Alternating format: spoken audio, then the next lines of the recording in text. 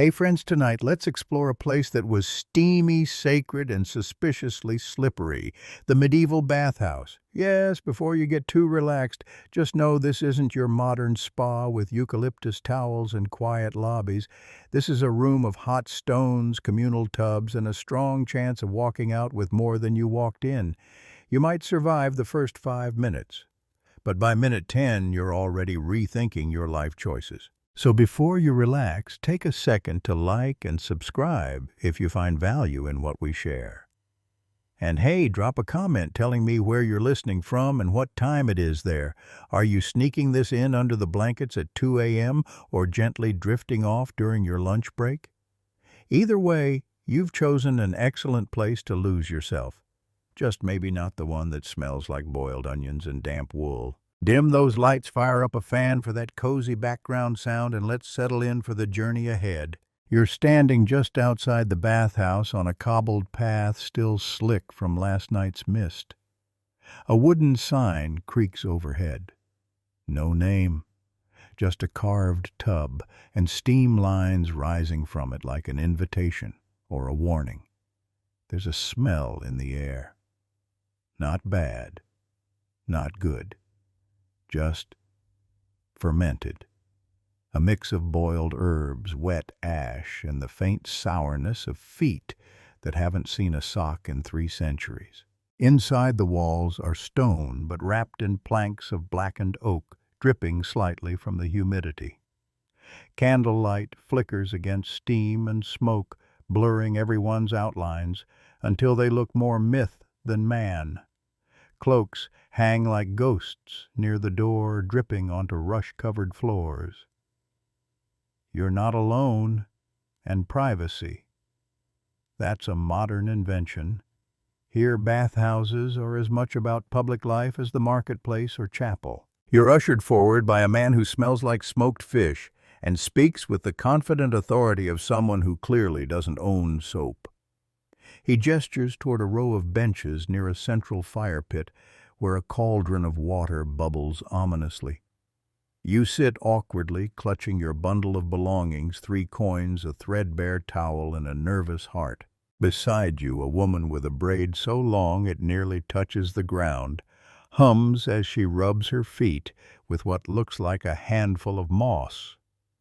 A child runs past, laughing completely nude and trailing a wooden spoon like a weapon. A monk is seated in the corner, eyes closed, breathing in steam as if it were scripture. No one's looking at you. Everyone's looking at everyone. You're told to strip, and you do, because that's what's expected.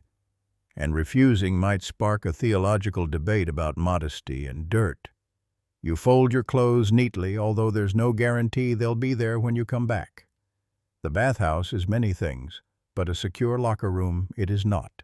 The first ritual is sitting, not bathing, not scrubbing, sitting, on a hot bench made of stone occasionally splashed with warm water and sometimes, when the mood strikes, beaten lightly with bundles of leafy twigs. It's meant to open the pores. You're not sure if your pores are open, but your patience is starting to evaporate. A bucket is passed. It's filled with water that smells of rosemary and something less identifiable, perhaps cabbage. You scoop some and pour it over your shoulders. It's warm, almost pleasant, and for a brief moment you understand why people do this. The fire cracks, the candles flicker, your heartbeat slows, until someone sneezes, loudly, into the steam without covering their mouth. You flinch. Welcome to the medieval spa experience, where germs haven't been invented yet, but they're still definitely here. Scholars today debate just how hygienic these bathhouses really were. Some say they were hotbeds of disease. Others argue they were a miracle of communal cleanliness compared to the mud-streaked outside world. But right now, none of that matters. Because a man with the shoulders of a blacksmith is asking if you want help, scrubbing your back and saying no would probably offend him more than yes. You accept. What follows is not so much a massage as a medieval exfoliation ritual. A linen cloth soaked in soap root lathers your skin while he explains cheerfully how some nobles add sheep fat for a smoother finish. You smile politely and try not to gag. He scrubs like he's trying to remove your past sins. You begin to wonder if he's succeeding. Next comes the rinse. No faucets here, just ladles and wooden buckets refilled from the cauldron, passed hand to hand like sacred vessels. The water is so hot it leaves your skin pink. You're supposed to be glowing. You feel more like boiled barley. But there's a rhythm to it, a slow melody of splash, pour, hum, splash. It's not quiet, but it's soothing. You begin to settle into the atmosphere. You even start to enjoy it. And then the soap arrives. Let's pause there. Because this isn't soap as you know it, no lavender swirl, no triple-milled bar imported from Provence. This is a lump of something grayish and slippery made from animal fat and ash. Lye, to be exact. It smells like regret and bacon.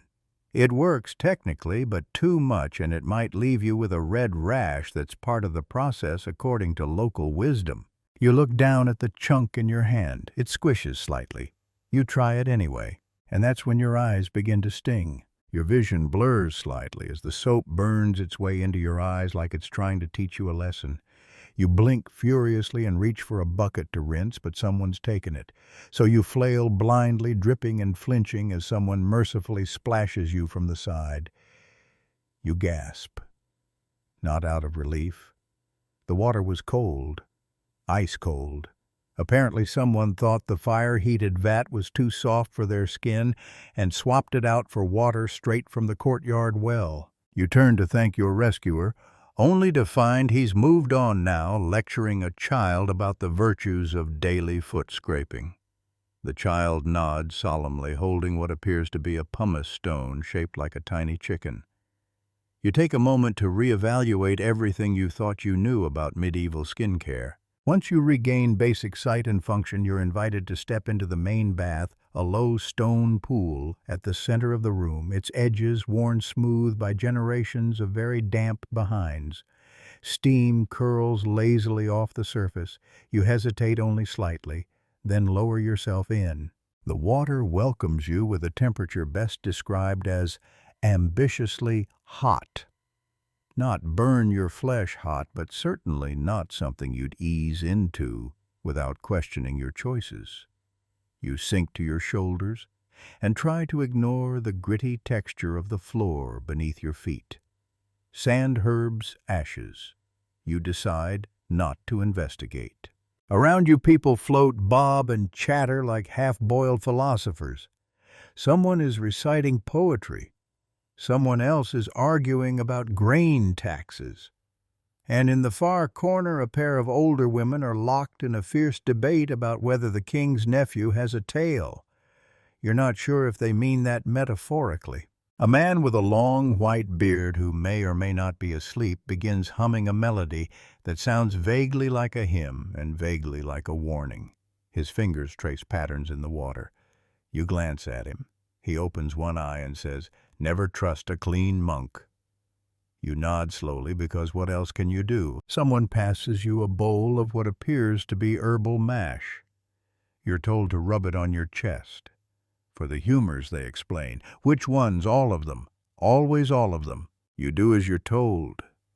It smells like thyme vinegar and something that might be turnip. You rub it in and feel oddly proud. You look around and realize you're starting to fit in. You're beginning to understand the flow of things, until the gong sounds.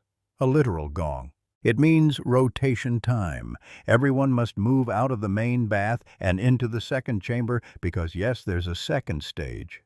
You rise slowly like a damp, overcooked dumpling and follow the dripping procession through an arched doorway. This next room is hotter, smaller, and much dimmer. It's the sweating chamber designed to purge you of your impurities and possibly all your will to live. The benches are stone again, arranged in tiers around a central pit where glowing coals sit in a bed of gravel. A boy enters after you and throws a scoop of water onto the coals. Steam erupts with a hiss like an angry dragon clearing its sinuses. You sit and sweat. Within minutes, your skin is flushed. Your clothes, what little you have left, cling to you like damp lettuce, and your brain begins to drift into a strange state somewhere between meditation and hallucination. Someone coughs, and the sound echoes like thunder. You swear the walls are closing in, but they're not. Probably. People around you have different strategies for surviving this part. Some cover their heads with towels. Some mumble prayers. One man begins singing about beans. It's unclear whether this is a coping mechanism or just his personality. Suddenly a door opens and cool air rushes in like a blessing. It's time to step out, rinse off, and rejoin the land of the semi-dry. You wobble to your feet. Your legs feel like boiled noodles. You've officially become soup. You shuffle toward the rinse basin, just a wide stone bowl filled with tepid water, and dunk your head with all the grace of a startled duck. Your skin glows. Or maybe it's just red from heat and friction. Either way, you're done. Kind of. Not really. Because now comes the drying ritual. In modern times, you'd grab a towel, maybe dab yourself gently, and get dressed. Not here. You are expected to sit on a bench and air dry, like laundry. Someone passes around a basket of goose feathers, saying it stimulates circulation. You take one and begin gently patting your arms. It's either relaxing or absurd, possibly both. As you dry, someone brings out a jug of herbal wine. To close the pores, they say. You're not convinced, but you're also not refusing free wine. You sip. It tastes like if licorice had a cousin who sold hay. Still you smile. You made it! The attendants begin to sweep out the steam room. Coals are raked. Towels are wrung. A fresh batch of herbs is hung by the door. You gather your clothes, which are now just as damp as you are, and dress slowly. There's a kind of peace in the room now. No one speaks. Just the soft sound of fabric footsteps and dripping water. And in that moment, despite the odd rituals, the mystery soaps, and the unsolicited scrubbing, you feel clean. Not just physically, but mentally.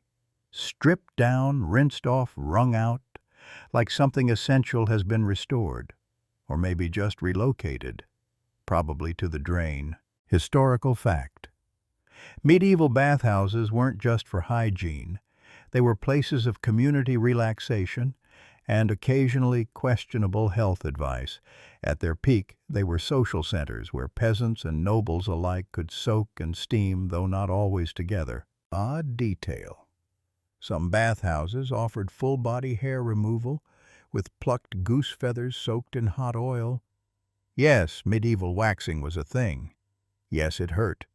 And yes, you're grateful it didn't come up today. Academic debate. Historians argue about whether these bathhouses genuinely improved public health or simply spread disease faster. After all, everyone was sharing water, sweat, and sometimes soap, but they also encouraged cleanliness in a time when baths weren't a given.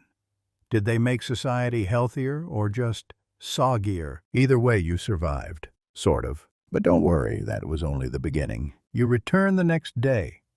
Not because you want to, exactly, but because your host insists. Hospitality, after all, demands it.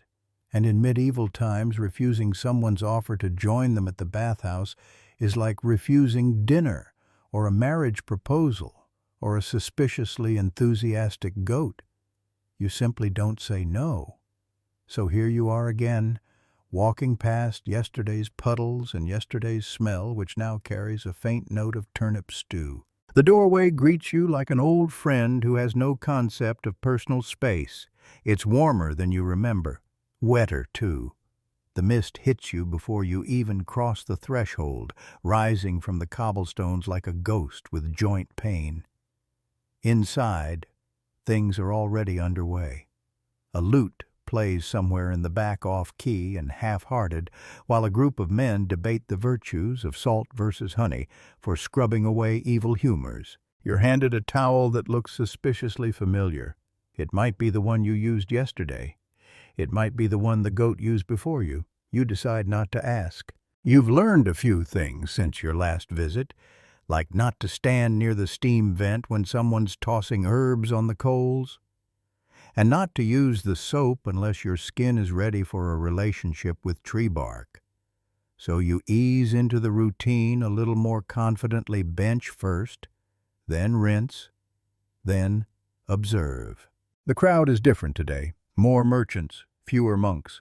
There's an older man in the corner, wearing an expression of grim concentration, while a boy rubs his back with a handful of mint leaves. A woman in fine linen lounges near the fire legs, stretched, telling a story about a chicken who predicted the harvest. Everyone nods like this is perfectly normal. You're beginning to notice how much happens without talking. A glance means move. A tilt of the head means hand me that bucket. A raised eyebrow might mean we share now, or it might mean you're sitting in my usual spot. Either way, you adjust. You're blending in, almost. Then someone slaps a piece of cloth across your lap. It's embroidered, damp, and very clearly not yours. A boy grins and says it's for modesty. You nod, unsure whether to laugh or panic. Modesty here is fluid. You wrap the cloth and pretend to understand. The attendant from yesterday, smoked fish man, is back. This time he's holding a small bowl filled with oil. It smells like cloves and garlic, which is not the combination you hoped for. He gestures for you to lie back. "You've got trapped wind," he says in a tone that suggests this is both a diagnosis and a medieval insult. "The oil will help." And so begins the massage. Now, in the 21st century, a massage is something you schedule pay for and sometimes fall asleep during. In medieval times, it's something that involves pressure oil and the occasional slap. The man's hands are strong, very strong. He presses into your back like he's kneading bread, explaining as he works that tension is caused by imbalance in the body's moistures. "You're too dry," he says as you sweat through your eyebrows. This part is important. Medieval medicine revolved around the four humors: blood phlegm, black bile, and yellow bile, each associated with elements, emotions, and seasons. If your shoulders hurt, it's not bad posture, it's melancholy brought on by excess black bile, and probably too much reading. If your stomach aches, it's choler, or as this man tells you, your inner fire's chewing on itself. As he works, he hums a tune that sounds like it's about goats, or taxes, possibly both.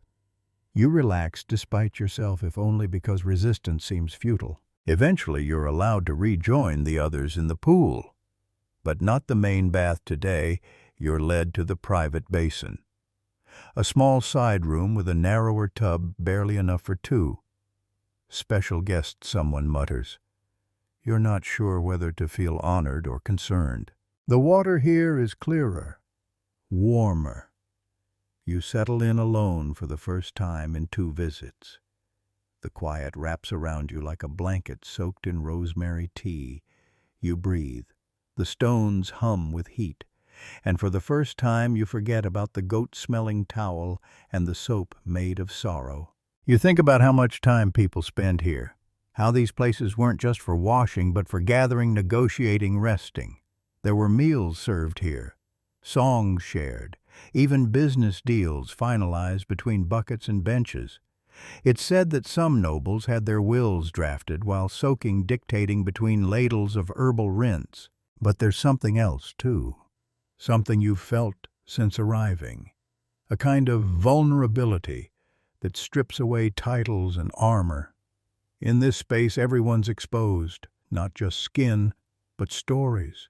You hear someone confessing a dream, another talking about a lost sister. No one interrupts. The water listens.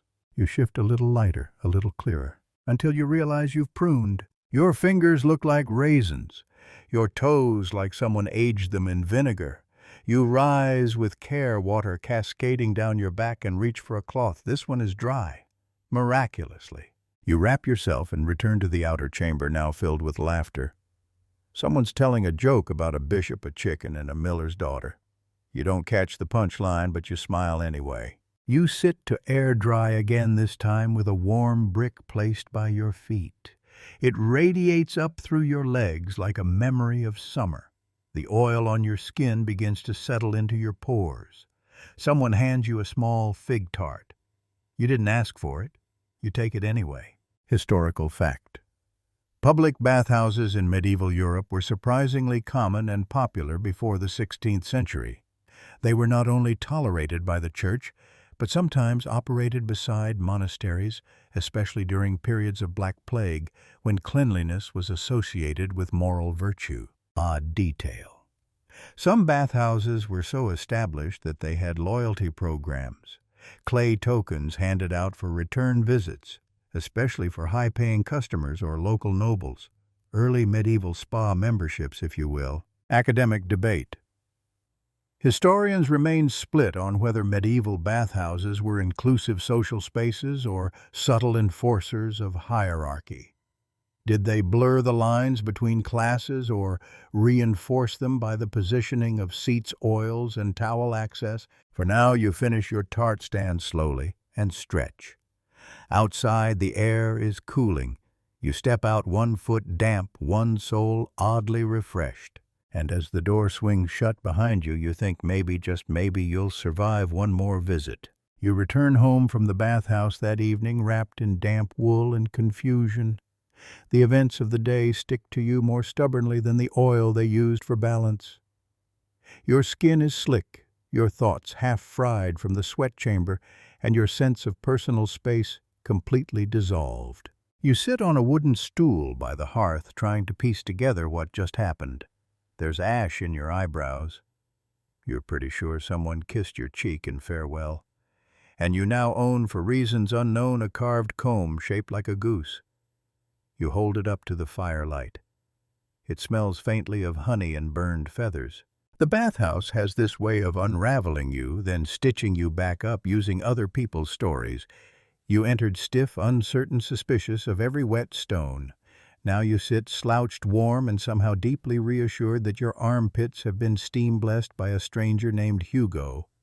And that apparently counts for something. You fall asleep early, but not before you hear the wind shift outside, carrying with it the faint, almost floral smell of boiled herbs and old water. It's the smell of the bathhouse seeping into the town itself.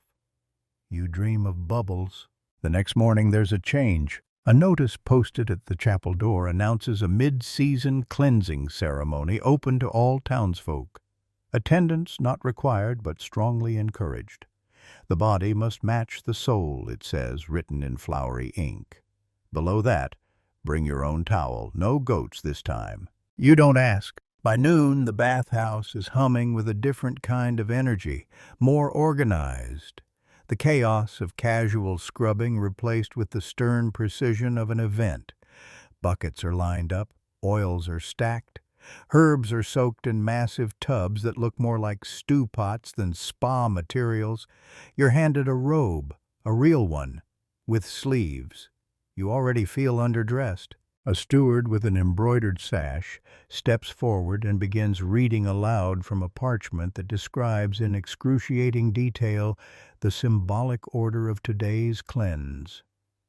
Each section of the body is assigned a step, a scrub, and a prayer. Arms with rosemary, legs with mustard seeds, chest with salt and mint, feet with vinegar and rue. You glance around, no one blinks. Apparently this is normal. The ceremony begins with silence. Everyone steps barefoot into a cold basin knee-deep in water dyed brown by something natural but alarming. You stand next to a butcher, a miller's daughter, and someone who might be the mayor but is too damp to tell. Everyone stares straight ahead. A bell rings. Water is poured over your head. Then the scrubbing begins. Not gentle scrubbing. Ceremonial scrubbing. You're assigned a scrub partner, a woman named Gertrude, who carries a sponge the size of a loaf of bread and the energy of a woman who takes cleansing seriously. She begins with your arms muttering softly as she works. You're not sure if it's a chant or a shopping list. The sponge is soaked in a brew that smells like pickles and purpose. It burns, slightly, in a purifying way, you tell yourself. Your skin reddens, your pores rebel, your soul probably shrinks a little out of fear. Once your upper body is deemed sufficiently porous, you're led to the rinse station.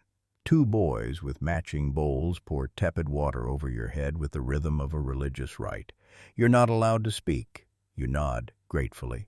Then comes the foot basin. It's filled with vinegar, wild garlic, and little pebbles to stimulate wisdom, according to the steward. You step in. It tingles. A man next to you groans, whether from enlightenment or discomfort, you're not sure. You end the process standing under a stretched cloth canopy, drying naturally, while someone burns herbs nearby and whispers something in Latin. You don't catch the words. You do catch the scent, sharp, smoky, grounding. You close your eyes and breathe.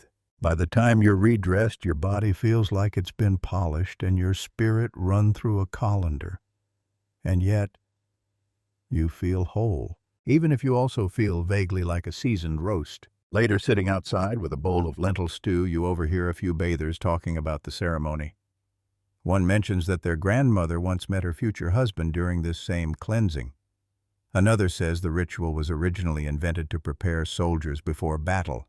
A third insists it's all symbolic, just so we don't forget what clean feels like. You sip your stew and watch steam rise from the bathhouse chimney like incense drifting up into the fading blue sky. Historical fact.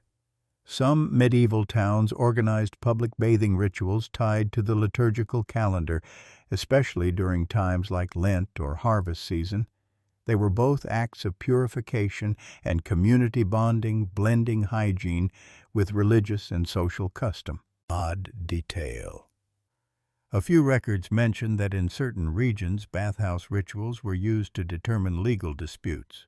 Two people in conflict might be required to bathe together in silence as a way of cleansing the quarrel. If neither spoke for the full duration, the dispute was considered resolved. Academic debate. Scholars continue to discuss whether these ceremonies were truly inclusive or subtly coercive. Was participation a joyful civic act or quiet social pressure wrapped in rosemary steam? The answer likely varies depending on whose bucket you were standing next to. As you walk home that evening, cheeks still tingling and hair smelling like a spice cabinet, you realize something peculiar. You don't feel like a visitor anymore. You feel like part of the steam. The third visit catches you off guard. You were hoping for a day off, maybe a walk through the orchard or a quiet nap under a thatched roof, but no. A neighbor spotted you stretching outside the grain hall and immediately insisted you join her for the weekly women's soak. You start to explain that you're neither prepared nor fully recovered, but she waves a hand and says, "You've already been broken in, you're practically seasoned." And so you find yourself back on the path to the bathhouse this time, carrying a bundle of rosemary sprigs and a gift of goat cheese, apparently the entry fee for Thursdays. The mood today is different, quieter, gentler. The usual chorus of steam and chatter is now woven with laughter that feels more personal. Someone is singing a lullaby in a corner, while two older women spin thread and gossip without pausing their fingers. It's less about purification today and more about restoration. You're greeted at the entrance by a woman with a gold tooth and a linen wrap that might once have been a curtain. She grins and says, "Welcome to the steam of sisterhood." You nod, unsure if that's a metaphor or a warning. This session begins not with steam, but with storytelling. Everyone sits on low benches near the warm walls, rubbing rosewater into their wrists and necks as they talk. The scent is calming, sweet, earthy floral, with a touch of dust. You find yourself relaxing faster this time. You've started to learn the rhythm, the pacing, the rules that no one says out loud. Someone starts braiding your hair. You don't stop them. It feels comforting, intimate even. It's strange how something so simple can disarm you more than heat or steam. When the bathing begins, it's deliberate and slow.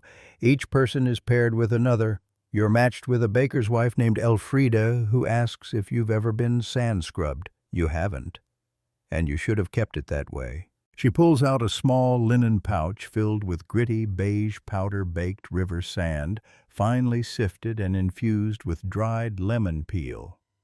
It's not meant to be gentle. She begins scrubbing your shoulders with steady, circular strokes, while explaining how it clears the skin and softens the heart.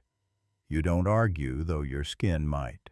You'll feel new, she promises, raw but new. The rinsing comes next, with water she's brought in herself. Rainwater, she says, collected in ceramic jugs and warmed with rosemary branches. She pours it gently over your neck, and for a moment you forget what century you're in. It's the kind of sensation you can't manufacture, clean, soft, honest. Then comes the oiling. Not just any oil, but a mix she prepared herself, almond chamomile, and a pinch of beeswax melted in for texture. She rubs it into your arms with slow, practiced movements, humming a harvest song. You're not just being bathed, you're being restored. There's a difference. By now the room is thick with steam and stories. Someone is talking about her daughter's first weaving, another about the strange dreams she's been having since the full moon. The fire crackles quietly in the center. No one rushes, no one preaches. There's no order here except what the group agrees on. You begin to notice what's missing: the hierarchy. Yesterday's bathhouse was all about roles, who scrubbed, who poured what, who sat where. But here in this gentler circle, things feel more fluid. You could be a lady or a peasant, and no one would care as long as your hands are kind and your bucket is clean. You lean back against the warm tile and exhale. Not everything in medieval life is misery and mud. Sometimes it's lavender oil and whispered secrets passed between rinses. A girl passes you a small clay pot. For your cheeks, she says, and inside is a soft rose-tinted cream made from crushed berries and sheep tallow. You apply it without question. It smells like dessert. You smile. She does too. Later, after the steam fades and the coals are reduced to a soft red glow, the group sits on mats near the outer wall. They snack on spiced pears and barley cakes, passing around a flask of something they call sun syrup.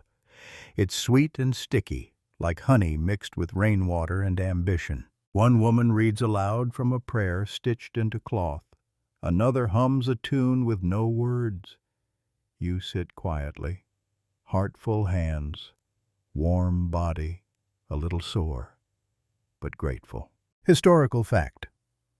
Women's bathhouse days were common in many medieval towns, sometimes officially designated by local laws. They were seen as both hygiene routines and social sanctuaries, a rare space where women could speak freely and care for one another without the watchful eyes of men. Odd detail. Some women created and passed down family bathing recipes, scrubs, oils, steams, even scented sachets to be used only within the bathhouse circle. A kind of oral and tactile tradition, equal parts beauty regimen and generational magic. Academic debate. Scholars are divided on whether these spaces genuinely fostered empowerment or subtly reinforced domestic roles. Were they liberating or simply extensions of household labor in a different setting? The truth probably lives somewhere between the scrubs and the silence.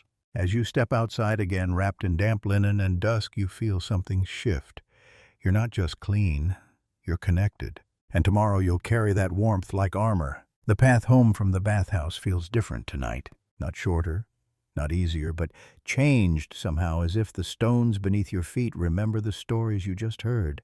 Your skin is slick with oil, your hair braided neatly, and there's still a hint of warm pear clinging to the corners of your mouth.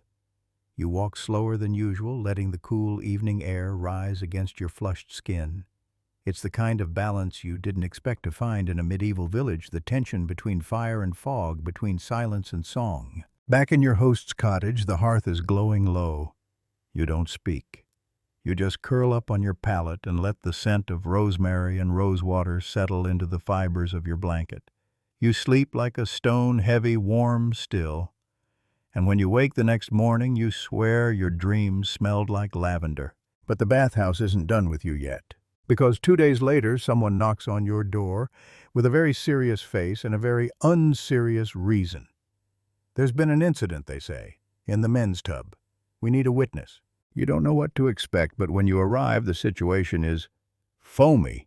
Apparently, a visiting merchant brought soap from the coast. A new kind. Olive oil-based.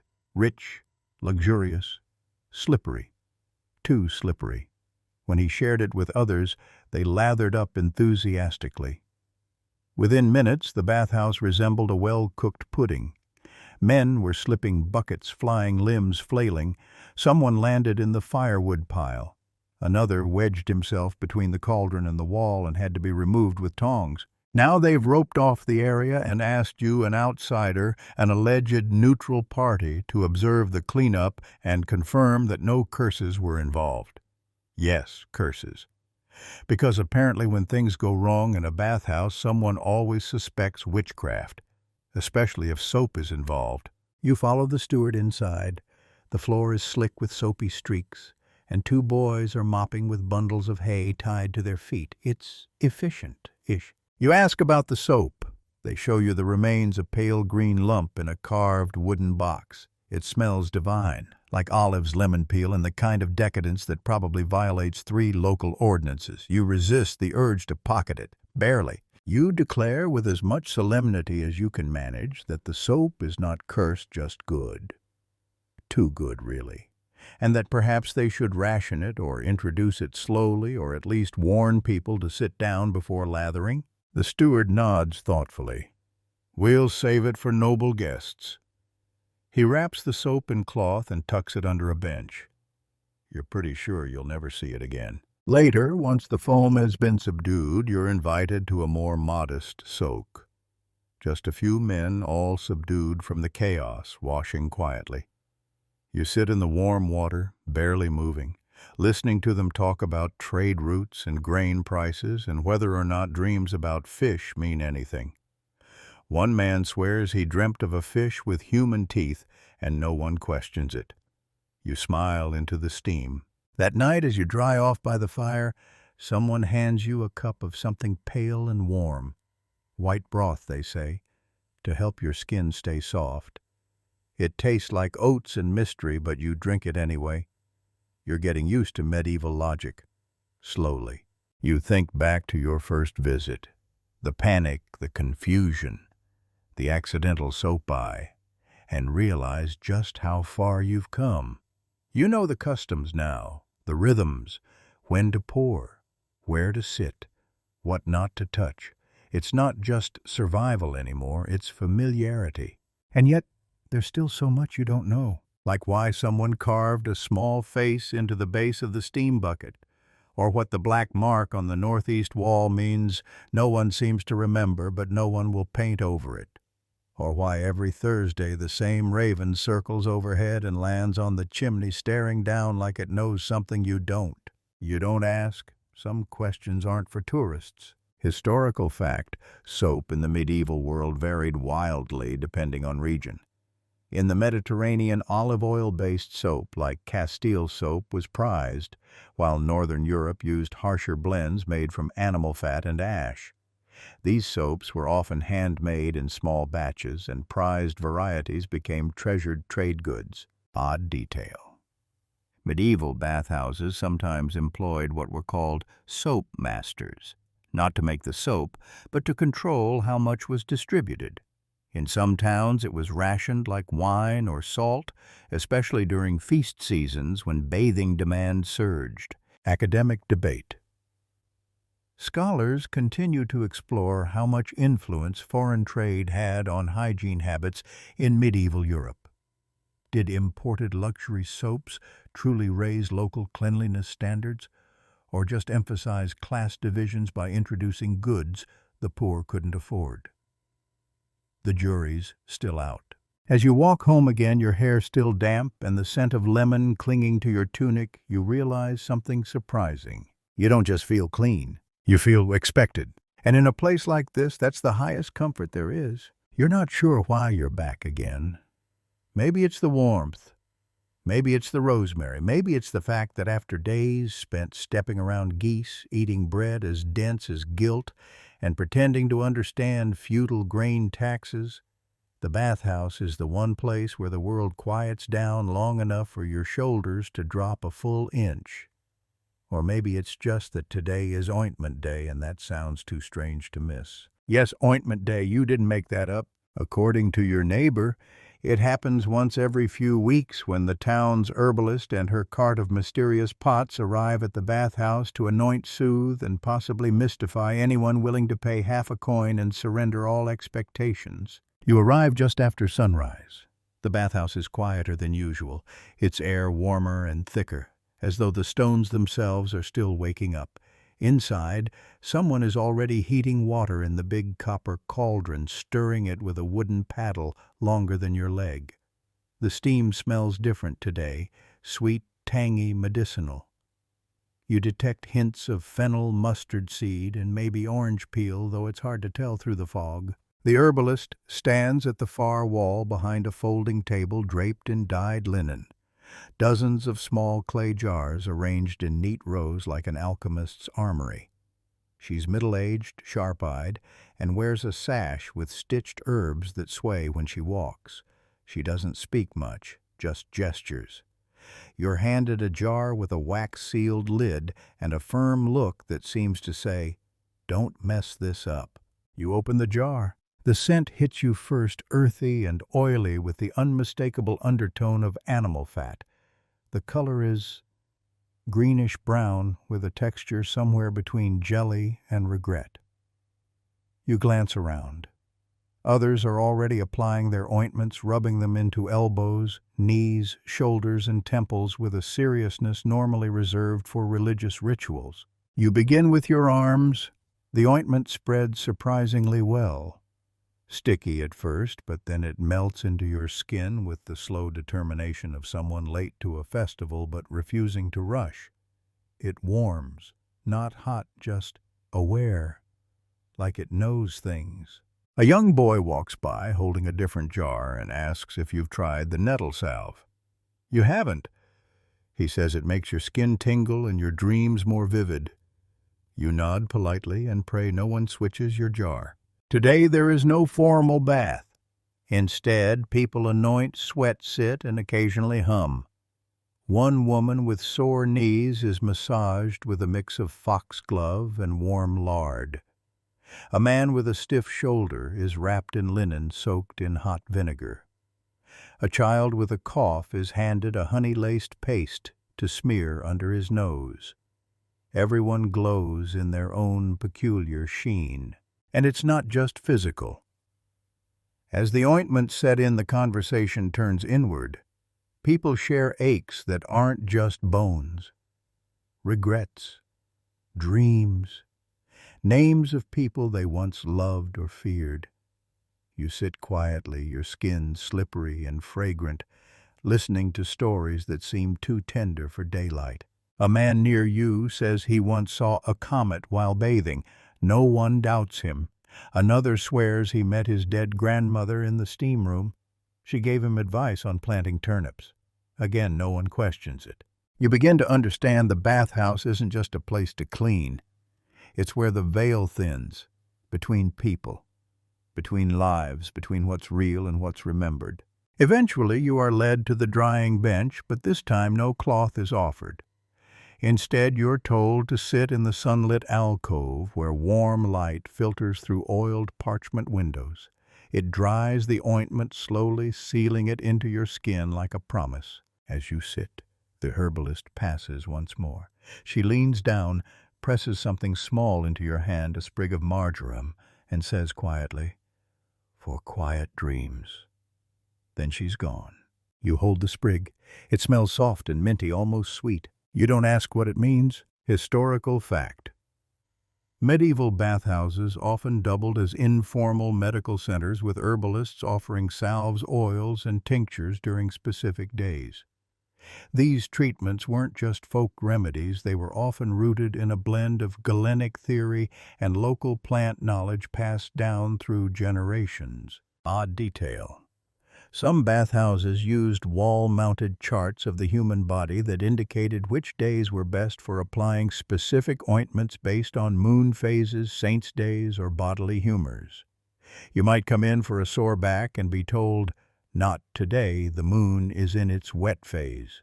Academic debate. While modern historians debate the scientific efficacy of these ointments, many agree their psychological effect was profound. The ritual of care, attention, and shared quiet may have had more healing power than the ingredients themselves. Were the ointments truly medicinal, or was the community the real cure? You don't have an answer. But as you walk home, your skin soft, your thoughts slow, and the marjoram tucked into your sleeve, you begin to wonder if this is what ointment day feels like. What else might they be healing? You don't return home straight away after ointment day.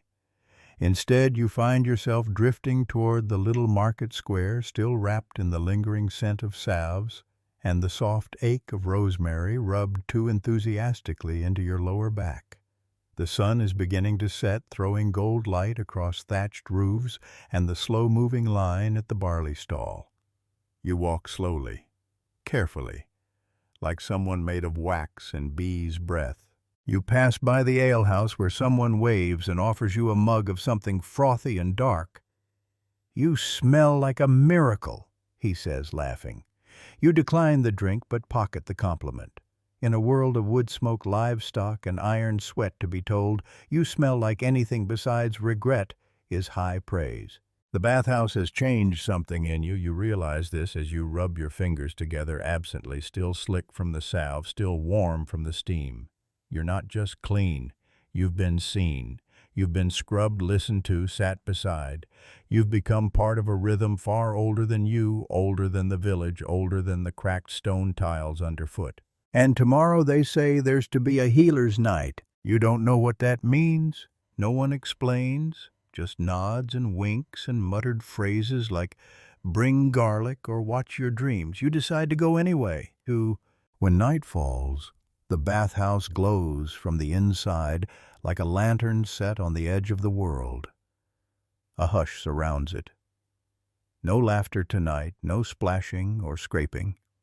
Only the slow creak of doors, the soft shuffle of bare feet across wet stone, and the sound of water being stirred gently with wooden ladles.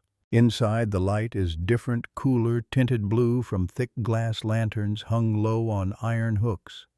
Smoke drifts from a censer shaped like a sleeping deer, and the scent is unfamiliar fern lemon balm and something sharp you can't name. The healer stands at the center of the room wrapped in a robe that nearly touches the floor. She doesn't speak. She just gestures to the mats arranged around the bath and nods. Everyone sits. What follows isn't a bath in the usual sense. No soap, no oils, just water. Deep and warm and perfectly still. One by one, people step into it, fully clothed or not, it doesn't matter. They sit, kneel, or float. Some whisper to the water. Others close their eyes. A man with bandaged fingers dips his hands in and leaves them there. A girl with a faded scar across her cheek stares at her reflection until it disappears. You wait your turn, unsure what you're waiting for, and then it comes a pause, a nod, a breath, and you step in. The water holds you. Not just your weight, but your noise, the questions, the tension behind your shoulders, the strange ache in your knees that has nothing to do with walking. The bath tonight is not meant to cleanse your body. It's meant to carry your heaviness until it dissolves. You don't speak. No one does. But you sense a story in the silence. Someone has lost something. Someone has remembered something. Someone is letting something go. After a while, the healer begins to hum. It's not a melody you recognize, but it flows like the water itself, circular, slow, rising and falling like breath. The steam thickens. Your limbs grow lighter. Time stumbles a little and forgets itself. When you step out of the water, the air feels cooler but softer. Someone hands you a towel, but it's mostly symbolic.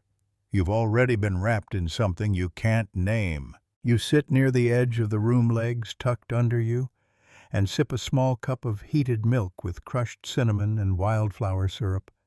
It tastes like something your memory is trying to remember, like childhood, or an evening that never really happened but still feels real. Before you leave, the healer approaches.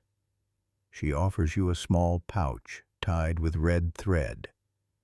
Inside a single dried fig, a tiny stone, and 3 rosemary leaves. You raise an eyebrow. She smiles and says only, "Protection, for when the world is too loud." You nod. You don't ask questions anymore.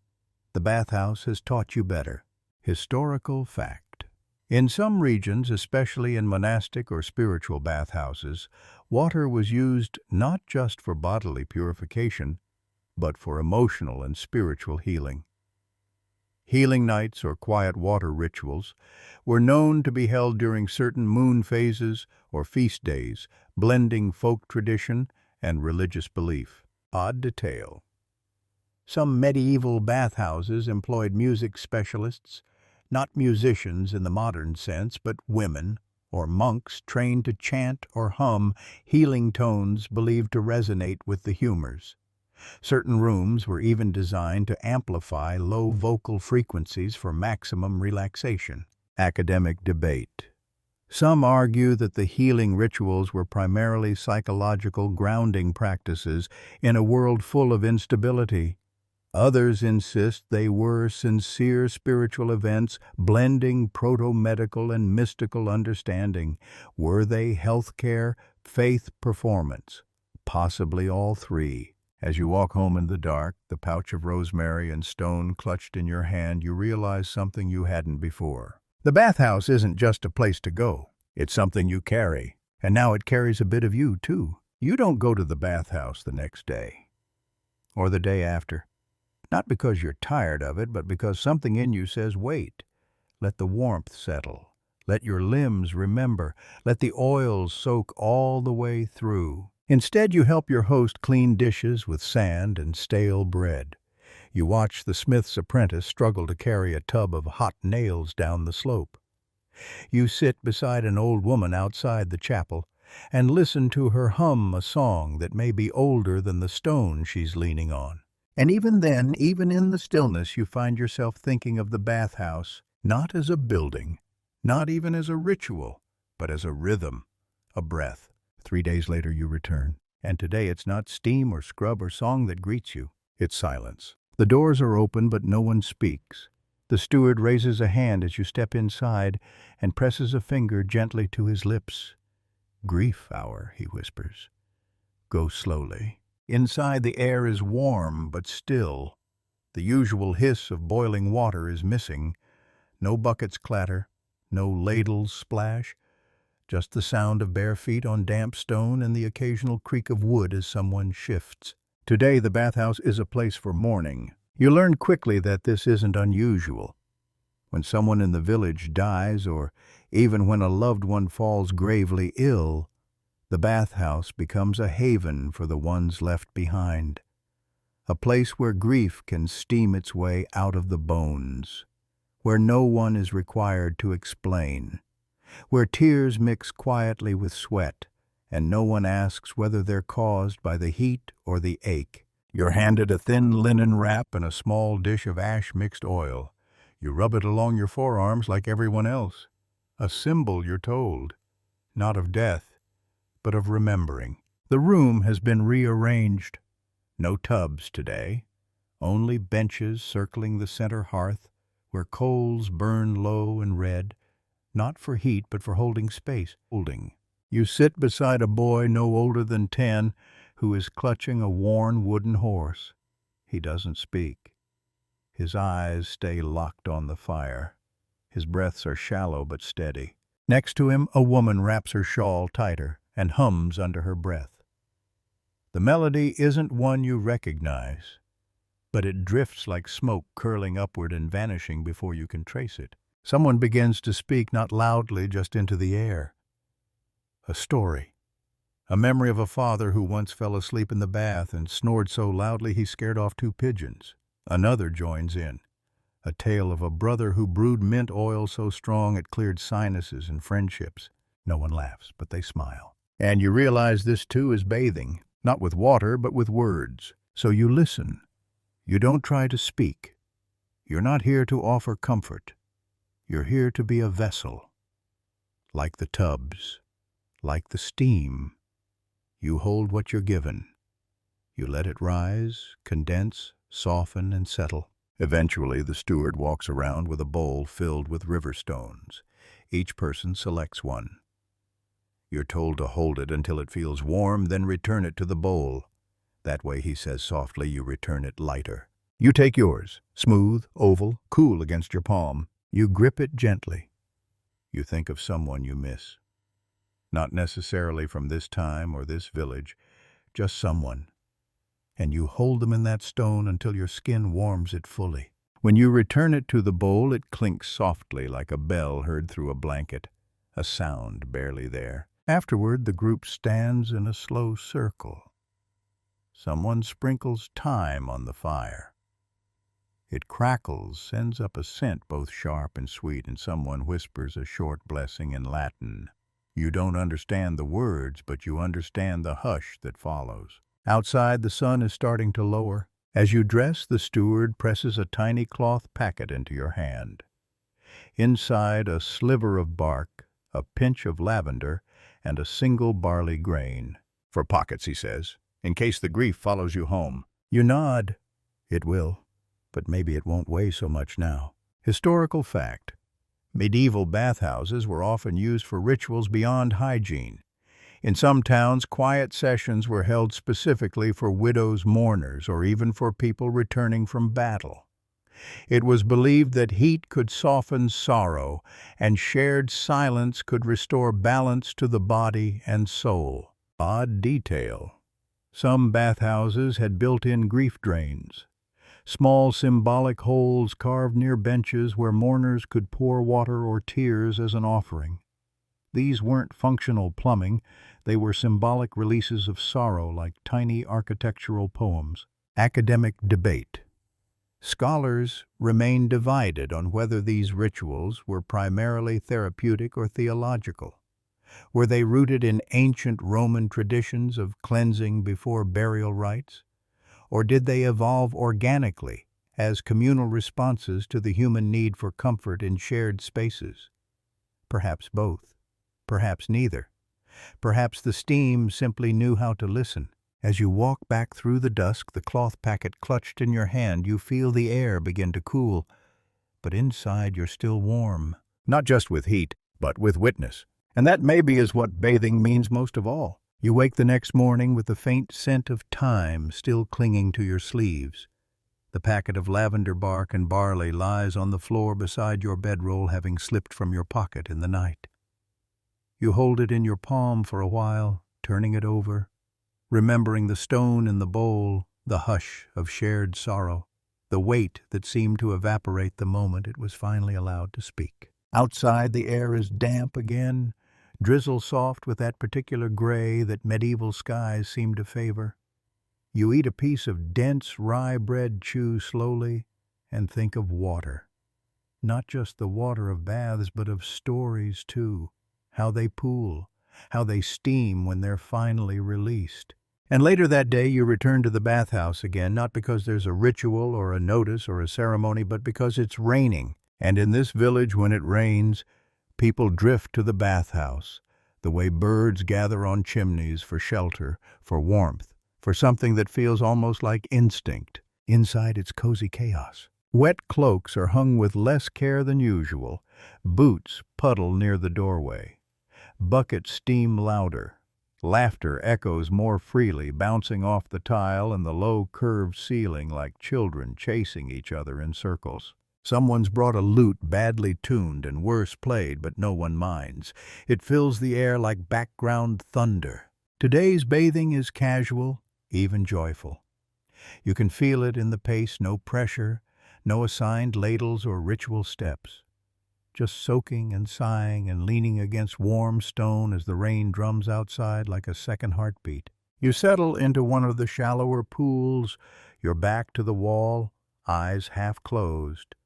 The water today smells faintly of lemon balm and oat milk, soothing sweet and a little creamy. Your skin is used to it now. It no longer stings or tightens. You no longer flinch when someone pours water near your shoulder. You've become fluent in this language of steam and skin. Beside you, two women are braiding each other's hair, murmuring about sheep theft and wedding bands. Across the pool, an elderly man tells a long story about how he once escaped a lightning strike by hiding under a pig. It is unclear whether this is a joke. No one interrupts. The story unspools like silk, and everyone listens. Then someone brings in soup. Yes, soup.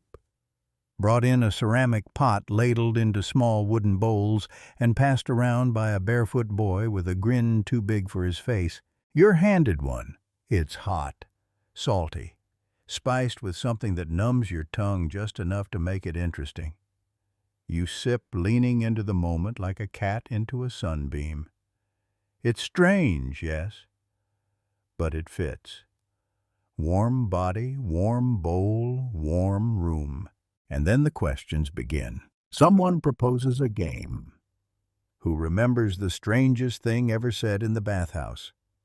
A few people groan, others cheer, and the answers come quickly. My goose can read. I saw the devil in my toenails. If you rub sage on your feet, dreams won't find you. That one time someone confessed to stealing soap but returned it out of guilt 2 years later. Used. You laugh more than you should.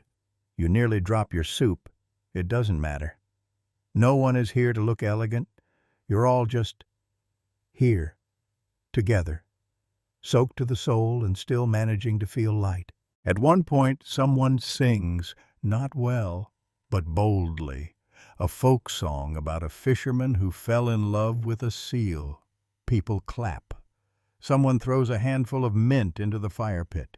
The air turns sharp and green. You begin to understand something deeper about this place. The bathhouse is not always ritual, not always silence, not always reverence. Sometimes it's noise. Sometimes it's spilled water and overcooked lentils and a laughing monk trying not to slip on his own robe. And sometimes that's the healing, historical fact. Medieval bathhouses weren't reserved for solemnity or hygiene. They were often loud, social, and surprisingly chaotic. Eating, drinking, singing, and even gambling were reported in some urban bathhouses, especially in places like 13th century Paris or Nuremberg. The experience was equal parts cleansing and carnival. Odd detail. In some regions, there were soup bath days where townsfolk would contribute ingredients to a communal pot that was served mid-bath, intended not only to nourish but also to encourage digestion through warmth on the outside and in. Some people even believed certain broths helped clear the humors. Academic debate. Historians continue to debate whether these convivial bathhouse experiences were disruptive or necessary. Did they distract from hygiene or enhance it by encouraging frequent attendance through fun and familiarity? Some argue the rowdiness undermined the bathhouse's spiritual potential. Others say the joy was the point. Eventually, the rain outside begins to slow. People rise, stretch, wrap themselves in cloth and conversation. Buckets are emptied. Stones are swept. A boy finds a forgotten wooden duck floating in one of the basins and holds it aloft like treasure. You dry your hands, feeling wrinkled, warmed and entirely washed body-mind, and something else you can't quite name. You leave the bathhouse into a world still dripping with rain, but now it feels gentle, inviting, familiar. And as you walk home, soup still blooming on your tongue, and your feet soft from soaking, you think maybe this is how the world should be met more often? With warmth first, and questions second. It's nearly market day when you hear about the traveling bathers. The news comes from a girl selling apples by the edge of the chapel yard. She says it like it's nothing, like she's talking about weather or goats. They've got their own buckets, she says, biting into a red one, and a cart full of stones, real smooth ones, river polished. They warm 'em in fire, then press them behind your knees. You blink. She shrugs. They're camped near the southern well. Word is they'll visit the bathhouse at dusk. You spend the day distracted. Every turn of a wheel, every shout from a stall, every gust of wind sounds like the beginning of something. You pass the well twice, hoping to glimpse them. Nothing but smoke fabric, the smell of pine and ash. By evening, you're already near the bathhouse. The regular attendants are rearranging the fire pit and clearing a space in the center of the room. Someone lays out woven mats. A bowl of clear quartz stones is placed gently on a pedestal made from a hollowed-out stump. It's ceremonial, that much is clear. Then they arrive. 5 figures, 2 men, 2 women, one whose presence seems like wind given a coat. Their robes are dyed in earthy reds and cool river grays. Their hair is braided with threads of bark and tiny dried flowers. One of them carries a staff, not to lean on, but to announce rhythm. They move as one like dancers, like waves, like they know what they're about to do will mean something even if no one understands it completely. They speak very little, just greetings, nods, and the occasional question asked softly but clearly like wind through leaves. Where do you carry your tiredness? Is your ache sharp or deep? Would you like to keep it or leave it behind? Each bather is invited forward one at a time. They sit on the mat. The fire crackles. A stone is chosen, then set gently into the coals. Herbs are scattered. Sometimes they sing, sometimes they don't.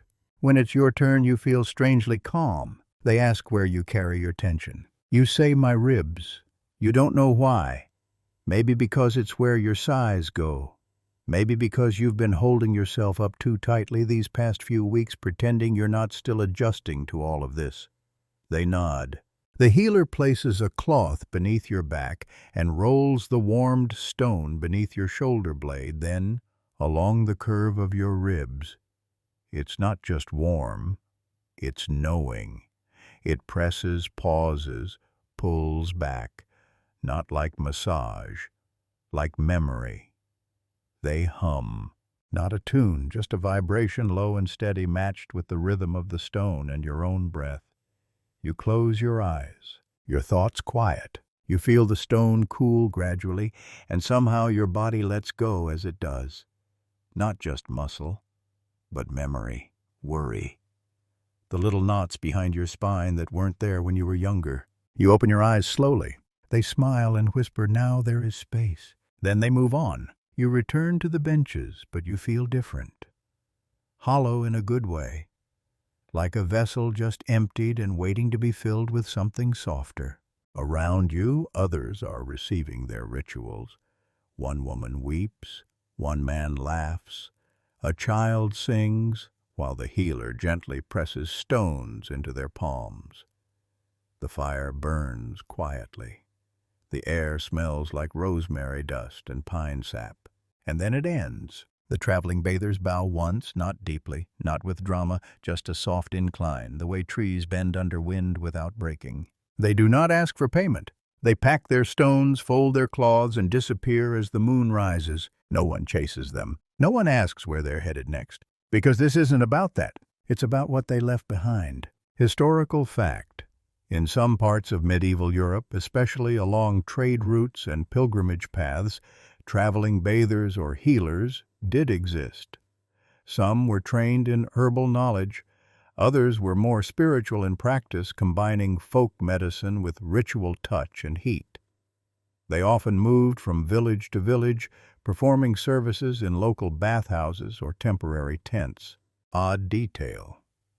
There are records from 14th century Bohemia and parts of southern France describing mobile bath carts, wooden wagons outfitted with folding tubs, heated stones, and herbal supplies. These traveling spas could be rented for special events or summoned by those too ill to visit town. Academic debate. Scholars argue whether these figures were respected healers, fringe mystics, or even subtle heretics operating outside church-sanctioned medicine. Some suggest they were essential to rural communities lacking permanent bathhouses. Others claim they simply capitalized on people's vulnerability and superstition. As always, the truth probably lives in the space between usefulness and belief. You stay a while longer in the bathhouse after they leave. No one speaks, but the silence is full. Your ribs feel softer, and maybe that's all you needed. The next morning, the bathhouse feels quieter than usual. Not empty, just slow. Like it too has stayed up late with a full heart and a warm chest trying to make sense of the weight those traveling bathers somehow lifted. No one talks about them directly, but the air holds memory like steam. You can feel it in the way people pour water more gently, in the way towels are folded with care, rather than haste in the way someone pauses before entering the main pool just to breathe. You return without expectation. You're not there for healing, not for soap. You just want to be near the fire again. But something's changed. The older woman who usually scrubs her knees raw is sitting instead. Her legs are stretched out bare, resting on a warm cloth. A boy who never speaks has brought herbs for the cauldron, handing them out with a solemnity far beyond his age. The steward, typically rigid in schedule and temperature, lets the stones burn a little longer than necessary.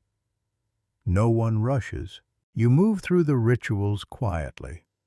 A light rinse, a cloth wrap, sitting on the hot bench just long enough to feel your breath slow and your skin open. You nod at familiar faces. They nod back. You don't need words. You've already shared steam. Eventually someone taps your shoulder and whispers, "The south room's open." You didn't know the bathhouse had a south room. You follow the hallway, which bends gently and narrows. At the end is a thick wooden door half open, and beyond it, a smaller chamber lit only by two high windows and a hanging bundle of beeswax candles. The air is warmer, the silence deeper. A few others are here reading, if you can believe it. One is embroidering. Another is simply sleeping, their face tilted toward the sunbeam trickling in through the stone slit near the roof. There's no tub here, no water, just dry heat, like a womb carved from earth and patience. You sit. Time forgets you for a while. Your skin grows warm, then warmer, then delightfully flushed. You doze a little. When you wake, someone has left a folded piece of parchment beside you. On it, a hand-drawn image of a stone basin surrounded by small stars, and underneath it the words, "When you're ready, come pour." You rise slowly and carry the parchment back to the main room. Someone nods and points toward the oldest pool, one you've never entered, sunken deep into the back corner of the bathhouse like an old memory. The water inside is clear, barely rippling, with three small bowls sitting on the ledge. No herbs, no heat, just stillness. You kneel, you take a bowl, you pour, one scoop, then two. Each one sinks quietly into the water. No steam, no noise, just the echo of your own heartbeat, your own thoughts, letting go. You don't know what you've just done. But something feels different, like you've left something behind without naming it, like you were trusted enough not to explain. And that alone feels like a kind of gift. Later, when you step outside, the weather has changed again. The sky is bright but soft, like a linen sheet held up to the light. The breeze is damp with early spring, and the street feels wider. Not physically, just in the way space feels when you're not carrying extra weight inside your chest.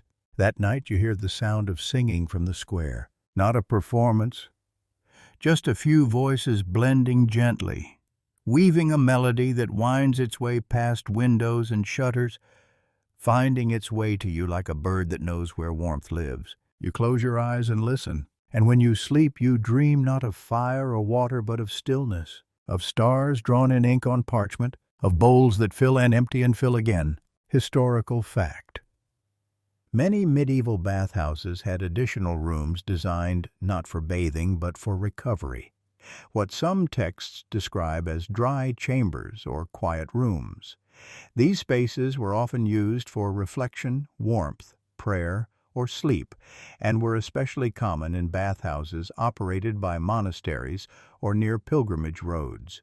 Odd detail. A few surviving manuscripts mention silent bowls, ritual basins, used for wordless confession or personal renewal. The act of pouring water, especially in solitude, was seen as a way to release burdens without the intervention of clergy or community. These bowls were rarely decorated, often placed in corners, and always left unguarded. Academic debate. Historians still question the line between ritual and routine in medieval bathing culture. Were actions like silent pouring meaningful religious rites, or simply calming gestures that communities developed over time? Some argue the ambiguity itself is what gave them power, the ability for each person to decide the meaning for themselves. You don't need an answer tonight. You just hold the memory close, a bowl, a pour, a breath, and the understanding that sometimes being held in silence is the purest form of care. The weather shifts again. Rain becomes wind, wind becomes silence. The kind that sits between seasons where spring hasn't committed, but winter's grip is finally loosening. You wake with a feeling, not a thought exactly, but a pull, like your body wants warmth before the day begins. Not food, not blankets, heat, stone, water, familiar hands and unfamiliar herbs. So you go. You slip into your tunic, wrap your shawl, and follow the worn path with your feet half awake. By the time you reach the bathhouse door, your breath is a visible ribbon in the morning air. The door creaks open with a sound like memory. Inside, it's darker than usual. The coals haven't been fully stoked yet. The main hearth flickers with half light. No one speaks. No one moves quickly. Everything is still being prepared like a stage before a play. And it's in this in-between space that you realize something new is happening. Someone is carrying in a tub, not a basin or a bucket, but a tall, narrow wooden tub, reinforced with blackened iron bands. It takes 4 people to move it. They place it in the center of the floor and pour in water that steams faintly but does not bubble. You hear a low chant, not words, just vowel sounds layered and slow like honey stirred with a wooden spoon. A voice near the wall murmurs, "Today is the immersion." You've never heard of it. You wait. People begin to gather, forming a half circle around the tub. A small boy brings a bundle of rosemary, throws it into the water, and watches it float. An older woman takes a ladle and stirs it once clockwise. A man walks forward and places a small object at the tub's base, a carved figurine, weathered and faceless. Then the first person steps in, not slowly, not hesitantly. They move like they've done this 100 times. Robes slipped off.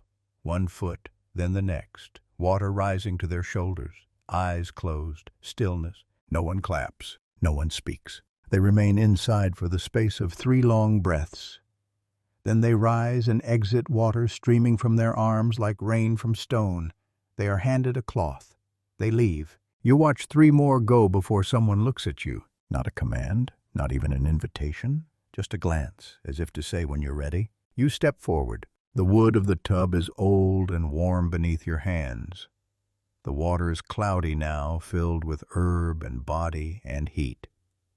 You remove your tunic and climb in.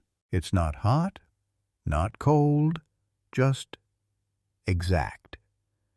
The kind of temperature that makes your skin forget itself. You sink to your shoulders. Your breath slows. The noise in your head, the questions, the hesitations, they don't vanish, but they stop asking for answers.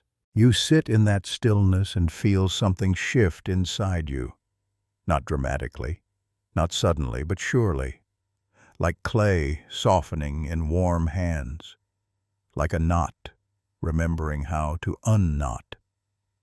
You exhale, and in that moment you feel held, not by the tub, not by the people around you, but by something older. The heat, The ritual, the rhythm of people remembering how to take care of each other. You rise without drama. You're handed a cloth.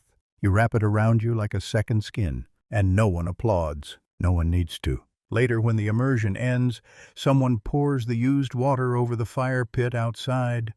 A final offering, a return. Steam rises into the crisp air like a curtain being pulled back.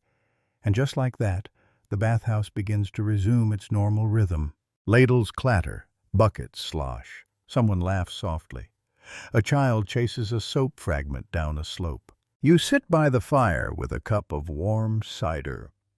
The woman next to you dips her fingers in ash and draws a spiral on the stone floor. Just to mark it, she says, so it remembers we were here. You nod, because the tub might be emptied. The herbs might be thrown out, but the warmth that lingers. Historical fact.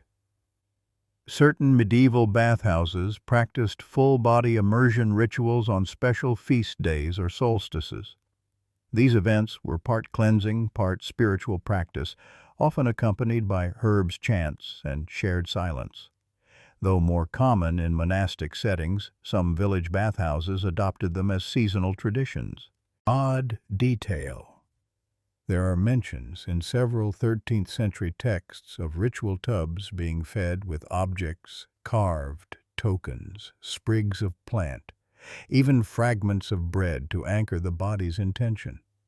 These offerings were symbolic, sometimes burned after the ritual or buried near sacred trees. Academic debate. Scholars have long debated whether these immersion rituals were borrowed from earlier pagan traditions or developed independently as Christian metaphors for rebirth and repentance. Were they sacred remainders of an older faith or simply local customs given new names? The academic jury is still steaming. You step outside as the morning light stretches across the fields. The bathhouse door closes softly behind you. And though your skin is dry now, you carry the water with you, everywhere. You don't realize how much has changed until you catch yourself tracing spirals into the dew on a windowsill. A habit now, like stretching or breathing or nodding silently at the bathhouse door before you step through. You've started moving through the village differently. Calmer, maybe. Not slower, but more measured. The baker notices it. She says, "You're walking like you already know what you're walking toward." You shrug. You don't know what you're walking toward, but you do know where you've been, and that counts for something. The immersion has left a kind of afterglow. People nod at you differently. You're not a guest anymore. You're part of the steam, the fold, the rhythm, and today you're helping carry wood. Yes, wood. Because someone decided it's time to clean the underfloor furnace. You didn't know there was an underfloor furnace, but apparently the entire bathhouse rests on a system of brick tunnels and chambers that direct heat up through stone tiles and wall vents. You always assumed the floor was just warm because the fire was big. You were wrong. It's an all-hands effort. Cloaks are rolled up. Buckets of ash are carried out. The fire's been allowed to burn low, and for the first time in your many visits, the bathhouse smells like dry soot and damp bricks instead of herbs and human comfort. You descend the narrow stairwell behind the eastern bench. It's darker than expected. Warmer, too. The walls are lined with soot, and you can feel the hum of heat rising gently past your legs. The furnace is deeper than it looks from above, arched, layered, and still hot enough to make your lips sting when you breathe too close. The steward shows you how to rake the coals and scrape the channels clear. He does this without speaking, just gestures. It's not about noise today, it's about function, structure, the unseen things that keep everything else warm. And that's when you understand this is the bathhouse's heart. Not the tubs, not the herbs, not even the rituals. This furnace, this belly of brick and breath. It has its own rhythm, not fast, not loud, but deep. You work alongside others for what feels like hours. Someone hands out flat bread with salt. Someone else shares dried apple slices. You pass water in a cracked pitcher. No one speaks much, but occasionally someone hums short looping melodies that curl up the stairwell like smoke. When the cleaning is done, the coals are carefully rearranged. New wood is fed into the center chamber. A fresh bundle of dried reeds and rosemary is set nearby, ready to be burned the next day. You return upstairs with your hands blackened and your back warm. And just before you leave, you press your palm gently to the floor tile nearest the hearth. It's still cold, but you know what's coming. The next morning, you return early. The fire's been lit again. You can smell it before you even reach the door. The familiar crackle, the soft hiss of boiling water. The air is warmer already, though the sun hasn't yet cleared the treetops. The floor tile you touched yesterday is warm now. You smile. You help stir the first cauldron. It's mint today with a touch of sage. The woman beside you adds 3 sprigs of hyssop. For clarity, she says, without elaborating. You nod, because at this point you trust her instincts more than any medieval medical manuscript. The first bathers arrive shortly after. A mother and her 2 children, one clinging to a rag doll. A man with a twisted ankle hobbling gently on a carved walking stick. An apprentice who smells faintly of goats and guilt. Each of them welcomed without fanfare. Just a towel, a bowl of water, and the warmth rising steadily through the floor. You join the rinsing bench. You help where needed. Someone forgot their wrap, you lend yours. Someone spilled oil, you mop it. You've become part of the infrastructure, not invisible but integrated, like a stone that remembers the weight of the wall it supports. Someone asks if you've ever thought of staying. You blink, and for the first time you don't dismiss it. Historical fact. Many medieval bathhouses were built atop hypocaust systems, an ancient Roman invention that used hot air channels under the floor to heat the room and water evenly. Some of these systems survived centuries and were quietly maintained by stewards who rarely received recognition. Odd detail. In a few regions, there were midwinter rituals where villagers would gather before the baths were warm, participating in a shared cleaning or fire-stoking ceremony. These events were said to bring luck, health, and protection to those who helped wake the warmth. Academic debate. There's ongoing discussion about whether these collective maintenance tasks were mandatory labor or voluntary acts of devotion. Some argue it was an early form of public hygiene service.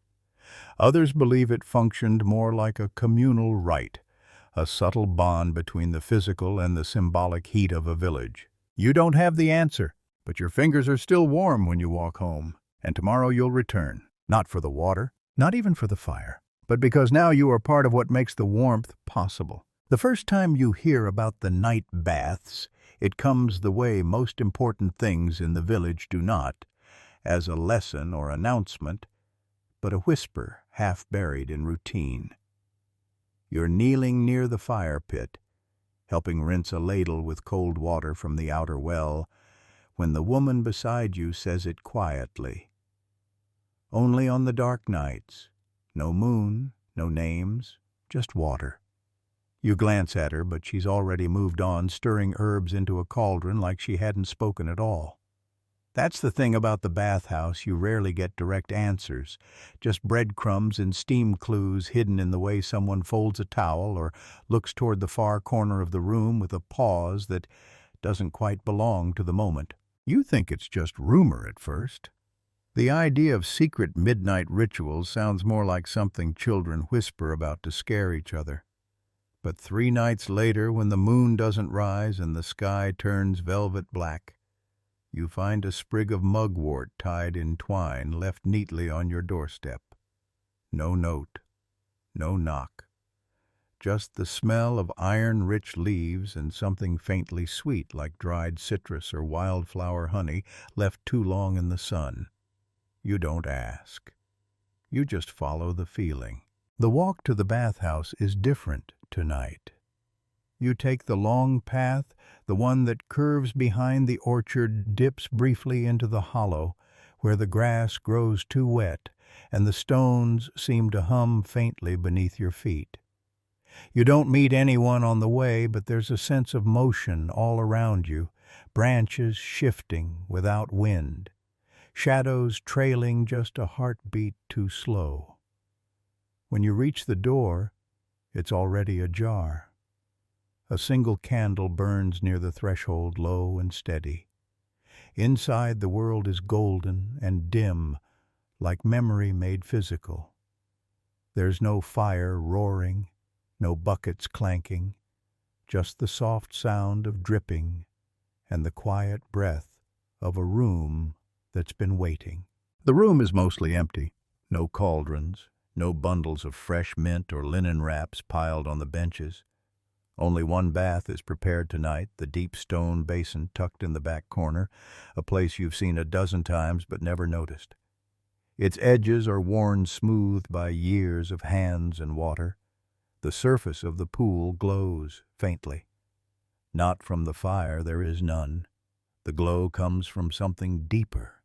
The water is filled with floating herbs, long stems of mugwort and thyme, dried violets, maybe even fragments of sage blossoms, soft shapes moving gently, as if the pool itself breathes. You notice then that you're not alone. There are others here. Not many. 5, perhaps 6. All wrapped in dark cloth, seated far apart, facing the water in silence. No one looks at you. No one gestures. Yet you feel welcomed, expected even. The air feels heavier than usual, but not in a stifling way. More like the weight of a thick blanket on a cold night, the kind you don't want to shrug off. A woman rises from near the tub. She doesn't speak. She simply lifts a willow branch from the water and begins stirring the bath in slow, deliberate circles. Her robe is soaked at the hem. Her hair is tied back with a piece of string so thin it could snap. She meets your eyes, not questioning, not instructing, just holding your gaze for a moment until something inside you nods without needing to move. You walk forward, you untie your wrap, you step in. The water is cooler than you expect. Not cold, not sharp, just cool enough to wake every inch of skin as it slips beneath the surface. You lower yourself slowly, careful not to disturb the herbs drifting around your shoulders. The scent rises gently, green, bitter, wild. Mugwort hits first, its earthiness settling behind your eyes. Then thyme, cleaner, almost citrusy. There's something grounding in it, as if the water knows your name even when you've forgotten it. You sit, and you remember, not clearly, not in pictures, but in fragments of feeling, the tightness in your chest that's lived there for weeks. The way your hands curled into fists when no one was watching. The thoughts that spun quietly every time you laid your head down. Thoughts that refused to soften even as your body begged for sleep. The water doesn't erase them. It doesn't even ease them, not exactly. But it holds them, holds you. Across the room, someone begins to hum. A single note, low and round, not a melody so much as a tone. It vibrates faintly through the stone, through the water, through your ribs. Another voice joins, then another, until the whole bathhouse begins to ring softly, with a music that never resolves, just turns like the stirring of the pool. No one speaks. No one has to. The bath is not a place for words tonight. You close your eyes, you let the water press gently against your skin, and in that stillness, for the first time and longer than you care to admit, you feel your shoulders fall. Not drop, not collapse, just fall. Like a burden handed over finally to something big enough to carry it. When it's time, you're not told. You just know. You rise from the bath, slowly, gently pushing aside a bundle of thyme that clings to your chest. Someone hands you a cloth, rough linen, warm from the air. You wrap it around yourself and sit on the nearest bench, water still tracing paths down your arms. You don't feel the cold. After a while, you're given a folded square of parchment. Inside is a pinch of grayish powder, dried root maybe, or crushed herbs mixed with salt. You look up. The man who handed it to you just says, "Place it under your pillow." It catches what would keep you awake. Then he turns and vanishes into the quiet. You clutch the packet gently, and as you step back into the night, the sky still moonless, your feet still bare, you carry something with you, not visible, not named, not even fully yours, but quieter, softer, ready to be set down. You don't sleep right away that night. You lie there staring at the wooden beams above your bed, listening to the occasional crack of the hearth and the soft wheeze of wind against the shutter. The packet of herb powder rests beneath your pillow, its faint scent leaking into the air, bitter, warm, vaguely floral. Your hands still smell like mugwort. Your skin, though dry, carries that subtle sensation of having been touched by water that wanted nothing from you. Eventually your eyes drift closed. But sleep doesn't come like it usually does. It doesn't pull you under like a tide. It glides beside you like a gentle shadow sliding over stone. You don't dream of anything strange. No talking animals or collapsing staircases. Instead, your dream is simple. A long hallway of steam lined with bowls of glowing water and a quiet voice humming a song you've never heard but somehow remember. When you wake, it's still dark. A faint blue hangs outside the window, night's last breath before dawn. You rise slowly, already warm, already rested in a way that feels deeper than sleep. As you dress, you notice the powder beneath your pillow is gone, not spilled, not scattered, just gone. You check twice. The parchment is there, but the contents absorbed, taken, used. You don't question it. You make your way to the bathhouse again, not because you expect anything, just because your feet carry you there before your mind catches up. And when you arrive, you're not alone. There's a girl seated on the outer bench, hair damp, face flushed. She looks at you with wide, searching eyes, not afraid but new. You recognize that look. You wore it your first day here. She doesn't speak.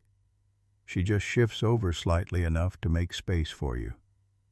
You sit beside her, and the two of you breathe in sync for a few long moments.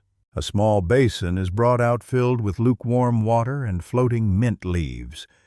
You and the girl are handed cups and told gently to wash your hands in the bowl before drinking. You do. It's not a rule, it's a rhythm. People begin to arrive in quiet clusters. Not many, not loud. They move with the unhurried grace of those who know the warmth is already waiting. You watch them in silence, the way they greet each other without words, the way they prepare the fire together without anyone needing to lead. You realize somewhere between observing and remembering that the bathhouse is more than stone and water and rituals. It's a place that teaches you how to be with others and also how to be alone. Later, as the main bath fills, someone calls for a story water. You've never heard of that, but a few heads nod like it's expected. A special bucket is prepared, filled not with soap or herbs, but smooth stones and 3 drops of wine. It's ladled, slowly passed from person to person, poured not onto skin, but into the air, like scenting memory. Then the stories begin. One by one, people speak. Not loudly, not theatrically, just honestly. A story of a sister who once fell into a dye vat and emerged purple for 3 days. A story of a broken sandal that caused a marriage proposal. A story of a man who bathed here once, swore it would be his last, and then returned every week until the day he died, claiming each time was absolutely final. You smile. Others chuckle softly. Someone claps once. Not all stories are sad, not all are funny, some are just told. When it's your turn, you don't know what you'll say. But when the bucket reaches you, something rises, something light, something small. You speak of the time you first stepped into the water, how it stung and soothed and unstitched, something you didn't know was knotted. No one interrupts. When you finish, someone touches your shoulder gently. That's all. The bath continues, but now it feels different. Not cleaner, not warmer, just truer, as if the water knows more of you now and still welcomes you in. Historical fact. Story water isn't a well-documented term in surviving records, but references to storytelling within bathhouses appear across multiple regions, from Icelandic sagas to German bath poems. Some bathhouses kept designated evenings for oral tradition, where each bather would share a tale as part of their entrance ritual. Odd detail. A few 15th century bathhouse inventories list memory bowls, basins with etched rims or inscribed stones. Some believe these were passed around during communal bathing or feasts used to collect tears, laughter, or symbolic gestures as part of shared rituals of grief or celebration. Academic debate. Historians continue to puzzle over the line between domestic custom and spiritual rite in these practices. Was this informal storytelling simply cultural pastime, or a form of social cohesion, a ritual in disguise? Some suggest it helped preserve oral histories in communities where literacy was rare, while others argue it offered emotional hygiene just as essential as the physical kind. You don't know where your own story falls in that debate, but as you dry off, share a fig with the girl beside you and walk home with your shoulders bare to the sun, you understand something you didn't before. Not every bath is for the body. Some are for the parts of you that don't speak unless spoken to with warmth and patience. And this time you listened. You don't plan to visit the bathhouse today. There's laundry to scrub, grain to collect, and a thatched roof to help repair before the rain comes. Your arms ache just thinking about it. You tell yourself it's fine to skip a day, maybe two. Your body is clean. Your heart feels steady. You've had your stories, your immersion, your dream water. Surely there's nothing left for the bathhouse to give. But then you hear the bell, not the chapel bell, not the market chime. A different bell, small, hollow, distant, like the sound of metal echoing through fog. You freeze, mid-step, hands buried in a pile of damp linen. Around you others pause too. The blacksmith looks up from his anvil. A child drops a hoop. The baker stops kneading mid-roll. It rings once more, then silence. You don't ask. You just go. The bathhouse is already open when you arrive, though the doors feel heavier than usual. The fire is lit, but the coals burn low, a dull orange glow that casts long, wavering shadows across the floor. The air is warm, yes, but not in the usual way. There's no scent of lavender or mint, only ash, damp stone, and a hint of something metallic like blood or rain or memory. A man you've never seen before stands near the center of the room. He wears no robe, no insignia, just a plain tunic stained at the cuffs. He holds the bell in one hand. The other rests gently on the edge of the large, soaking basin, the deepest one, the one rarely used since the immersion night. His voice when he speaks is soft, steady. Today is the washing of names. He says nothing more, but everyone nods, and slowly people begin to write, not with ink, not on parchment, but with their fingers dipped in a thick gray paste made from water ash and crushed charcoal. Across the floor, across the benches, even across their own arms, they write names. Names of the lost, names of those gone too long to find, names of children buried beneath stones marked only by a branch. You don't know what to write at first, but then your hand moves, and a name surfaces. Not from your mouth, from your ribs, from a place inside you that still aches when the wind comes from the east. You write it on your palm. The paste is cool and gritty. It dries quickly. Then the bathing begins. One by one, people step into the main basin and gently press the written names into the water, washing them off their skin, watching the black lines swirl into nothing. No one scrubs. No one rushes. It's not about cleansing. It's about carrying something long enough to let it dissolve. You sit and wait your turn. When it comes, your legs are shaky. You slide into the water slowly, the surface broken only by the quiet drip of the ladle resting on the rim. You press your hands beneath the water. The name begins to fade. You close your eyes and whisper it once, not loudly, just enough to hear yourself say it out loud. It echoes oddly in your own chest.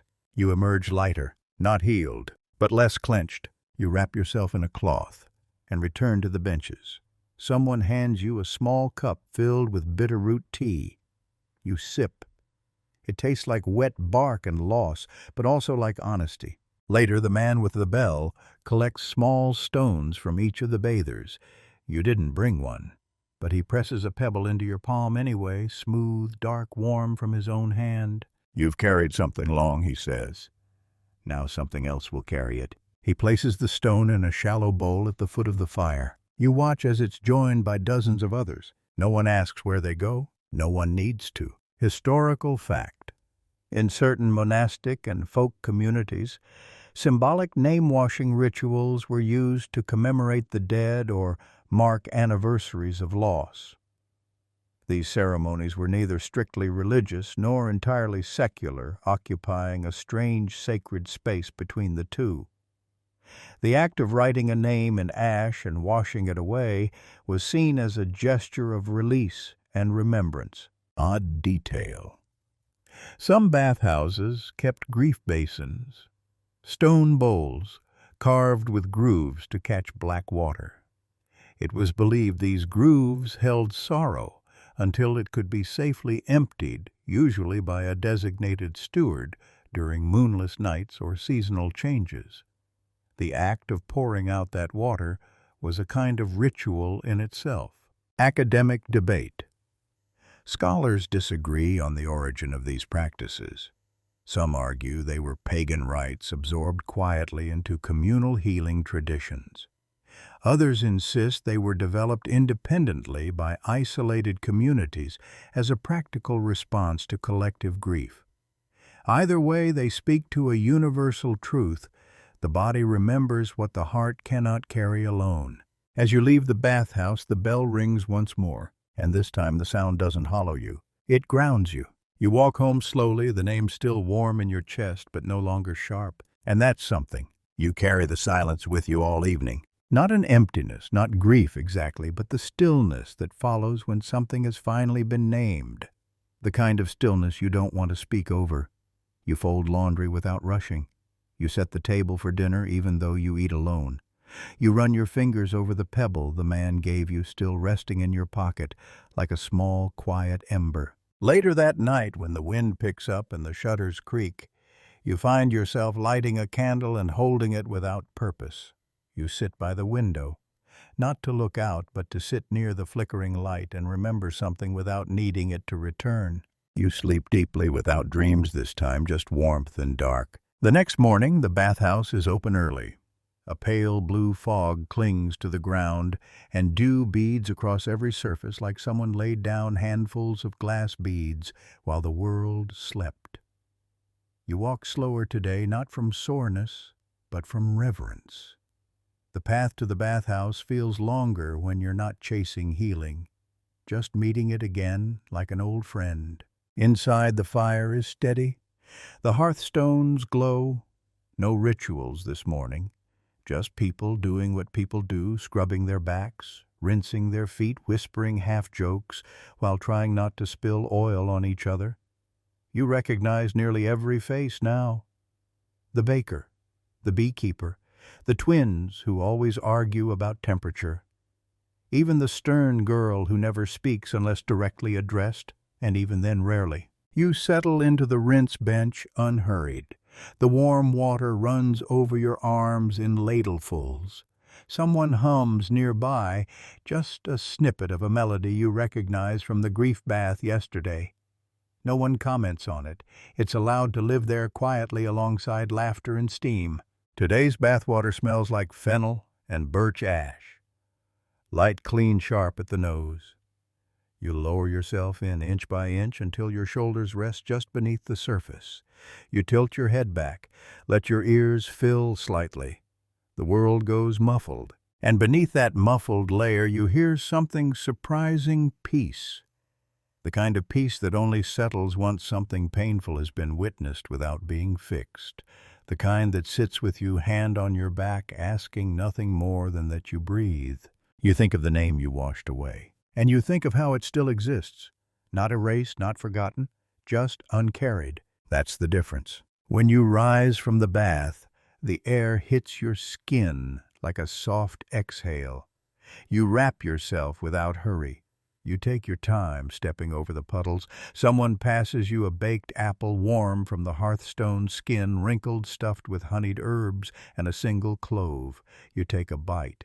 It tastes like autumn and care. Outside, you sit on the sun-warmed stones near the bathhouse wall. Others join you gradually, forming a crooked circle of cloth-wrapped bodies and wet hair. No one planned this. It just happens. Someone brings out a wool blanket. Someone else starts peeling hazelnuts. Eventually, someone speaks. They ask, "What do you do with a memory you're not ready to let go of but can't carry forever?" No one answers right away. Then someone says, "You sing it." Another says, "You plant it." Someone else adds, "You give it to the steam. It holds things better than hands do." And for a while you all sit there in quiet agreement. Historical fact. In some rural bathhouse communities, informal post-bathing gatherings were as important as the rituals themselves. People lingered outside for hours, wrapped in cloth, eating soft foods and sharing wisdom that didn't belong in chapels or courts, wisdom grown from bodies, repetition, and lived silence. Odd detail. Some bathhouses featured small niches carved into the outer stone wall. Tiny recesses where bathers could leave tokens, a broken ring, a braid of hair, a folded note written in beeswax ink. These weren't offerings in the religious sense, but symbolic relinquishments, objects left behind without expectation of return. Academic debate. There's speculation about whether these practices were deeply spiritual or simply practical ways for people to externalize their emotional burdens. Were they coping mechanisms disguised as tradition or tradition formed by the necessity of coping? Scholars often struggle to categorize spaces that were neither sacred nor secular, but both. Eventually the circle dissolves. People rise, stretch, return to their lives. You stay a little longer, watching how the steam still curls from the chimney, even though the sun is warm and the morning has fully arrived. You don't have anything new to grieve. You don't have anything new to celebrate, but you still feel full. And maybe that's what the bathhouse gives most of all, not answers, not miracles, just space. Space for the too much and the not enough. For the healing that hides behind other people's hands. For the slow, quiet shift from carrying to simply being. When you stand, your towel smells faintly of fennel. And as you walk home, the air feels easy, even with nothing in your hands. Today is market day, and the bathhouse should be empty. That's what you expect anyway. Most of the village has gathered in the square, bartering for root vegetables, inspecting bolts of scratchy cloth, chasing runaway geese. There's music from a two-string fiddle, uneven clapping, and the unmistakable shout of someone discovering a coin stuck in bread dough. You make your way toward the square, too. You smile. You trade 2 stale honey cakes for a sprig of rosemary, but halfway to the goat pen something tugs. Not your sleeve. Not your feet, just you. So you turn. You walk away from the crowd down the path carved smooth by repetition, past the stream with its cattails swaying like sleepy guards and toward the one place no one's going this morning. The bathhouse. It's quiet when you arrive. Not abandoned, just still. You push the door open and feel a gust of warmth curl around your ankles. The hearth is lit, but only barely a single line of smoke curling toward the ceiling like it's hesitant to rise. Someone swept recently. The floors are clean, the basins dry. But something's been left out, a bowl of crushed flowers and honey resting on the rinse bench. A folded cloth, a single stick of cinnamon balanced across the edge. You don't know why you sit, only that you do. The cloth is warm when you wrap it around your shoulders. The air smells faintly of beeswax and something sharper, lemon verbena maybe. You dip your fingers into the bowl, rub a bit of the mixture across your wrists. It's sticky, sweet grounding. And then you hear it. Footsteps, soft, careful. A woman enters. She doesn't speak. She carries a lidded jar and a length of silk pale green embroidered with tiny loops. She kneels beside the foot basin and begins filling it with water from a copper pitcher. The steam rises slowly, and with it comes the unmistakable scent of vinegar and elderflower. She gestures for you to come forward. You don't hesitate. You sit. She lifts your feet gently into the basin, then begins unwrapping a bundle of herbs, basil, sage, mint. She presses them between her palms until the oils seep out, then rubs the mixture along your ankles in slow, even circles. You close your eyes. The silence feels deliberate today. Not ceremonial, just present. Like words wouldn't add anything worthwhile. The silk is wrapped around your forehead, next cool and damp, pulled snug across your temples. The tension you didn't know was there starts to unravel, not all at once, but noticeably. Then comes the whisper. Not words, not even breath, really. Just the soft hum of motion. She dips her fingers into the honeyflower bowl again and traces a slow spiral over your sternum. Not pressing, just touching. And you remember. Not a story, not a wound, but a sensation being held before language, being cared for without being asked a question. Eventually she pulls away, hands you a cup of something warm, not tea, not broth, just warmth steeped in citrus peel and crushed almonds. You drink, and the taste hits something old in you, something lonely but loved. Historical fact. In many medieval bathhouses, especially those tied to women's communities or seasonal rituals, there were caretakers known informally as the holders, not healers, not midwives, but women who simply held space physically and emotionally for those who needed it. They rarely spoke. Their work was presence, not instruction. Odd detail. Some of these holders used scented cloths dipped in vinegar and herbs as sensory anchors, believing that certain smells could help recall safety or ease pain rooted deeper than the body. The cloth wasn't meant to heal, just to remind you that you could still be soothed. Academic debate. These quiet acts, rubbing oil into feet, whispering while bathing, wrapping cloths, are often missing from written records. Some scholars argue they weren't seen as important enough to document. Others say they were too sacred, too intimate to reduce to ink. They existed in breath and body only in what one historian called the liturgy of care. When you finish your cup, the woman nods and returns to the corner. She doesn't ask your name. She doesn't need to.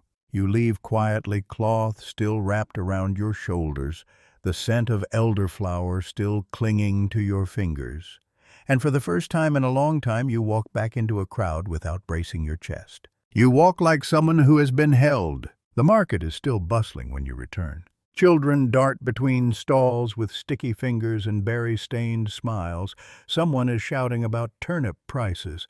A pair of old men argue over whether the local honey has become less sweet or if their tongues have simply grown bitter. And yet you move through all of it like water through reeds, untouched, steady, quieter than the noise. You don't feel separate exactly, just softer, like the warmth from the bathhouse hasn't left your body yet, as if your ribs still remember the silk around your temples and the spiral traced gently on your chest. It's not that the market is any louder than usual. It's that you've been reminded what quiet can sound like. You help carry a sack of barley for a neighbor without being asked. You return a loaf of bread to a stall after a boy drops it. You catch yourself smiling at strangers, nothing dramatic, but something has shifted. You used to think bathing was about water and soap. Now you know it's also about hands, about space, about the kinds of attention that don't ask for anything in return. Later that afternoon, once the market has thinned and the sky has started to bleed into gold, you find yourself walking back to the bathhouse. Not for another soak, not for a ritual, just to help sweep the stones. No one is there when you arrive. Just the tools leaning in the corner and the faint outline of footprints where someone earlier had walked with wet heels across the drying floor. You take the broom and begin slowly starting at the outer edge of the room and circling inward the same way the woman stirred the water days ago during the night bath. The dust lifts and swirls in the low light. You open the side windows. A breeze slips in and stirs the warmth like a sigh. As you sweep, your mind goes still. You think about nothing, or maybe about everything, just more quietly. Halfway through, you find something small tucked beneath the edge of a bench, a bit of linen knotted around a single dried clove. You don't open it. You don't need to. You place it carefully on the corner shelf, where others have left folded bits of thread, burnt sticks, old combs, or empty bundles once filled with scent. You realize there's a pattern to what people leave behind, things that no longer carry weight, but still deserve rest. You finish sweeping. You rinse your hands. You sit. Not long, just enough. When you rise to leave, the light outside has cooled. The sky is the color of old milk and peach rinds. The chimney still lets out the faintest stream of steam, though no fire burns hot beneath it now.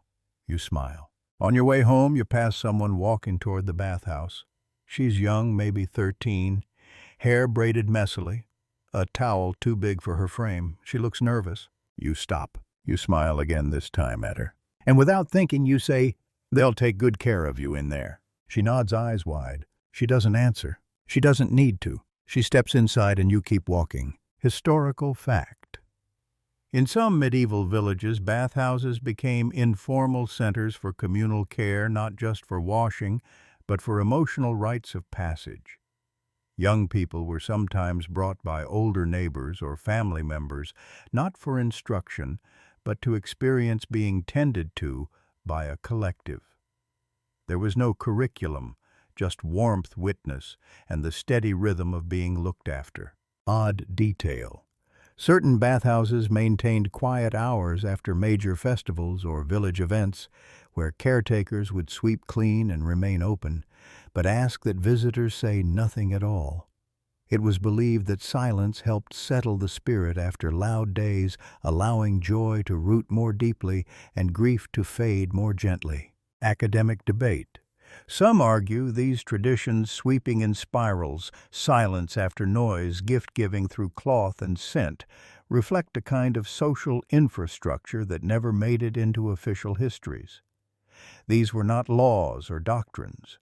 They were learned through presence, passed from hand to hand, embodied knowledge, the kind history struggles to hold, but the body always remembers. You reach your doorway just as dusk settles. Your feet ache, but not unkindly. Your hands still smell faintly of broom straw and rosemary. You don't light a candle. You don't need to. You sleep easily, as if the air itself has wrapped around you, as if the steam from the bathhouse still follows you home, like a gentle shadow that asks nothing, explains nothing, but stays. You wake to the sound of water. Not rain, not footsteps, not even the usual clatter of buckets by the well. This is slower, like someone pouring warm tea onto stone. A sound that suggests care, repetition, and something intentional. You rise before you've even opened your eyes fully. Something in your limbs already knows where you're going. There's no rush, no summons, just that quiet insistence that today you belong near steam. By the time you reach the bathhouse, the sun is barely lifting its head above the treetops. Mist coils through the branches, clinging low to the grass. The door is open. The fire is already burning. You step inside and immediately feel the heat, yes, but also something softer, something like welcome. Today a new scent hangs in the air. Not herbs, not flowers, fruit, apples. Cooked, stewed, or steamed, you can't tell. But the smell is thick and warm and a little spiced, like someone dropped a whole orchard into a kettle and then whispered cinnamon over it. You follow the scent to the back of the room, where one of the deeper pools has been filled and a copper bowl rests nearby, filled with thin slices of apple soaking in a dark, sweet syrup. A young boy, no older than 9, is carefully placing the slices one by one onto flat stones that ring the pool's edge. You nod to him. He nods back, proud but focused, like a priest preparing his altar. Nearby, an older woman pours ladlefuls of warm cider over a stack of folded cloths. The cloths steam. She places them into a wooden chest lined with dried thyme and closes the lid slowly, like tucking in a sleeping child. Everything about this morning feels ceremonial, but not performative. No audience, no spectacle, just practiced tenderness repeated through seasons until it became more memory than motion. You approach the rinse bench and are handed a mug without needing to ask. It's warm to the touch. You sip. Cider, sweet tart, laced with cloves and something woodsy, the kind of drink that makes your shoulders loosen before your brain catches up. As you remove your outer wrap and ease into the warmth, you notice something else: laughter. Not loud, not sharp. Just the low, quiet kind that bubbles at the edge of contentment. A group of women seated near the edge of the pool are sharing stories, their voices lifting and falling like birds on a breeze. They speak of the ridiculous: a goose that stole an earring, a man who tried to dye his tunic with onion skins and turned it the color of old meat, a dream in which a cow recited poetry. You sink into the bath, letting their stories drift toward you like falling petals. Today isn't about sorrow or ritual or healing something broken. It's about delight.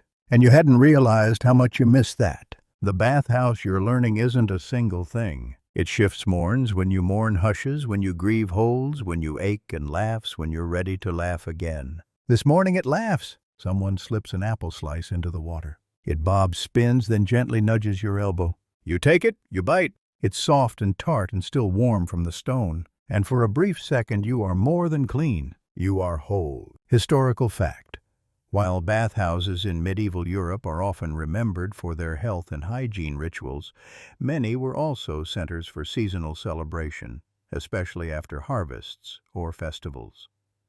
Fruit-based rituals, particularly involving apples, became popular in autumn, both for symbolic reasons, apples representing rebirth knowledge or sweetness after toil, and practical ones using surplus produce before it spoiled. Odd detail. In some parts of Central Europe, it was tradition to float apple slices in bathwater on the first full moon after harvest. If the apple drifted to you, it was considered good luck or a sign that someone nearby had silently wished you well. Some bathhouses even carved small messages into the slices, letting them pass quietly between bathers like edible notes. Academic debate. There's disagreement among historians about the meaning of these playful rituals. Were they remnants of older pagan fertility customs repackaged into communal celebration? Or simply expressions of seasonal abundance and joy? Regardless of their origin, these practices seem to remind people that bathing wasn't just about cleansing, it was about returning to the world lighter, warmer, maybe even smiling. You stay longer than you mean to. You drink more cider than you probably should. And by the time you leave, your fingers are wrinkled and sweet, your hair smells of baked fruit, and your stomach aches from laughing too hard at a story about a man who mistook a hedgehog for his wife's slipper. No one asks anything of you today, and you offer nothing in return, except your joy, and that today is more than enough. You carry that sweetness with you all the way home.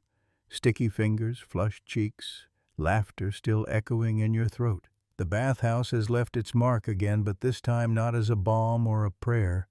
This time as a feast, a quiet festival in steam and fruit, and the language of shared glances that said, "Isn't it nice just to be here?" Even your gait changes. You walk lighter, a little taller. The same street you passed yesterday now seems more colorful, more awake. The muddy path sparkles faintly where someone spilled cider. A cat watches you from a windowsill with eyes that say, "You've changed, haven't you?" And maybe you have. You pass the baker's door just as she's sliding trays of bread onto the wooden rack. She pauses when she sees you. Then, instead of words, she simply hands you a roll. Still hot, still humming with cinnamon. You don't ask why. You don't say thank you. You just hold it, press it to your chest like a gift meant for a moment that hasn't arrived yet. Because sometimes in this place, silence is the language that means the most. Later, as you sit on your stoop, biting into the roll and letting the sweetness crumble across your tongue, you think back to the apple in the water, the way it drifted, the way it found you. You didn't ask for it. You didn't earn it. It just came. You think maybe joy works like that? Quietly, unexpectedly, and only when you've made room for it.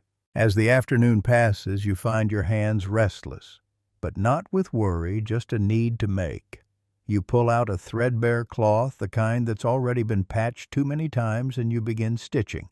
Nothing fancy, just loops, shapes, a small spiral like the one drawn across your chest by the elder during your grief bath.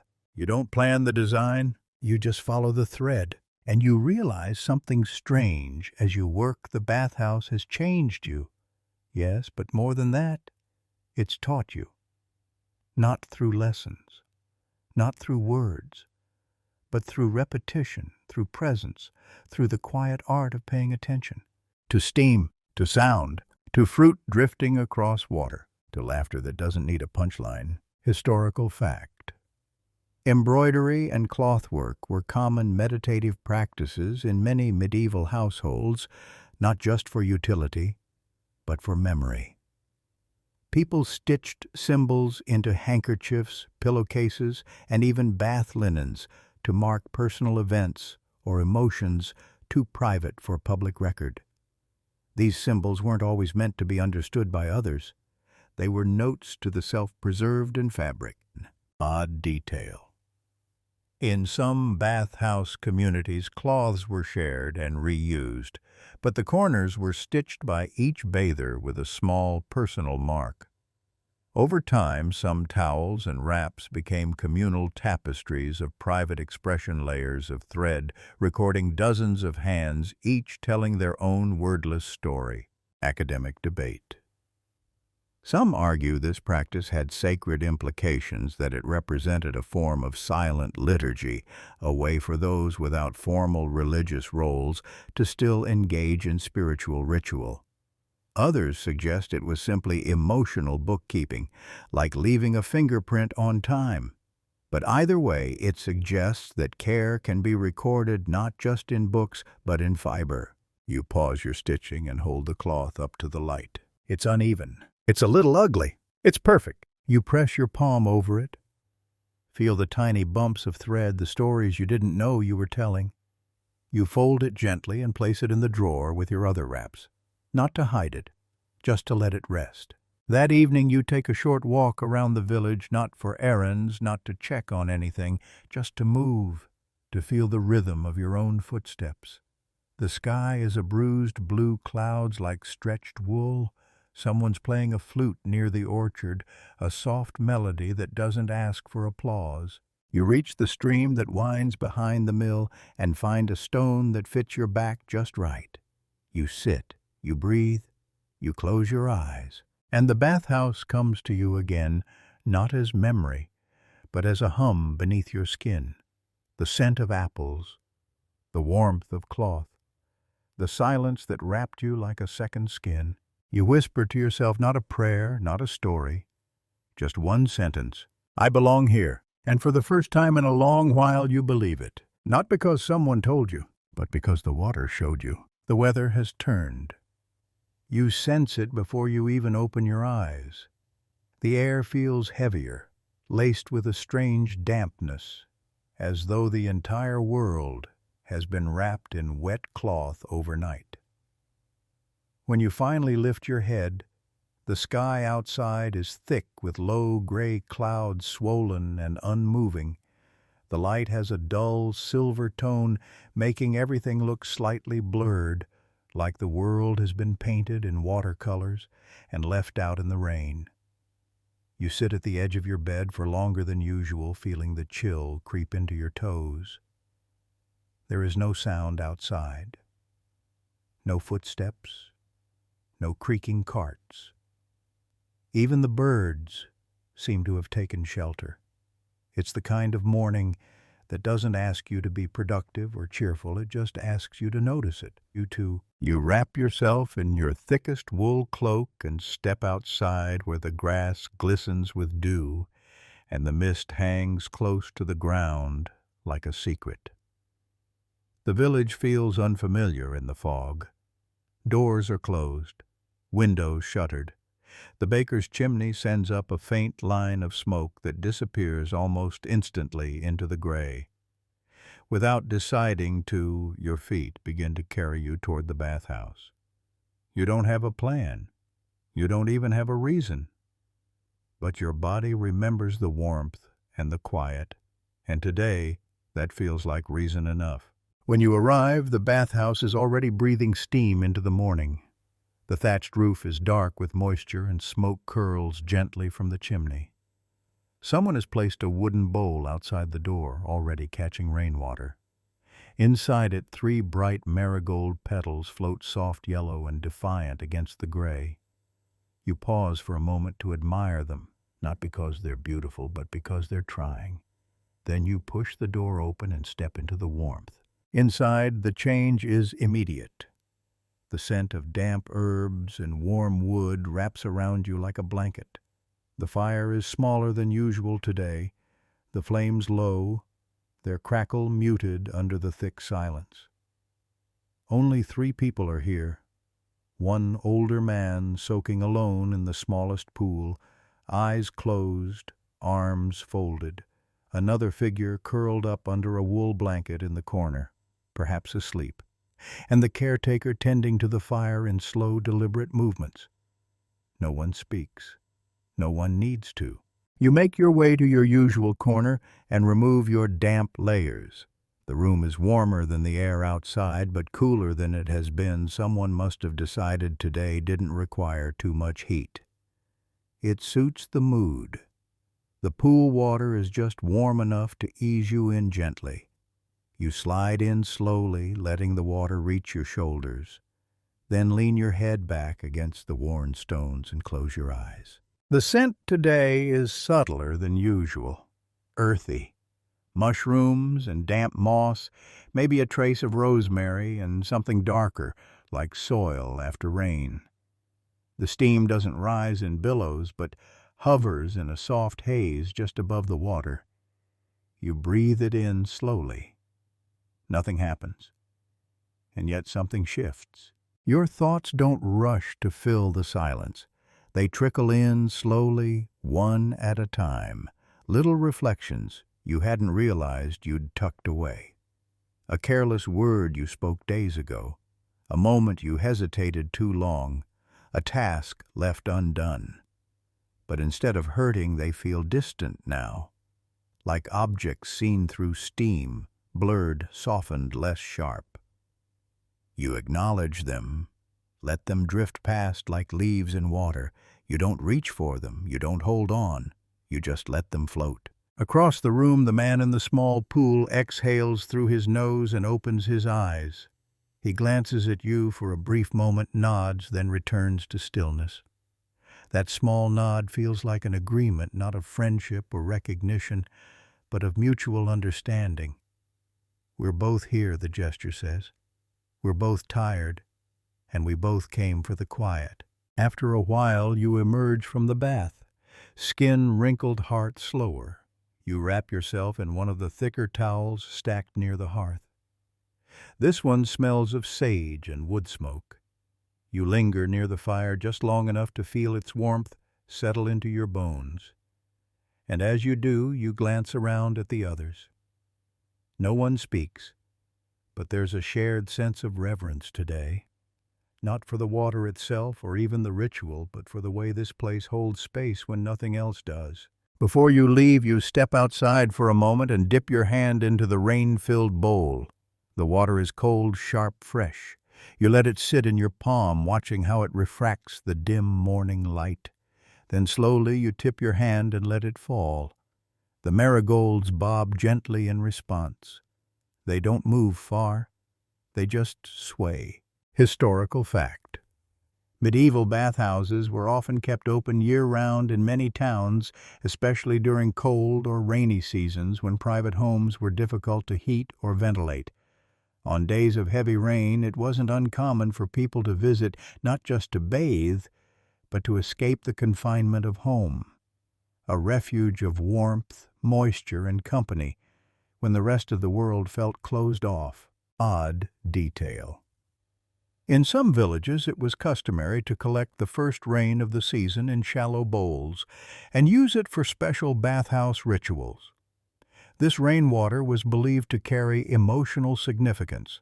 Some said it helped clean the mind or soften the soul. Others simply said it was colder, clearer, and sweeter, good for washing sorrow off the skin. Academic debate. Some historians argue that these rainy day practices reveal a more complex emotional literacy in medieval daily life than we often give credit for. That water silence and seasonal rhythms weren't just background, they were active parts of how people processed emotion. Others claim we read too much into it, mistaking necessity for meaning. But perhaps both can be true. As you walk home, the drizzle begins again, not harsh, just present. You don't hurry. You pull your hood up and let the drops tap softly against your shoulders. The road is muddy but manageable. The smell of wet wood and chimney smoke fills your nose, and deep in your chest, a strange lightness spreads. You went to the bathhouse for warmth but came back with stillness. By the time you reach your doorstep, the light has shifted again. Not brighter exactly, but softer, more like the sky has accepted its own gloom and decided to wear it with grace. You pause before entering, brushing the damp from your sleeves, and glance up. The clouds are still thick, but they seem less heavy now. Just there, just weather, nothing to battle. Inside your home is still warm from last night's fire, its coals faintly glowing under a layer of ash. You stir them with a poker, add a twist of dry kindling, and listen as the flames awaken, not with urgency, but with that same sleepy patience the whole day seems to carry. You don't boil water, you don't sweep the floor. You just sit on the stool beside the hearth, feeling the heat return to your hands, and let your mind stay wrapped in the echo of the bathhouse. It isn't silence you brought home with you. It's something else, something thicker. The kind of quiet that hums, the kind that holds weight without pressing down. You close your eyes and trace it the way the towel smelled of sage, the drip of water from the roof into the basin, the way the marigolds didn't float away when you touched them. All of it still with you. After a while you stand. Your feet carry you without plan. Not far. Just to the cupboard where you keep the old linen scraps from robes that were once whole, now folded like forgotten letters. You pull out a piece, a pale square with fraying corners, and set it on the table. You sit. You wait. You don't think. And then, slowly, you begin to stitch. You don't follow a pattern. You don't try to make it pretty. You let your fingers do what they want. Loops, spirals, half-shapes that look like steam or maybe smoke or maybe just the curl of thought made visible. The needle passes through the cloth again and again, and the thread tightens behind it like a spine, being rebuilt one bone at a time. You don't even realize you've started humming until your breath catches in your throat. It's not a song you know. Not exactly. More like a rhythm your hands remembered before your mouth did. It's slow and minor like the day itself, but there's comfort in it. Like folding into the same bed after a long walk. Like finding a familiar rock at the edge of the stream that still fits perfectly under your heel. Historical fact. In certain medieval towns, people kept rain-cloths, small linens embroidered during wet seasons. They were not garments or altar cloths, but personal items stitched quietly while listening to storms. Many of these cloths contained repeating symbols, almost like runes or codes, which modern historians believe were tied to memory personal moments, griefs, or meditative thoughts. Some even bore stitched lines of poetry or prayer that never appeared anywhere else. Odd detail. There are references in 14th century housekeeping texts to storm threads, dyed threads reserved only for days of heavy weather. These threads, often darker in tone, were believed to trap the cloud's weight and were used only in cloths that would not be worn as if they held too much heaviness for the body. Some needleworkers even soaked the thread in rainwater before stitching, claiming it made the work more honest. Academic debate. Scholars are divided over whether these practices had spiritual significance or were simply emotional tools, ways of passing time and processing weather-induced melancholy. Was this art therapy in its earliest form, or just the result of too many gray days and too much leftover thread? Either way, the idea that rain had its own fabric, its own language, suggests a deep intimacy with natural cycles that many modern rhythms have forgotten. You pause your stitching and lean back, stretching your fingers. The cloth isn't finished, but you're not rushing. You fold it gently and tuck it beside the firewood, knowing you'll return to it soon. Not out of obligation, but because it feels like something inside you is being mended as you make it. Outside, the drizzle has finally stopped. The silence it leaves behind feels even louder, like a curtain just dropped. You open your door and step out. The ground is soft, but no longer slick. The air smells clean, newly made. You walk toward the edge of the field, where rainwater has gathered in shallow pools between the rows. You crouch by one of them and stare at your reflection, not clear, not still, but there. You reach out and touch the surface. It shivers, so do you. But not from cold, from recognition, because there's something in the reflection that wasn't there yesterday, not exactly joy and not peace, but presence. The look of someone who sat in stillness and let the rain fall without needing it to mean more than it did. Someone who didn't run from the weight but didn't sink either. You stand. You turn back toward your home, and for the first time in days your shadow walks beside you, not faster, not dragging behind, but perfectly in step. The next morning arrives not with thunder or bird song, but with the sound of soft cloth flapping on a line. You blink slowly, half expecting gray skies again. But a gentle golden light seeps through the shutters, warmer than it's been in days. Outside, the mist has lifted, replaced by a breeze that carries the scent of wet earth and something faintly sweet like dandelions or drying hay. For the first time in what feels like weeks, the world doesn't feel heavy, just quiet. You rise slowly. Your limbs are looser now, as though sleep had wrung out whatever tension was left in you. You stretch, sigh, and find yourself drawn to the cloth you stitched the day before. You unfold it.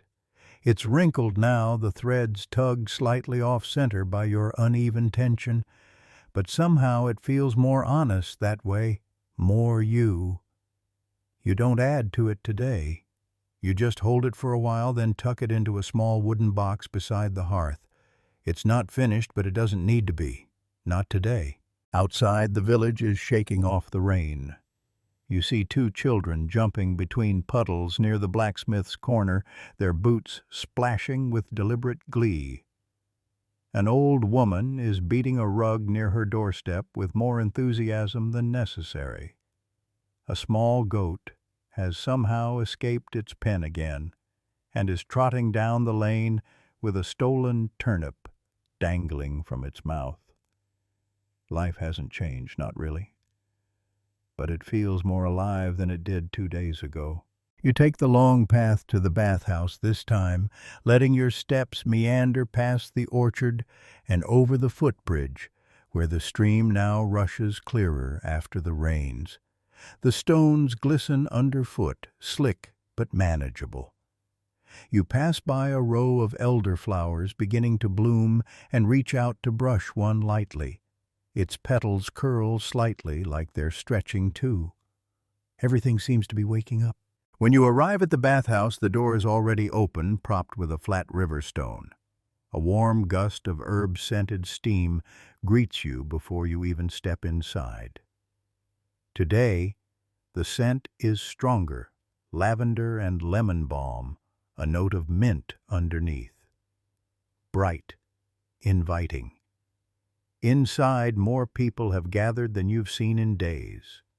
A group of apprentices chatting near the steps, a grandmother slowly combing the hair of a child seated in front of her, a young couple sitting shoulder to shoulder without speaking. No one is loud, but the silence isn't empty. It hums with a quiet joy that asks nothing but allows everything. You find your usual spot. You know it now, not because it's marked, but because your body relaxes the moment it arrives there. You undress slowly with reverence and step into the water. It's warmer than it was yesterday. A fresh ladle of heated water must have been added to the pool. As you settle in, the heat climbs your spine and a sigh escapes your lips before you can stop it. A few heads turn, but no one stares. No one needs an explanation. Sighs are welcome here. Your eyes scan the ceiling beams. Someone has hung fresh herbs to dry above the hearth bundles of thyme, marjoram, sage. They sway slightly in the breeze from the open door. You remember suddenly a story the baker once told, that in some bathhouses people hung herbs, not only for scent, but to absorb the bad dreams left behind in steam.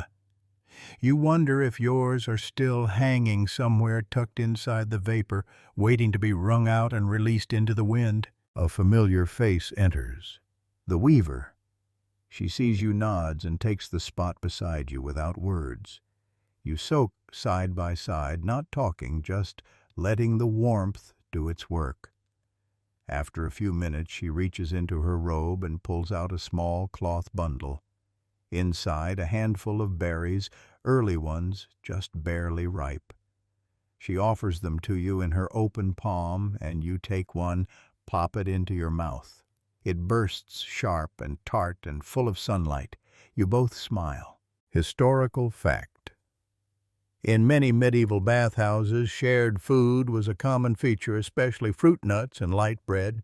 It wasn't formal, nor was it expected, but bathhouses often served as places not just for washing, but for sharing the kind of sharing that didn't require tablecloths or etiquette. A handful of cherries, a cup of ale, the last piece of sweetbread. These were gifts freely given and never measured. Odd detail.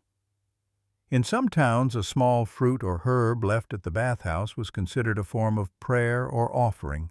Apples were the most common, split in half, sometimes carved with tiny symbols. If found in the morning, they were said to carry the wishes of the one who left them. If they sank in the water, those wishes were believed to be heard. If they floated too long, it meant the bather hadn't let go yet. Academic debate. Scholars argue whether this ritual of floating fruit was symbolic or simply superstitious. Some link it to earlier pagan practices of water scrying, where fruit or flower movement predicted outcomes. Others suggest it was merely metaphorical, a physical way to represent emotional release. Whatever the case, it reveals the depth of attention people paid to even the smallest gestures. Back in the bathhouse, the weaver rises and presses the rest of the berries into your hand before she leaves. You hold them cupped gently like something more fragile than fruit. You don't eat them all. You place two beside the edge of the pool and watch them sit there, round red, defiant. Maybe they'll be eaten. Maybe they'll roll into the water. Maybe they'll simply rest. You leave when the shadows begin to stretch water, clinging to your ankles, and thoughts moving more slowly than before. On the way home, the air is full of laundry lines, flapping capes, tunics, and patched underthings waving like flags in a quiet parade. The breeze smells of rosemary and soap, and somewhere nearby a lute is playing. You don't need to know where it's coming from. You just walk and let it follow you home. By the time you reach your home again, the sun has started to tilt downward, casting long golden stripes across the worn cobblestones. You pause by your doorway, not quite ready to step inside. Instead, you lean against the frame and look down at the last two berries in your hand. They're warm now, from your skin and the sun. You think of the weaver's quiet gesture, the way she didn't speak, didn't explain, didn't ask for anything in return, just gave, just shared. In a world so often defined by barter and transaction, the bathhouse offers something else, something closer to trust. You sit on the low stone bench just outside your door and set the berries down beside you. For a while you do nothing but listen to the clatter of someone chopping wood, to the distant bleating of a sheep that's wandered too far again, to the quiet creak of the laundry lines as they sway. And then, beneath it all, to your own breath, steady, unhurried present. Eventually you go inside. The air smells faintly of last night's fire and something green, maybe the bundle of herbs you brought home days ago, now drying slowly on the shelf. You light a small oil lamp, not because it's dark yet, but because it makes the room feel softer. The flame dances against the wall, flickering like it's remembering something. You set your cloak aside and your hand brushes against the wooden box by the hearth, the one holding your stitched cloth. You open it just to look. The threads seem more vivid in this new light, the loops more confident than you remember. You trace one with your finger, then another, and feel something loosen in your chest. You don't take it out. Not today. But you smile as you close the lid. Later, after a light supper of bread and boiled greens, you find yourself back on the bench outside. The sun has dipped fully behind the trees now, and the sky is a soft bruise of lavender and gold. Lanterns begin to blink on throughout the village one by one like stars, realizing they're allowed to appear. The bathhouse chimney still sends up its slow ribbon of smoke, though it fades quickly in the cooling air. You wonder who's there now. If the couple stayed long enough for their knees to touch under the water, if the child with the grandmother finally learned how to braid her wet hair without pulling, if someone new has stepped into that room for the first time uncertain and tired and been greeted with the same soft warmth you've come to expect. The thought comforts you. Historical fact: many medieval bathhouses stayed open into the early evening, especially in summer. While morning baths were common, twilight hours were prized by those who worked long days and sought a final moment of peace before nightfall. Some bathhouses even had small lanterns hung inside animal fat lamps with smoked glass covers casting a dim amber light that made the steam look like it was glowing from within. Odd detail. In certain towns there was a tradition of leaving small wooden tokens near the bathhouse at night, carved symbols, initials, or patterns known only to the person who left them. These were not for trade or recognition, but served as a kind of message. I was here. Some were tucked into cracks between the stones. Others were tied to door hinges with bits of string or twine. A few historians believe were meant to mark memory more than place. Academic debate. Some researchers believe these tokens were remnants of older ritual practices tied to sacred spaces, while others argue they were simply emotional bookmarks, ways of saying this mattered. The line between spirituality and emotional habit in medieval life is often blurred, and perhaps deliberately so. It's possible that the bathhouse, though not a church or shrine, served a kind of spiritual function quietly without doctrine through warmth and shared silence. Back on your bench, you run your thumb along the stone edge, then look down at the berries still resting beside you. You pick one up and press it gently into a gap between the stones, just wide enough to cradle it. It doesn't vanish. It simply settles. The second you eat, not because you're hungry, but because you want to. It's still tart, still sun-warmed, still real. The stars above are clearer now. The moon, thin and white, is just beginning to rise. A breeze carries the scent of warm hay from a nearby barn, and you find yourself wrapping your cloak tighter, not because you're cold, but because the day is ending. And you want to hold on to its weight just a little longer. Tomorrow the bathhouse will still be there, but tonight you've brought its stillness home. And that for now is enough. You wake not to noise, but to texture, the gentle pull of linen against your skin, the soft press of light against your closed eyelids, the creak of a wooden floorboard stretching in the morning warmth. It's early, but not harshly so. The kind of early that invites rather than insists. You breathe in, expecting the usual mix of ashes and herbs, but there's something else today, a faint smell of honey. Not strong, just enough to stir curiosity. You rise slowly and pull open the shutters. The sunlight is already clean and bright, catching in the morning dew like thousands of tiny mirrors. Below your window, someone has left a basket covered in cloth tied with simple twine and still faintly steaming. You bring it in and open it carefully. Inside, a small round of fresh bread, a sliver of soft cheese, wrapped in waxed cloth, and a pot of what must be that honey. There's no note, just a single rosemary sprig tucked into the basket's edge. You smile before you even think to. You don't know who it came from. You could guess the weaver, perhaps, or maybe the quiet baker's apprentice who always arrives at the bathhouse just as you're leaving. But somehow it doesn't matter. The gesture carries its own warmth. You eat slowly, dipping the bread into the honey, letting each bite linger longer than necessary. It's the kind of sweetness that makes you close your eyes, not sugary or loud, but floral, wild, like something borrowed from a hillside. After breakfast, you wrap the cloth from the basket and tuck it into your pocket. You've decided to return to the bathhouse not to bathe, but to help. You've noticed the caretaker growing slower each day, the firewood stacked less neatly, the herb bundles smaller than they used to be. No one asks for help in a place like that, but no one turns it down either. The path is sun-dappled alive with bees and the occasional darting bird. When you arrive, the door is propped again, this time with a smooth river shell instead of a stone. A new touch. Someone else's turn to mark the space.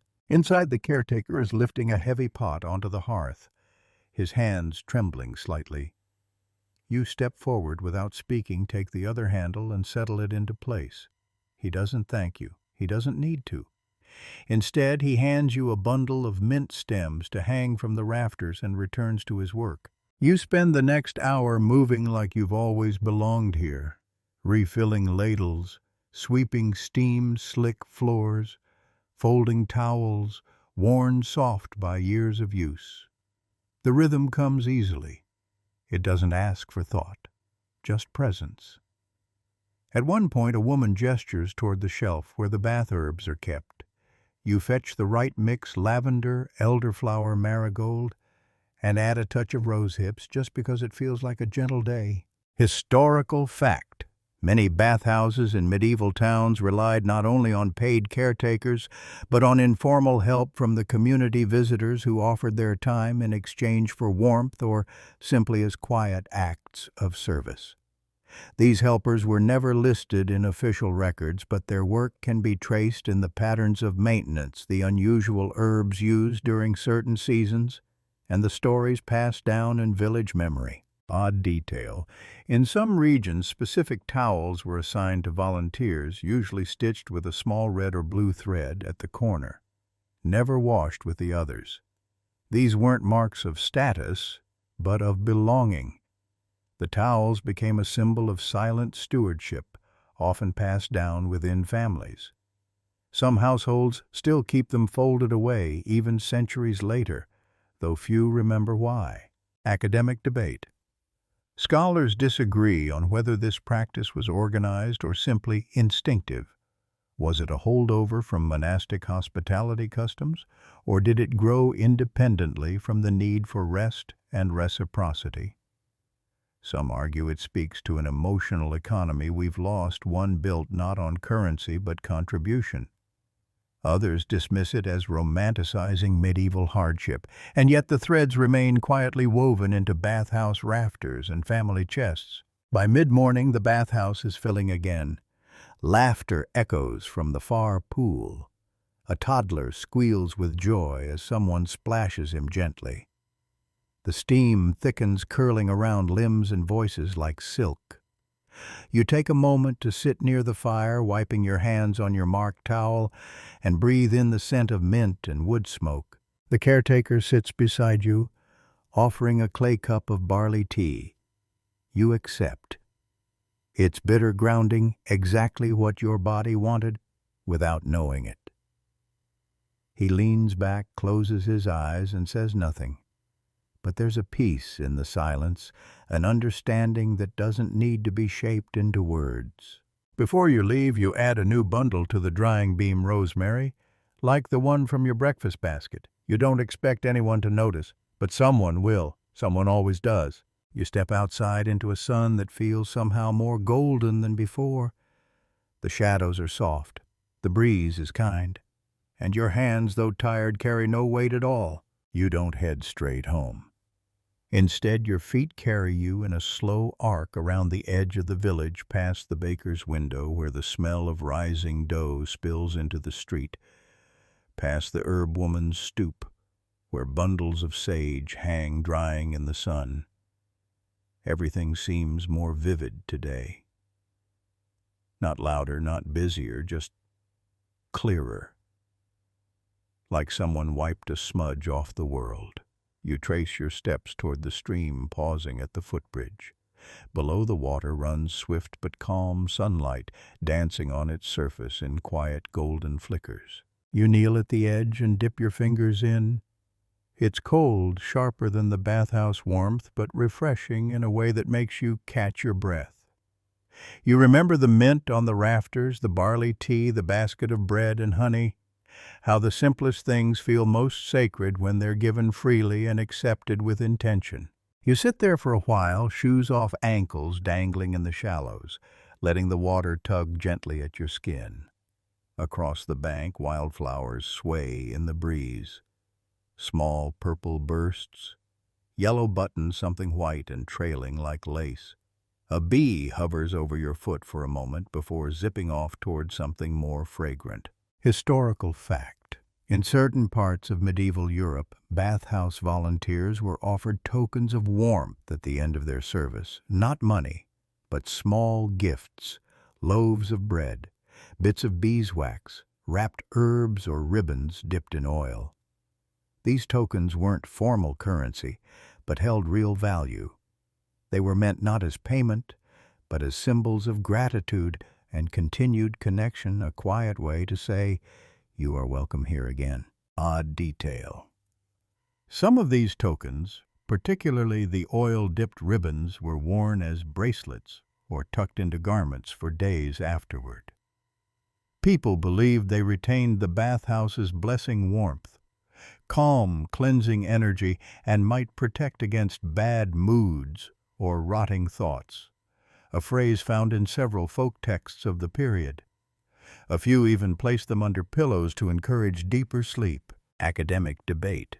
There is disagreement over whether these practices had religious undertones or were purely communal. Some scholars argue that the giving of tokens mirrored older rites of purification, where water and scent combined to create liminal states of body and spirit. Others point to more mundane origins, leftover materials turned into practical gifts. But one thing is clear, these tokens endured even after the bathhouses themselves faded from daily life. Eventually, you slip your shoes back on and rise your feet, leaving damp prints on the smooth planks of the bridge. The sky is cloudless now, vast and soft. The wind picks up slightly, sending a flock of birds wheeling across it in sudden spirals. You follow the path back toward the village, fingers brushing the tops of tall grass as you go. When you reach your home, you pause at the door, then turn slightly and head around to the back toward the tiny patch of garden you sometimes forget about. You kneel and begin clearing away the weeds that have crept in during the rains. Not all of them, just enough to give the rosemary some space. You remember its smell inside the bathhouse, its placement in the basket, and something settles in your chest again. You don't know who left it, but you know what it meant. With hands still dusty, you head inside. You untie the cloth from your pocket, the one that had wrapped the bread, and smooth it out on the table. It's plain soft, a little stained with honey. You fold it into a triangle and tie it loosely around your wrist. Not tight, not for display, just enough to carry the morning with you a little longer. As dusk begins to gather, you light the lamp once more and let the flicker return. You sit at the hearth with your tea, not barley this time, but chamomile, and stare into the soft golden pool of light. The steam rises slowly, curling around your face, and somewhere in your bones you feel the echo of warm water, quiet laughter, damp stones, and shared stillness. You know you'll return to the bathhouse again, maybe tomorrow, maybe not for days, but it's there waiting not just as a building but as a rhythm, a place where breath slows and gestures soften, where silence is not emptiness but invitation. And tonight you sleep with the scent of mint in your hair, a ribbon of cloth on your wrist, and a memory of warmth pressed gently into the space behind your ribs. The next day begins not with urgency, but with a subtle sense of purpose. You wake before the first bell, not out of habit, but because your body is already half listening to something beyond sleep. It's the kind of waking that comes from knowing you're about to return to something, not because you must, but because you want to. The cloth on your wrist is still there, softened by the night, but faintly smelling of rosemary. You touch it once lightly like a promise. The village feels different at this hour. Still half-shadowed, still quiet but alert, like it's drawing breath before the day begins. No doors slam, no carts rattle, just the rustle of pigeons shifting on rooftops and the low scrape of a broom against stone far down the road. You step out, pulling your cloak close against the chill. The air smells like ash and dew, and you pass through it as though moving between verses of a familiar song. Your feet find the bathhouse without hesitation. It's not quite open yet, but the door has been unlatched and left slightly ajar. Steam curls from within in gentle threads, slipping past the frame like a secret told too early. You step inside, welcomed by warmth so soft it feels like a held breath. No one else is here yet, only the caretaker crouched by the fire, coaxing the coals into life. You nod. He doesn't speak, just hands you a bundle of dried herbs, bay sage, a few sprigs of wild thyme. You take them to the hooks above the hearth and begin replacing yesterday's spent bunches. One by one the room fills with the scent of smoke and green edges old wood and something crisp underneath. You're not in a hurry. You're not thinking about what needs doing next. You just move, and that is enough. And today you tend the copper ladles. Their handles have darkened over time, and a few have started to warp slightly from heat. You polish each one slowly, rubbing with a cloth soaked in lemon balm oil, watching your own distorted reflection grow clearer with each pass. The work is small, the impact subtle, but it matters. The caretaker sees your progress and places a new bundle beside you. Linen rags neatly folded, scented with lye soap and something sweet you can't name. Soon others begin to arrive. Not many, just a trickle. An older man with stiff shoulders, a merchant's daughter humming to herself, a boy too young to sit still but old enough to try. You greet them with a glance or a soft smile and return to your tasks. The space begins to hum again, not with noise but with presence. Water sloshes gently. Fire cracks. Voices murmur in the background like the rustling of leaves. Historical fact. In certain towns, bathhouse caretakers trained apprentices, not through instruction, but observation. There were no formal lessons, only repetition. Tasks passed down not as orders, but through mirrored movement. A novice would watch, imitate, and eventually inherit. This tradition created generations of workers who moved like extensions of the bathhouse itself, fluid, intuitive, quietly exacting. Odd detail. Some bathhouses had listening corners, small alcoves just behind wooden screens where people could sit in silence. Not for confession or counsel, but simply to listen. The sound of water, of hushed conversation, of cloth and steam. It was believed that some problems could be unraveled just by sitting near their echoes. A few corners even had smooth stones placed there, worn from years of quiet fingers tracing them during thought. Academic debate. Historians continue to debate whether bathhouses were primarily functional or emotional centers. While their practical role in hygiene is undeniable, increasing evidence, archaeological and written, suggests they also operated as emotional havens, especially in smaller communities. They offered relief not just from dirt and labor, but from noise, from tension, from being too tightly wound around the day's tasks. One might argue they were early forms of public self-care. You move now to refill the cold water basin bucket after bucket from the well nearby. The walk is short, but rhythmic, your steps tracing a narrow path worn smooth by years of repetition. Each trip you pass by the same patch of moss on the stones, the same crooked nail in the doorframe, the same shadow cast by the roof beam at this time of day. It's oddly comforting. Once the basin is full, you pause, wipe your hands, sip from a cup someone has left near the edge, clean water touched with lemon peel. The sip startles you with its brightness, its sudden splash of flavor against the warm air. You set the cup down, lips tingling slightly, and glance up.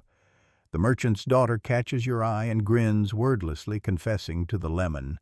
You nod in approval. Later, the caretaker calls your attention and leads you to a corner. You've never noticed an old wooden box tucked behind a cloth screen.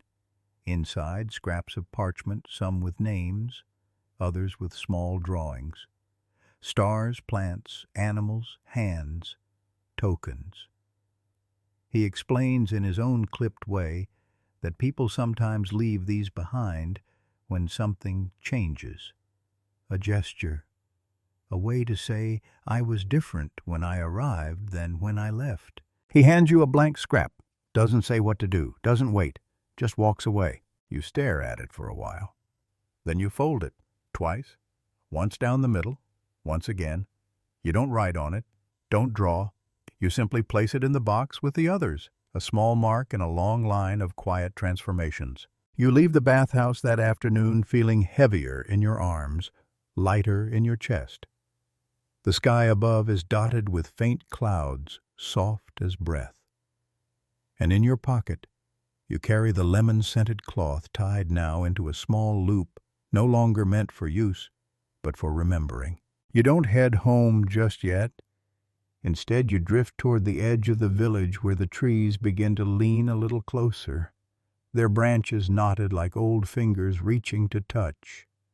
The path here isn't paved, just worn, a track made by footsteps, not design. You know this walk. Everyone does. It's where people come when they want to remember things they can't quite say aloud, where words seem too sharp and the air is soft enough to do the speaking for them. You find the bench near the oak tree that splits into two trunks. Half luck, half lightning or so, the children say. You sit. Let the loop of lemon-scented cloth rest in your palm.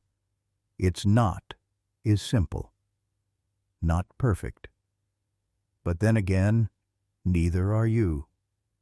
Neither is anyone who's ever walked into that bathhouse and left something behind, visible or not. You tug gently on the ends just once, then let it fall back into your pocket like a secret. The wind stirs the leaves overhead. You hear the low rustle of movement nearby, another walker perhaps, or just a goat gone rogue again. You smile at the thought. The bathhouse has made you quieter, yes, but not humorless. Your body feels tired in a different way now.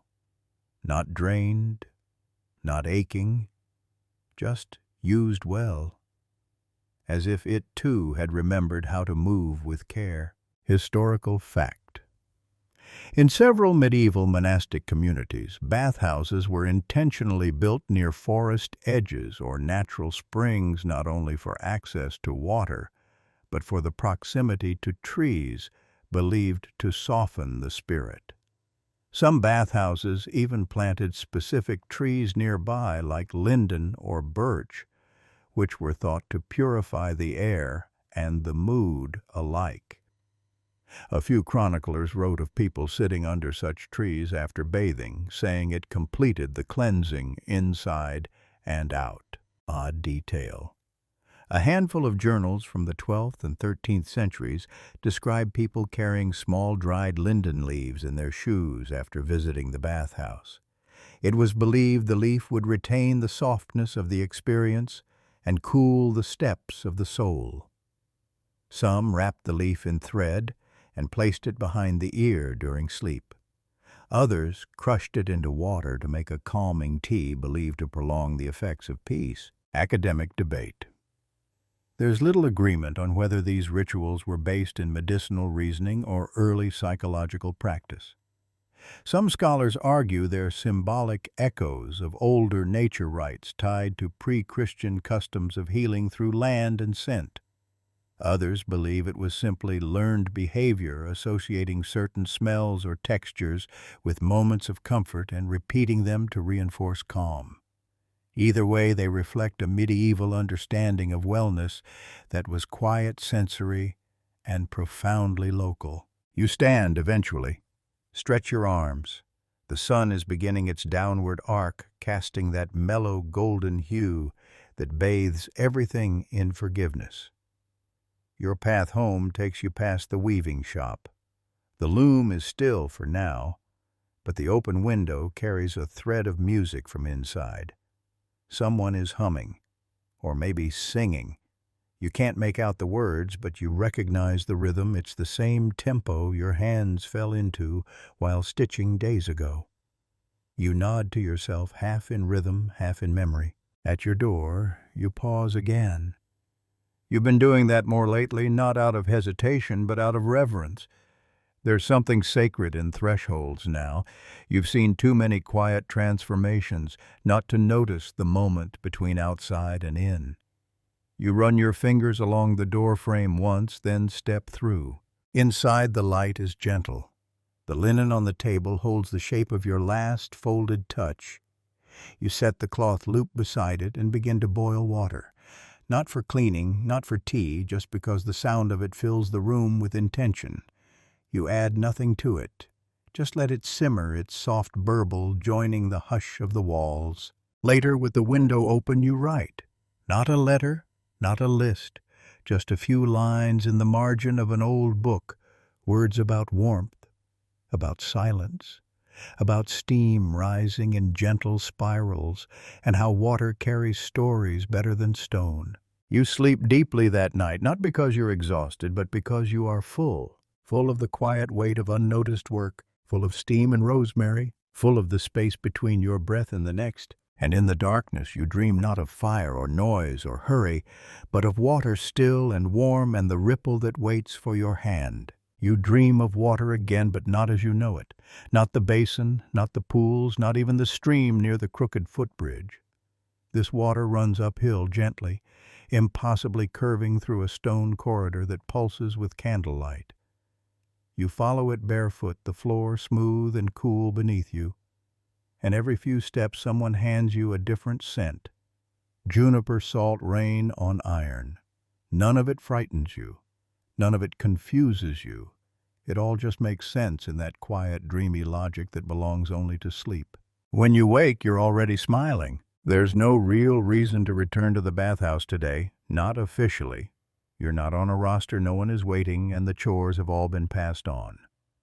But the warmth in your chest pulls you toward it anyway, not out of obligation, but because something inside you wants to keep listening. And somehow that's become the most important part, the listening. You arrive earlier than usual.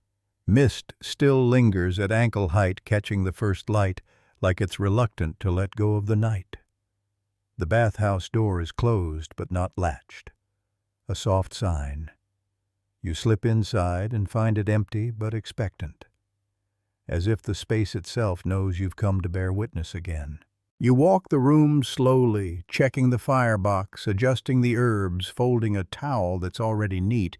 Every movement is small, but these days small feels sacred. Eventually you find a note tucked under the handle of the middle door, a folded scrap of parchment tied with a bit of red thread.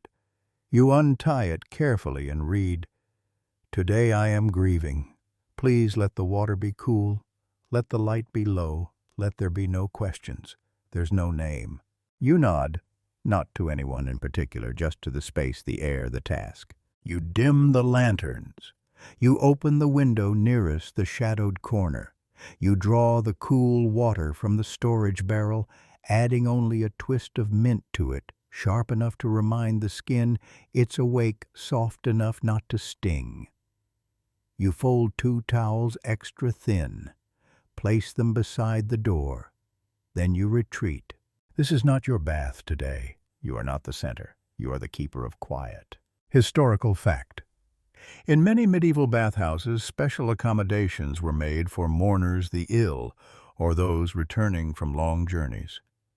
There were unwritten customs, lower temperatures, fewer scents, and silence unless invited.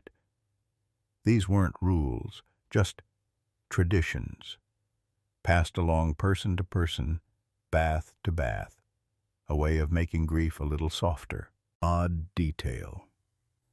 A few bathhouses had what's called the woven wall, a section of the changing area separated by hanging mats of reed or wool. It wasn't meant to block sound entirely, only to muffle it. People who bathed behind the woven wall weren't to be disturbed.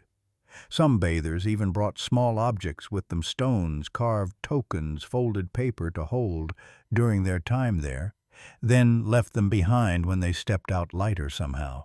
Academic debate. Some believe this practice functioned as prototherapy, a communal yet deeply personal method of processing difficult emotions without having to explain or justify them. Others argue it was purely practical people who were physically weakened or emotionally distressed, simply needed more space, and the tradition evolved from that necessity. But there's a growing school of thought suggesting that bathhouses were one of the few places in medieval life where emotional care was practiced without fear, shame, or hierarchy. You stay near the hearth while the guest enters quietly without glancing in your direction. You hear the soft rustle of cloth, the faint creak of the wooden step, the ripple of water disturbed and then stilled. After a few moments, there's only quiet. A long, unbroken silence, warm and weighty. You don't move. You don't hum. You don't busy your hands with anything at all. You simply sit and let the hush gather. Outside, the village is starting its day. You hear a rooster crow in the distance, a cart wheel catching on a loose stone, someone calling out for bread. But inside, none of that enters. The bathhouse has drawn its breath inward. Eventually, the water stirs again. A footstep, a shift of weight. The guest departs the way they came, no words, no nod, just the subtle echo of presence returning to absence.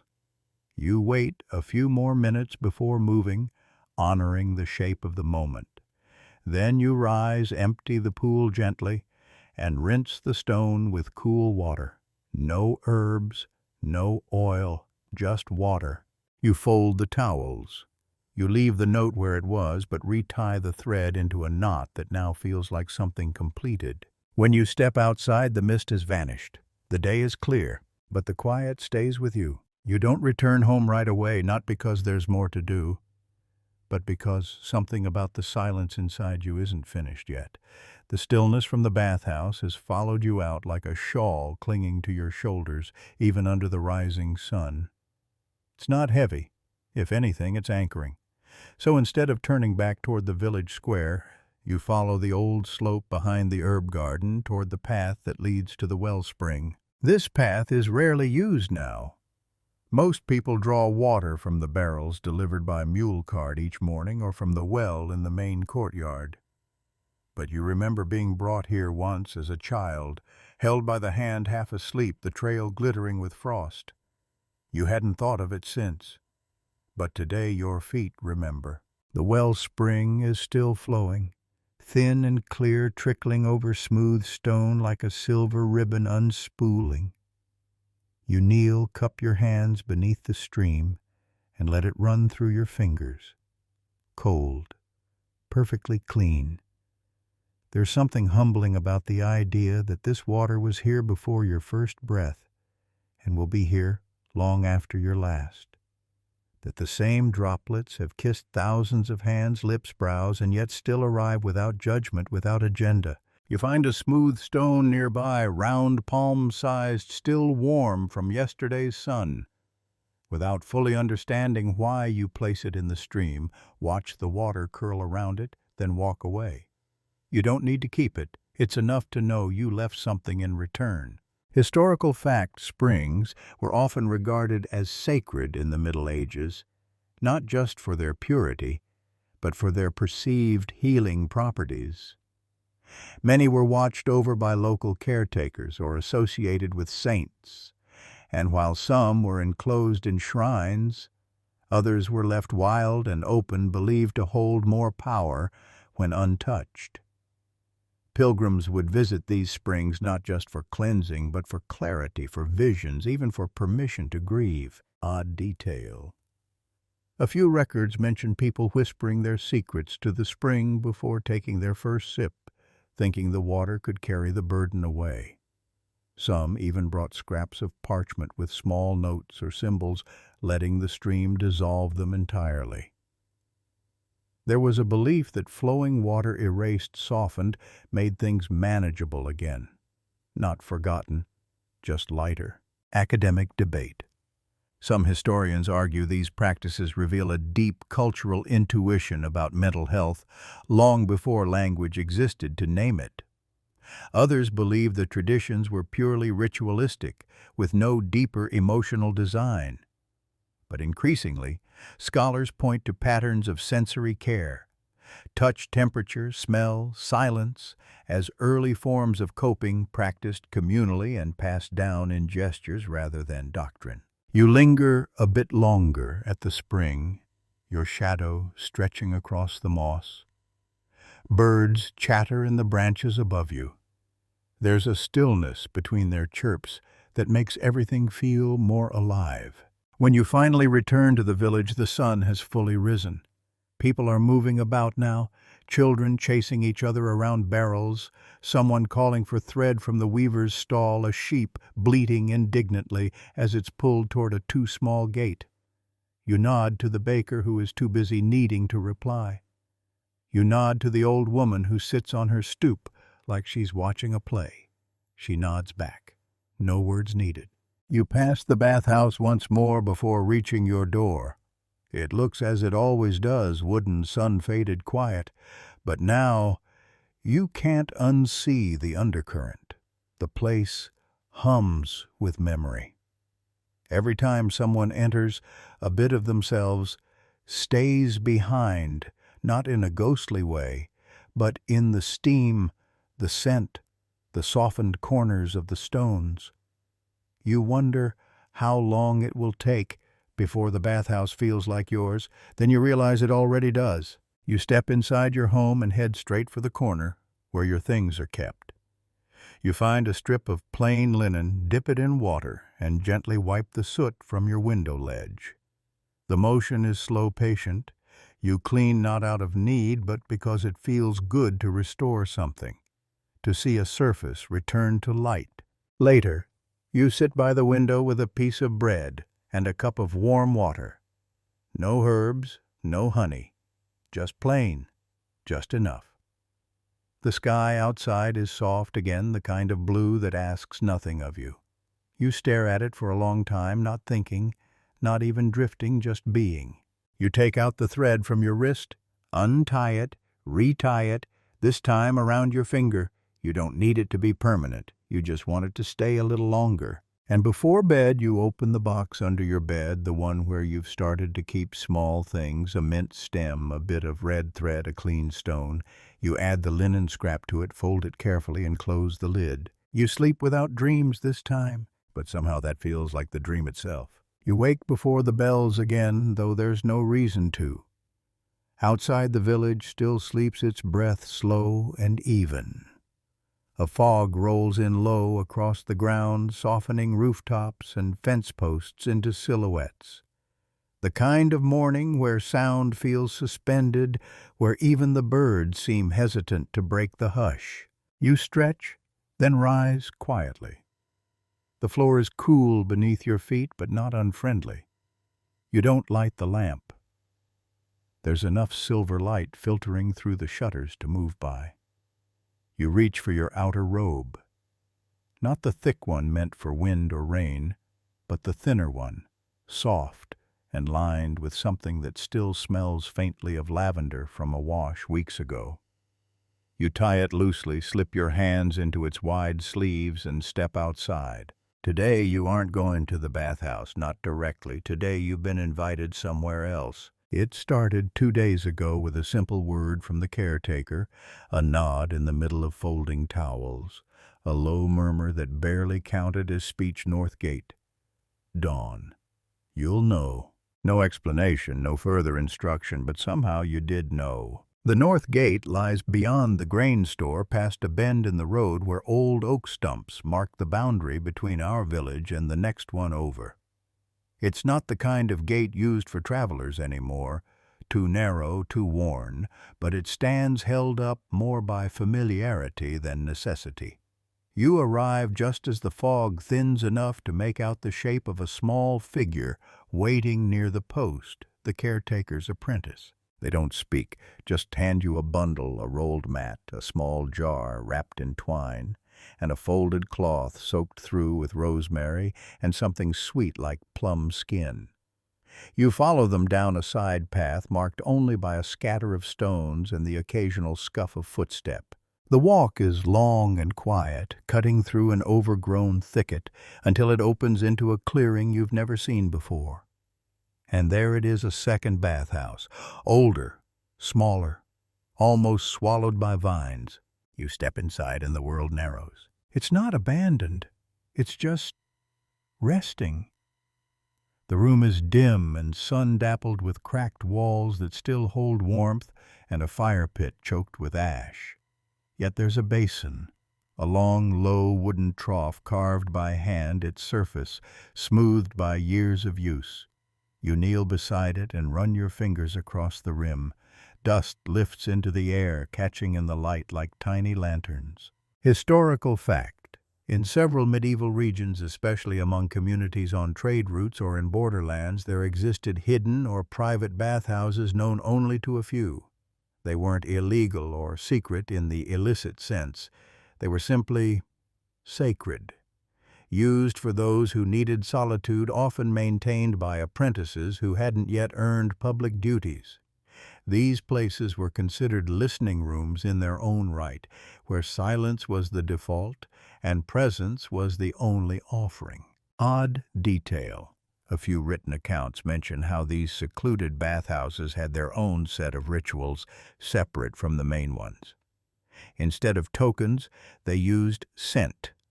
Visitors would bring their own blend of herbs, oils, or crushed petals and infuse them into the water, claiming their experience through fragrance. It wasn't about ownership, it was about identity, about stepping into the water and leaving behind a signature the room would remember. Academic debate. Some argue that these practices were early expressions of self-care in solitude, while others see them as part of broader spiritual routines, an unspoken rite for personal reset. There's even disagreement about their intended audience. Some say they were for the ill or emotionally burdened. Others suggest they were for those who served others constantly and needed a place to rest without being needed in return. The apprentice sets a small kettle over the coals and begins brushing the dust from the basin While you unfurl the mat and lay the cloths out to air, you catch the scent of plum again, this time mingling with the mint in your own pocket. The combination is oddly comforting, sweetness and clarity in equal measure. You don't speak. They don't speak. Yet, together in this quiet ruin, warmed by old breath and young hands, you prepare a bath meant for no one in particular, a bath meant for the moment. You pour the warm water slowly, listening as it spreads across the basin's wood, soaking in with a long, low sigh. The apprentice drops in a few dried blossoms, yellow, blue, and pale pink. They don't stir them. Just let them float. You both sit cross-legged by the basin, hands on your knees, eyes soft. There's no need to bathe today, no need to serve. The bath itself is enough, the preparation, the intention, the unhurried hush of shared labor. Outside the fog lifts. Inside you are still. You stay until the water cools. Not because anyone tells you to, not because there's a rule, but because it feels wrong to leave before the basin finishes its story. The apprentice doesn't speak, but you feel their breath slow beside you. They lean back, arms folded behind their head, legs stretched out in front of them like a cat warming on a stone. Their presence is untroubled, solid, kind. You find a cloth tucked into the jar they gave you earlier. Unwrap it gently. Inside, a mix of dried rosemary, ground violet petals, and what you think might be finely shaved apple skin so thin it's more scent than substance. You dip your finger into the mixture and bring it to your nose. It smells like something forgotten but not lost. Like opening a drawer in an old house and finding a folded letter inside one you didn't write but recognize anyway. Without a word, you sprinkle the mixture into the water. It spreads slowly. No fizz, no drama. Just the subtle swirl of colors and oils moving in harmony like breath expanding and contracting in a sleeping chest. The apprentice glances at you, nods once, then stands. They stretch, then begin tending to the stove again, adding a few dry sticks to the embers. You take this moment to lie back on the mat, folding your arms across your belly. Above you, the beams of the roof are curved with age, like the ribs of a boat holding the sky at bay. Light sneaks in through small cracks in the wall, slicing the dust into golden ribbons. You close your eyes. Time passes without needing to be measured. Later, you hear the soft splash of water being ladled out. The apprentice is emptying the basin now, one careful bowl at a time. You sit up, help gather the cloths, hang them over the windowsill to dry. You take the leftover mixture from the jar and pour the rest along the wooden edge of the wall, letting it soak in. A kind of thank you. You don't say goodbye when you leave. You simply walk back the way you came, past the tree with the split trunk, past the mossy stone that looks like a sleeping dog, until the village reappears through the thinning trees. Historical fact.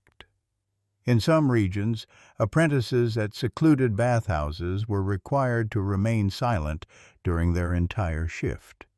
Not as punishment, but as practice. It was believed silence trained them to listen to the water, to the breath of the bather, to the invisible needs in a room. Only after several months could they begin to speak again while serving. When they did, their first words were often recorded tiny sacred beginnings, like birth names. Odd detail. A small number of preserved apprentice logs include drawings made in silence, water lines, steam patterns, sketches of herbs. These weren't official records. They were marginalia, half memory, half meditation. Some included invented symbols to describe moods or bathers without names. One symbol, shaped like a spiral tucked into a square, appears in over a dozen books and remains undeciphered. Academic debate. Some argue that these practices echo monastic traditions of quiet labor, rooted in humility and the belief that listening is a form of devotion. Others claim it was more sensory training. Apprentices were learning to perceive what wasn't said, to attune themselves to subtle shifts in energy. And a few suggest it was a power dynamic silence as a tool of control. But regardless of interpretation, the results were undeniable. Those who trained in silent houses went on to become some of the most sought-after bath keepers in their towns. Back in your home, you don't rush to change out of your outer robe. You keep it on, letting the scent of plum and smoke linger in the fabric. You boil water not for tea, not for washing, just because you like the sound. You open your small box again, add a sliver of violet petal to it, then close the lid. You sit by the window watching the street begin to stir. Two children chasing a goose, a woman carrying a bundle of leeks, the sound of a gate creaking open and then closed again. You think of the hidden bathhouse of its quiet corners, and its apprentice with the strong, steady breath. You wonder who else has sat there in silence and what they left behind. You wonder what stories soaked into the beams, what ghosts curl up in the steam, and whether the scent of violet ever fades or just waits for the right water to bloom again. That night you wash your hands before bed, not because they're dirty, but because the cool water feels like punctuation. You dry them slowly. You press your fingers to your temple, then to your chest, then to your wrist, where the old thread knot has finally loosened. You don't retie it. You let it go. You sleep without music, without oil, without ceremony. But the quiet follows you down, and in your dreams the basin is still full. Morning arrives not with urgency, but with that gentle sort of insistence that feels like a nudge rather than a knock. You open your eyes to light, peeking through the wooden slats of your window, not golden yet, but beginning to warm from blue to brass. For once, your body doesn't protest the idea of rising. No stiffness in your knees, no ache in your shoulders, just the calm awareness that something within you has settled. The air inside your home smells faintly of rosemary and dusted linen. You dress slowly, folding your robe with care, even though there's no one to witness it but the quiet. When you step outside, you realize the sky is cloudless, so blue it looks borrowed from a painting. You make your way to the bathhouse, not because you've been summoned, not because there's a shift to fill or a basin to scrub, but simply because it feels like a good place to begin the day, like a familiar breath before speech, like returning to a sentence mid-thought and remembering exactly where you left off. The bathhouse is already warm when you arrive. Someone has started the fires. A trail of steam threads through the roof slats, catching on the rafters like silk. You find the caretaker in the inner room, gently unwrapping bundles of herb stalks and humming under their breath. The sound isn't tuneful exactly, but steady like a lullaby that remembers how to soothe even when no one is listening. They don't greet you with words. They simply hand you a small bundle and nod toward the open bench. You understand. Today you'll be preparing a shared bath. Historical fact. Communal bathing was not merely a necessity in medieval times. It was often a celebration, a form of social bonding, even courtship. There were bathhouses that offered tiered entry times where families would come first, followed by neighbors, and finally by couples or solitary visitors seeking quiet. These scheduled hours weren't always enforced rigidly, but people respected the rhythm like they respected the market bell or the setting sun. Odd detail. In some regions, bathhouses used special colored cloths hung on pegs outside to signal who was welcome inside at a given time. Red meant lovers. Blue meant family. Green meant mourning. White meant healing. It was an unspoken language, a way of keeping the space sacred without having to lock any doors or post any rules. A few communities even developed entire etiquette systems around these cloths, with gestures and nods used to ask permission or signal privacy without ever speaking aloud. Academic debate. There's an ongoing conversation among historians about whether these communal practices were truly inclusive or subtly exclusive, whether the bathhouse was a space of equality or hierarchy. Some argue that the shared water was a democratizing force, where class and status dissolved with the steam. Others counter that these rituals were still bound by invisible codes: who entered first, who chose the herbs, who cleaned afterward. The truth may lie somewhere in between, that the bathhouse, like any gathering place, reflected both the aspirations and the blind spots of its time. Back in the present, you help arrange the basin for shared use. The caretaker has chosen a blend of lemon balm, bay leaf, and marjoram. You smile. It's a mix known for relaxation, clarity, and just a whisper of bittersweet, a scent for letting go without feeling lost. As the water warms, others begin to arrive, quietly, respectfully. An older man who brings his own carved ladle. A young couple who sit apart but smile across the steam. A girl, no older than 10, who carries a tiny cloth pouch and waits patiently at the edge. No one speaks louder than necessary. Every motion feels deliberate. You take your place near the entrance, not to watch or supervise, but simply to witness. The bath fills with quiet. Not silence, never silence, but the kind of quiet that holds space. The soft splash of a ladle, the hiss of hot water meeting cool, the creak of the bench as someone shifts their weight. You realize you've learned the bathhouse's language now. You can read the way someone folds their towel and know whether they need company or solitude. You can hear the kind of breath that means pain, or gratitude, or the slow realization that something has changed. You remain there for what might be an hour, might be 2. Time stretches when no one is measuring it, when the basin begins to cool and the scents have faded to a soft echo in the air. The caretaker nods once. That's the signal. You rise, help empty the basin, fold the towels, sweep the loose herbs into the fire pit to burn gently down. The last person to leave is the little girl. She bows not deeply, but enough, and tucks her cloth pouch into her sleeve. When it's over, you don't feel depleted. You feel clean in a way that has nothing to do with soap or water. And as you leave, you notice a white cloth fluttering on the peg outside the door. Healing, it says. And it's true. You don't return home right away. Instead, you follow a small stone path that snakes away from the bathhouse, its edges softened by time and moss. It leads behind the back wall toward a corner of the garden you've never paid much attention to.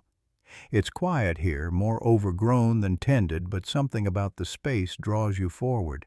There's a bench, a simple one, flat stone balanced on 2 wider stones, and you sit, letting your legs dangle above the soft grass below. In the distance, you can still hear the creak of the bathhouse door closing, the latch slipping into place. But out here, the air smells more of earth than steam. A gentle breeze stirs the taller stalks of chamomile and dry fennel. You rest your hands on your lap and feel for the first time in a while like there's nothing to fix, nothing to carry, nothing to adjust. Just breath and warmth and a strange kind of still joy. You remember a story the caretaker once told, only half remembered now. Something about a bathhouse built on a battlefield, its water meant to wash not blood, but grief. The soldiers refused to enter at first, said it felt wrong, said it wasn't right to share the same space as ghosts. But one by one they came anyway. They removed their armor. They let the hot water loosen what time could not. And when they left, they did not forget their wounds. They simply carried them differently. Historical fact. During certain crusades and pilgrimages, temporary bathhouses were constructed along routes not just for hygiene, but for spiritual restoration. These mobile stations, sometimes made of tents and barrels, were managed by religious orders or local healers and served as places where the weary could soak, speak prayers, or simply sleep in warmth. Though rarely recorded in detail, a few medieval travelogues describe them as more comforting than any chapel or inn. Odd detail. Some of these travel bathhouses hung bells at their entrance not to summon help, but to signal intention. A single ring meant cleansing. 2 rings meant confession. 3 rings, they say, meant goodbye. The bells were small, often made of tin or beaten copper, and their sounds were said to be uniquely soft, barely audible, except to those already listening. Academic debate. Some scholars suggest these roadside baths were precursors to what we might call mental health spaces, portable sanctuaries disguised as hygiene. Others dismiss this, arguing the baths were purely practical. But a curious pattern emerges across sources. Those who passed through them wrote with unusual tenderness, as if the act of bathing far from home among strangers and silence opened something they didn't expect to share. These logs are the only medieval documents where warriors cried on parchment. You rise from the bench and walk back slowly, trailing your fingers along the garden's edge. There's a patch of mint blooming where the stones end, its leaves wild and bright. You pluck one, not to eat, not to dry, but just to hold. The scent bursts in your palm, green and sharp and alive. Back inside the bathhouse, you gather the last of the folded linens into a neat stack. The coals have died down, only a soft red heart remains.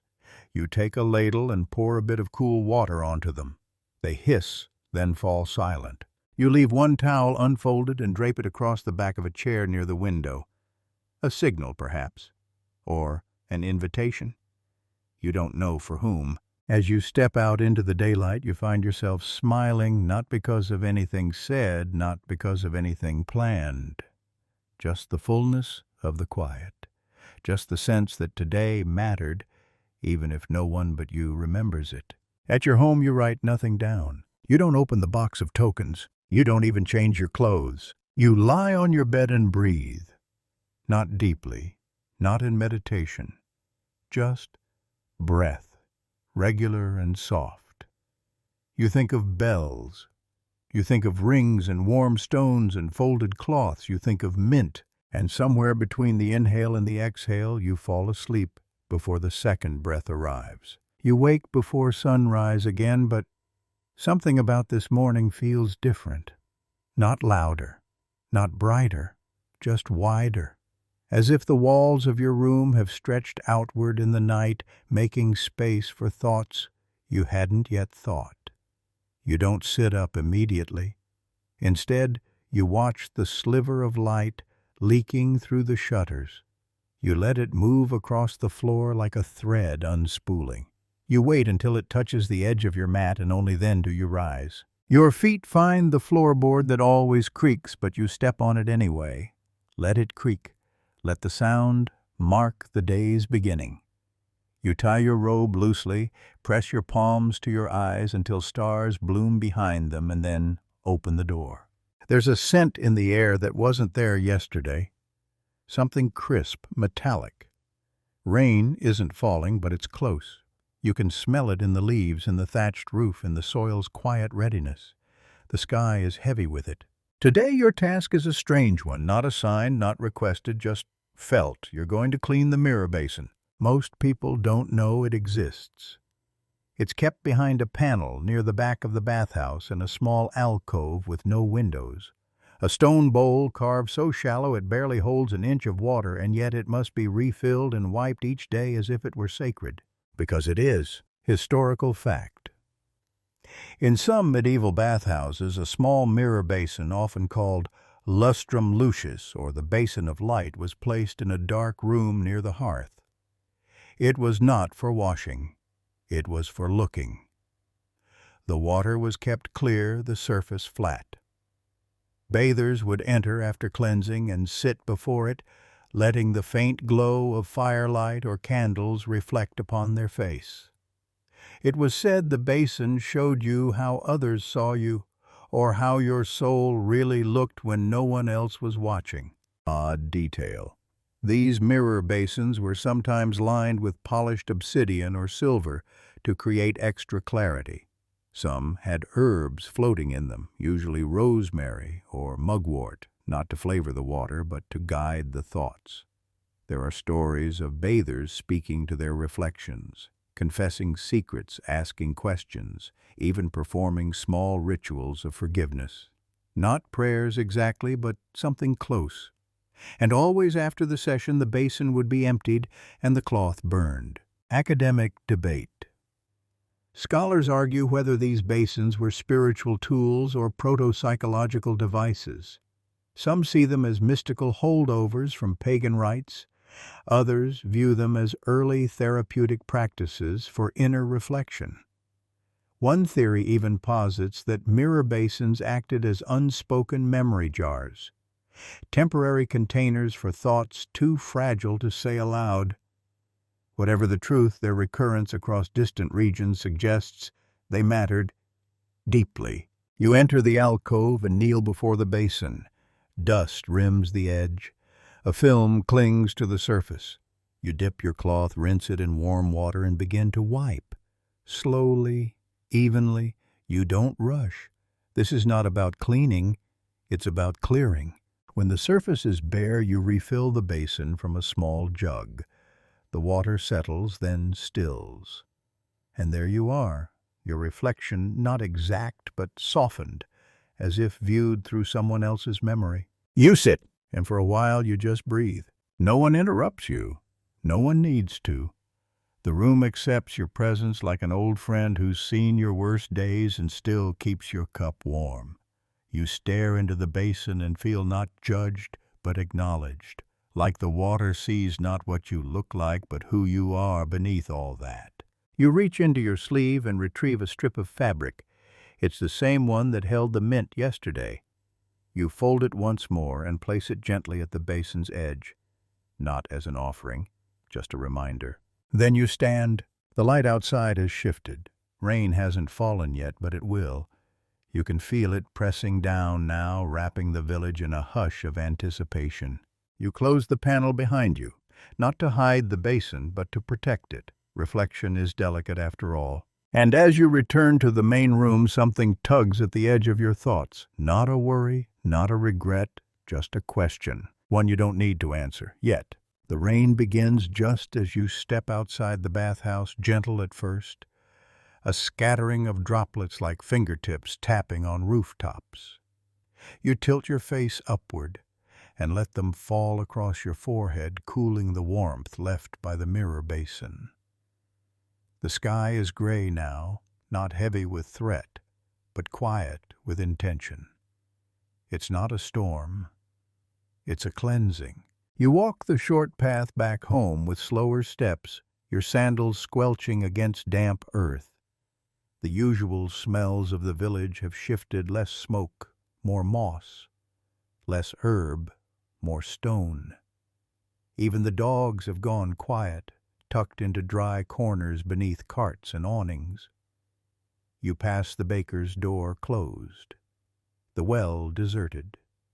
Only the rain moves freely now, draping the streets in silk.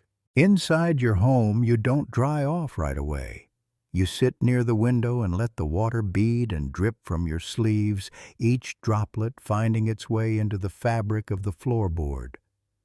You feel no rush. There's something beautiful about being soaked slowly, about surrendering to softness instead of resisting it.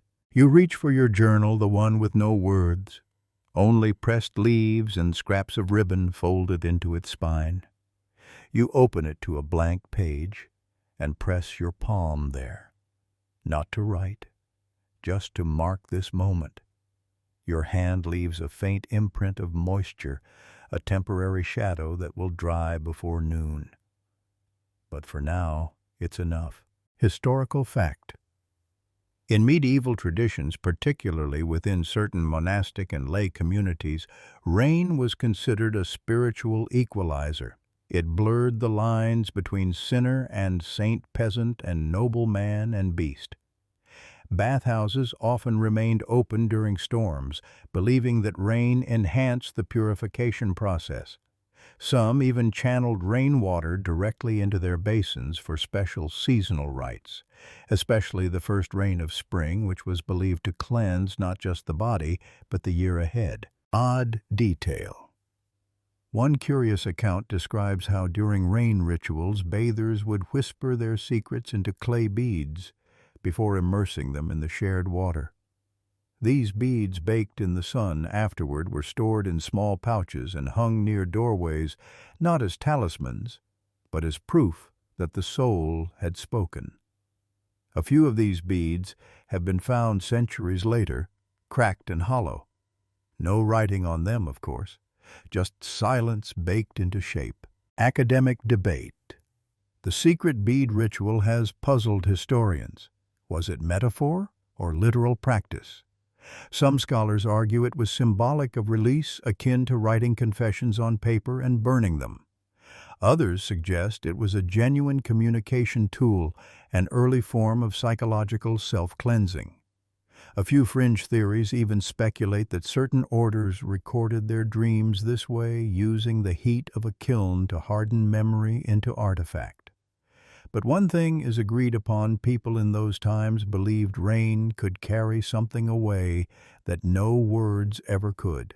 You rise and strip the wet robe from your shoulders, folding it carefully despite its heaviness. You hang it on the peg by the window where it will drip quietly into the basin below. You pull on a dry tunic, but you leave your feet bare. Let the cool floor remind you of where you've been. You boil water and add nothing to it, not tea, not herbs, just warmth. You sip it slowly as the rain thickens, as the rooftops begin to glisten like slate mirrors. You watch as a young boy runs through the square holding a wooden bowl above his head like a shield. He's laughing, not out of defiance, just because he can. You remember faintly a story from long ago of a bather who stayed out in the rain so long that the bathhouse keeper gave them a nickname, the Rain Fool. Not as an insult, but as a term of affection. The story ends without a lesson. Just the image of that person walking home, soaked arms outstretched, as if the rain were something earned. You understand that now. You place the empty cup on your table and return to the basin. The water inside is still warm from earlier. You dip your fingers in and draw 3 lines on your chest across the collarbone, down the center, and over your heart. A private ritual, not because you believe in magic, but because you believe in memory. Outside, the bell tower begins to chime. 1 ring, then 2. You wait for the 3rd, but it never comes, and for some reason that feels exactly right. You step out again in the afternoon once the rain has lightened to a mist, the kind that hovers without truly falling, suspended in the air like a thought you haven't quite finished. The village is stirring now, gently, as if everyone agrees this isn't a day for shouting. Just small movements, a broom brushing damp stone, the creak of a shutter swinging open, the faint clatter of someone dropping a wooden spoon and choosing not to pick it up right away. You follow a path you've rarely taken before, behind the bathhouse, past the storage hut, to a place where the garden thins and becomes something wilder. The herbs grow less neatly here, no lines of basil or lavender. Just scatterings of fennel nettle and tall stalks of angelica stretching toward a sky they cannot see. The trees here are gnarled and close together, their roots tangling across the soil like hands reaching for one another. You step carefully. There's a clearing not marked on any map, a circle of low stones surrounding what looks like a dry spring. No water bubbles there now, only moss and wind and the occasional glimmer of snail trails. You sit on one of the stones and realize it's warm beneath you. The earth here remembers sun even when it's gone. Today you're not here for ritual, you're here to rest. Historical fact: not all medieval bathhouses were enclosed.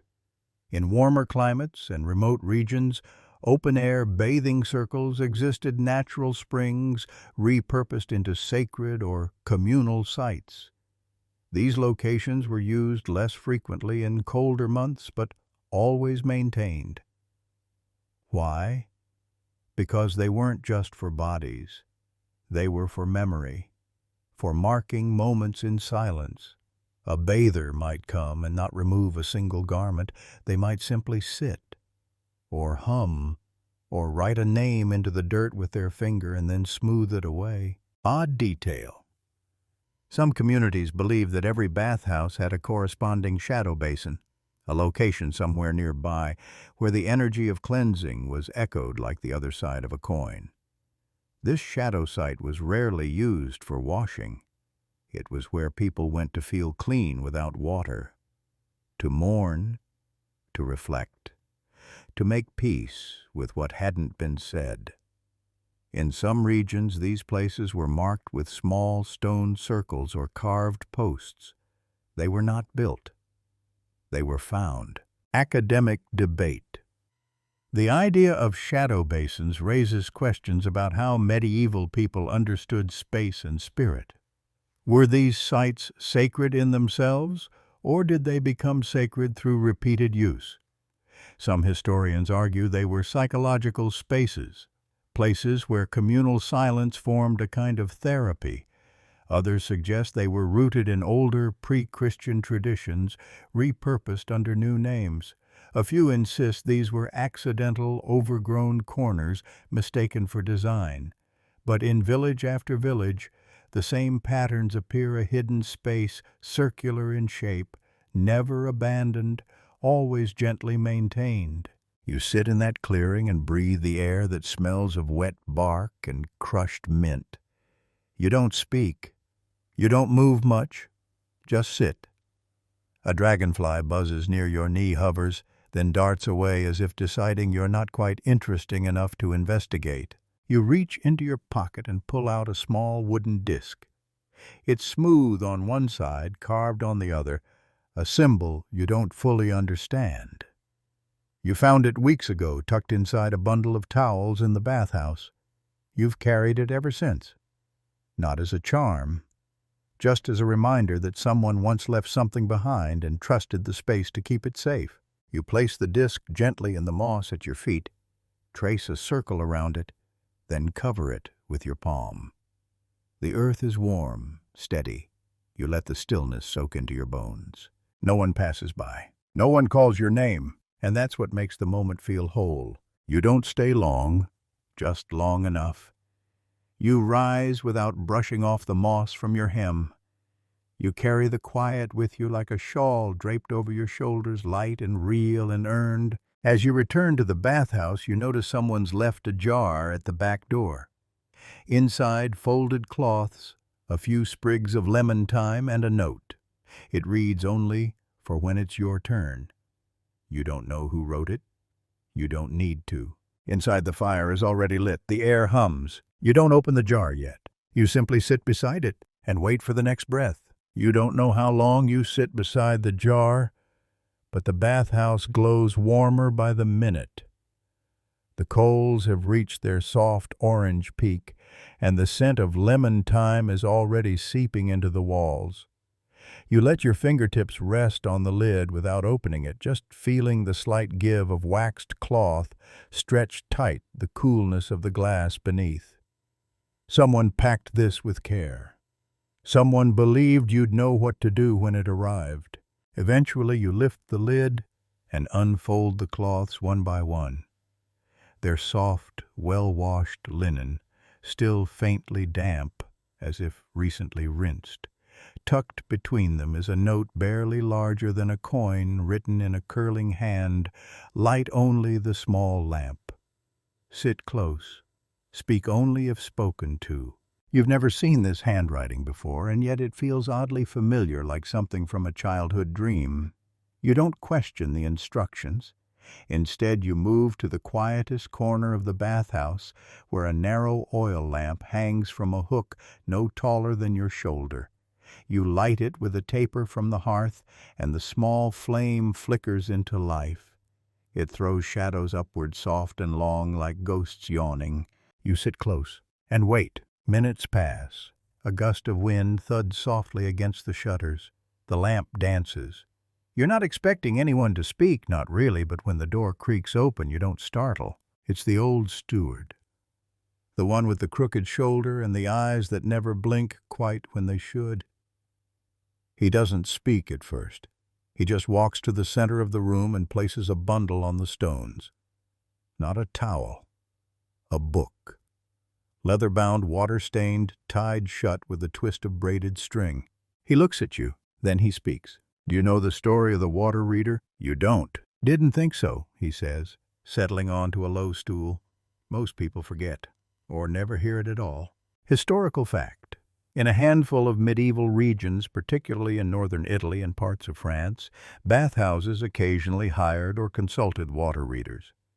These were not physicians or priests. They were often older bathers or retired caretakers known for their calm presence and quiet skill. Their role was not to heal or to judge, but to watch. They sat beside the basin and observed how each person entered the water, how they moved, how they reacted to temperature and silence. From this, they offered gentle reflections, never advice, just questions. Why did you shiver before stepping in? What weight did you bring that the steam cannot lift? Odd detail water readers were taught a kind of symbolic vocabulary, a secret code of temperature, breath, and posture. A bent spine suggested withheld grief, a clenched jaw, unspoken guilt, cold feet, reluctance to change. Of course, much of this sounds like folklore, but some historians believe it functioned as early observational therapy. Interestingly, a few bathhouses kept records of these readings, small ledgers of phrases and sketches tucked beneath floorboards or hidden in the crevices of heated walls. Academic debate. There's a quiet argument among researchers about whether water readers actually existed or whether they were literary inventions, symbols of introspection rather than historical figures. Supporters cite regional records and oral traditions as evidence. Skeptics argue that the human mind is drawn to patterns and that hindsight has invented a role where there was only coincidence. But either way, the myth persists: someone once watched the water and understood what it meant. The steward unties the book slowly as though it might bite. Inside are pages marked not with text but drawings, circles, waves, silhouettes of bodies partially submerged, dots for eyes, dashes for steam. He doesn't show them to you all. Just a few. This, he says, tapping one page, was a man who refused to sit still. Never bathed longer than 2 minutes. Always wore one shoe, died with a clean conscience. Clean. You blink. He flips to another. This woman sat here every Thursday, brought salt, not to scrub, just to watch it melt, said it helped her forget. He looks at you again. What do you bring, he asks. The lamp flame flickers between you. You answer without words. Just a hand placed over your chest. Just a breath drawn slowly in and let out like steam. That's enough for him. He stands, walks to the door, pauses. You'll know when to close the book, he says. Then he's gone. You sit in the flickering dark, the drawings before you, the lamp warm beside your knee. You look down at the pages, not reading but listening. They don't speak, but they hum. You pick up the cloth from the jar and fold it 3 times. Then you place it on the book, not to hide it, but to say, I see you, I'll return. You rise, lamp in hand. The bathhouse breathes behind you. And somewhere in the rafters, water drips once, just once, as if answering a question you never asked aloud. You don't sleep that night, not because you're worried or restless or burdened with the kind of questions that unravel like a dropped spool of thread. You don't sleep because something about the bathhouse won't quite leave you alone. Not in a loud way. It doesn't tug at your sleeve or whisper your name from under the bed. It just lingers, like the smell of herbs after the water's gone cold, like the faint imprint of a hand on a cushion long after the person has stood up. So you sit at your window with a blanket wrapped around your shoulders, and a candle that burns unevenly in a small clay dish. The night outside is soft and heavy, filled with the hush of damp leaves and the occasional sleepy bird shifting in its nest. A cat passes along the stone wall, tail flicking paws silent. You wonder if it knows the stories your mind is circling. You think of the steward and his book, of the pages not shown, of the drawings with no names, of the water that sees without judgment. You think of the phrase he left you with, "You'll know when to close the book." You repeat it in your head until it loses shape, becomes a rhythm, a lullaby with no tune. At dawn, you dress simply. No apron, no kerchief, just your robe and your bare feet, and a sense that today will be slow but deep. You carry nothing but the book. You don't tell anyone where you're going. They wouldn't ask anyway. No one keeps tabs on bathhouse caretakers. You're invisible except when someone's sore or sad or covered in sweat. The path to the river is still muddy from the previous rain, but the clouds are thinning now, silver threads, stitching sky back into blue. The air is warmer than it should be. You walk slowly, letting the hem of your robe collect dew and bits of moss. At the bend near the old olive tree, you stop to pick a handful of sage, stuffing it absent-mindedly into your pocket.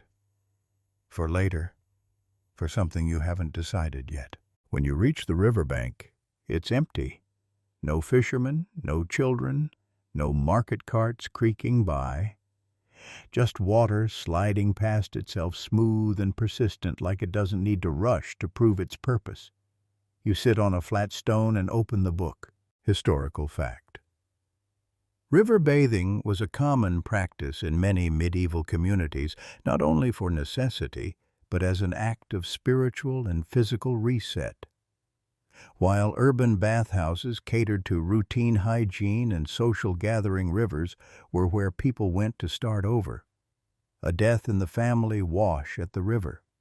A long journey, bathe in its shallows before entering the town. Some monastic rules even required river cleansing after long fasts or periods of isolation, not just to remove dirt, but to symbolically reconnect with the world. Odd detail.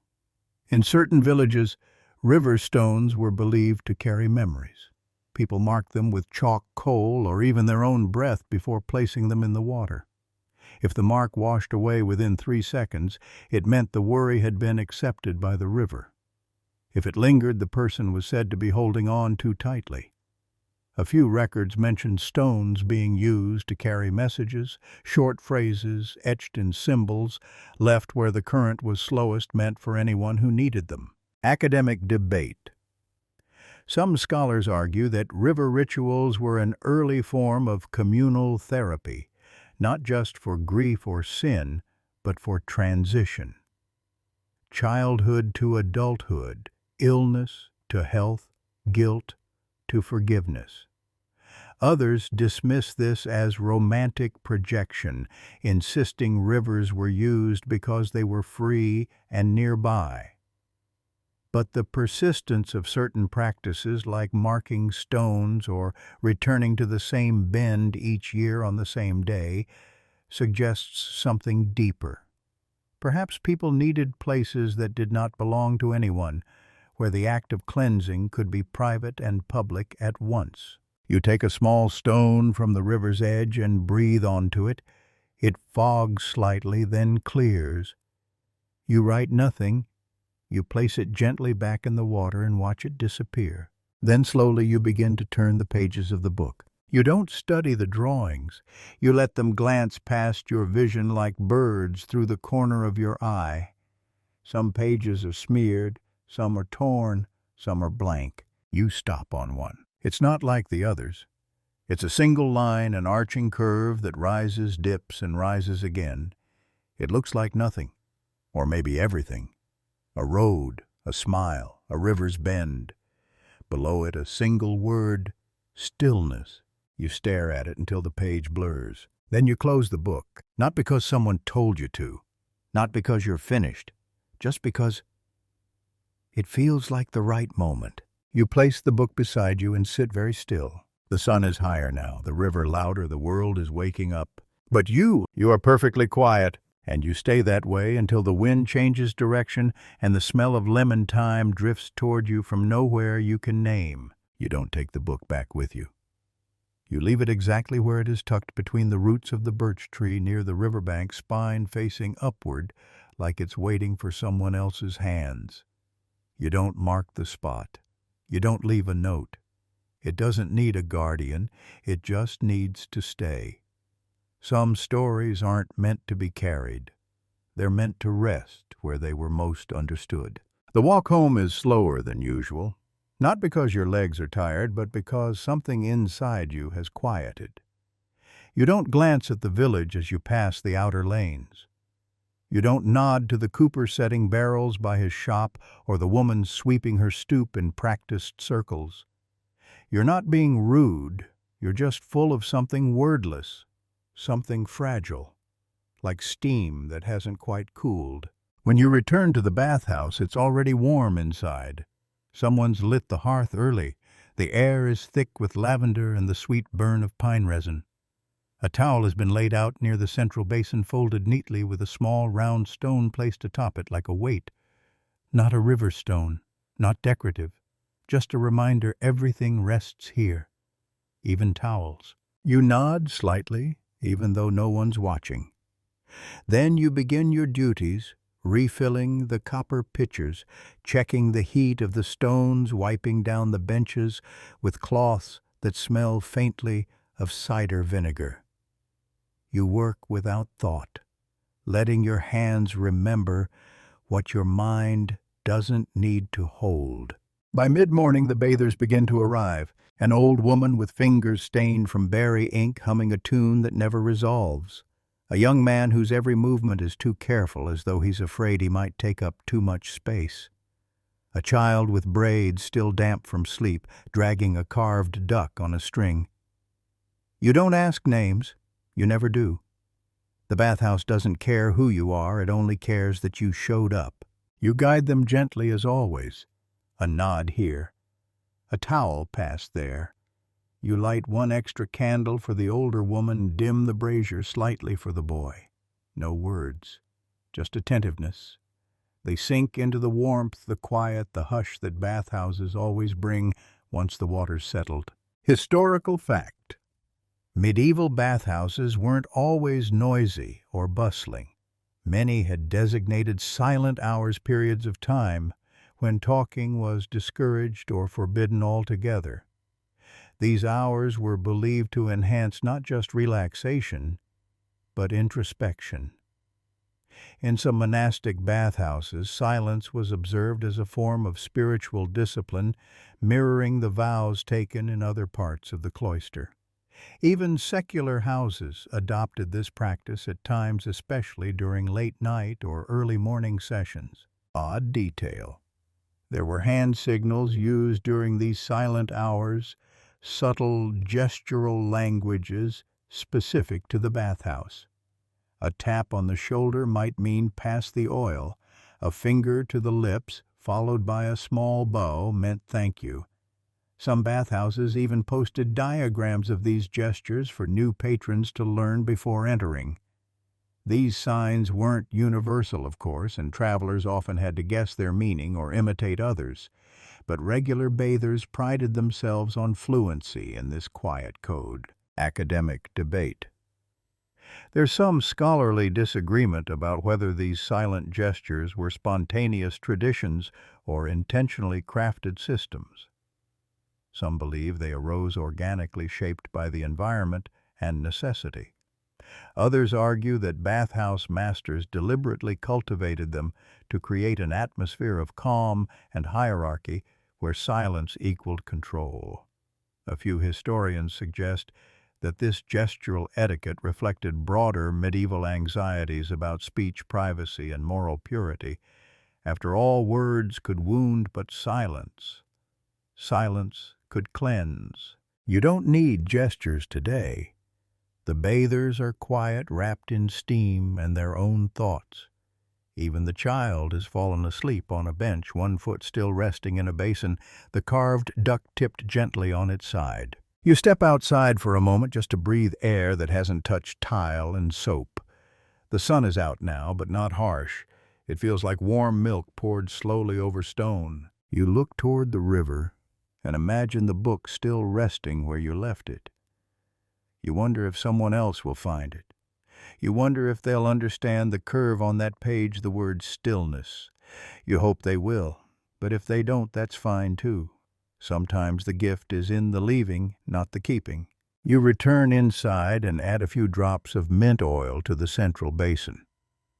The scent spreads immediately, sharp and clean, a new layer to the air that's been growing all day. You sit on the edge of a stool near the wall, hands folded, breath steady. The bathhouse is nearly full, but everything feels spacious. Like there's still room for every story that hasn't been spoken yet. Like the silence between the ripples means something. Like you are exactly where you need to be. You wake before dawn again, not because of a dream or noise or obligation. You wake because the air itself feels different, as if the world is holding its breath and waiting for something subtle to shift. You lie there for a few minutes, eyes open, watching the pale ceiling above you begin to change color, not with light, but with presence.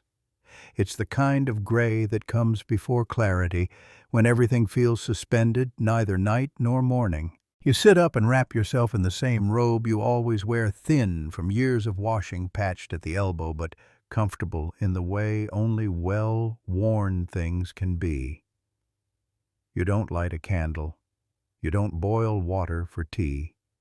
Instead, you slip out the door barefoot and walk down the path toward the bathhouse, your feet remembering every groove and dip in the stone before your eyes have fully adjusted.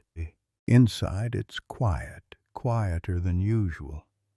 You've arrived before anyone else, not just before the bathers, but before the fire, before the water, before the day. The hearth is cold, the stones unlit, the towels still stacked neatly untouched. You breathe it in this hush of anticipation, and it feels sacred, like entering a theater before the first scene, like hearing a song begin in your chest before a single note is played. You begin your work without thinking, not rushed, not methodical, just present. You lay the towels across the benches to soften the chill. You ladle water into the brass kettle and set it above the hearth. You strike flint against iron and coax a tiny flame into being, then feed it slowly with dried moss and splinters of bark. You hum a little something tuneless and low, more vibration than melody, not for others to hear, just to keep yourself company. By the time the fire has grown enough to warm the stones, you're kneeling beside the basin, testing the water with your fingers. It's cool, clear, patient.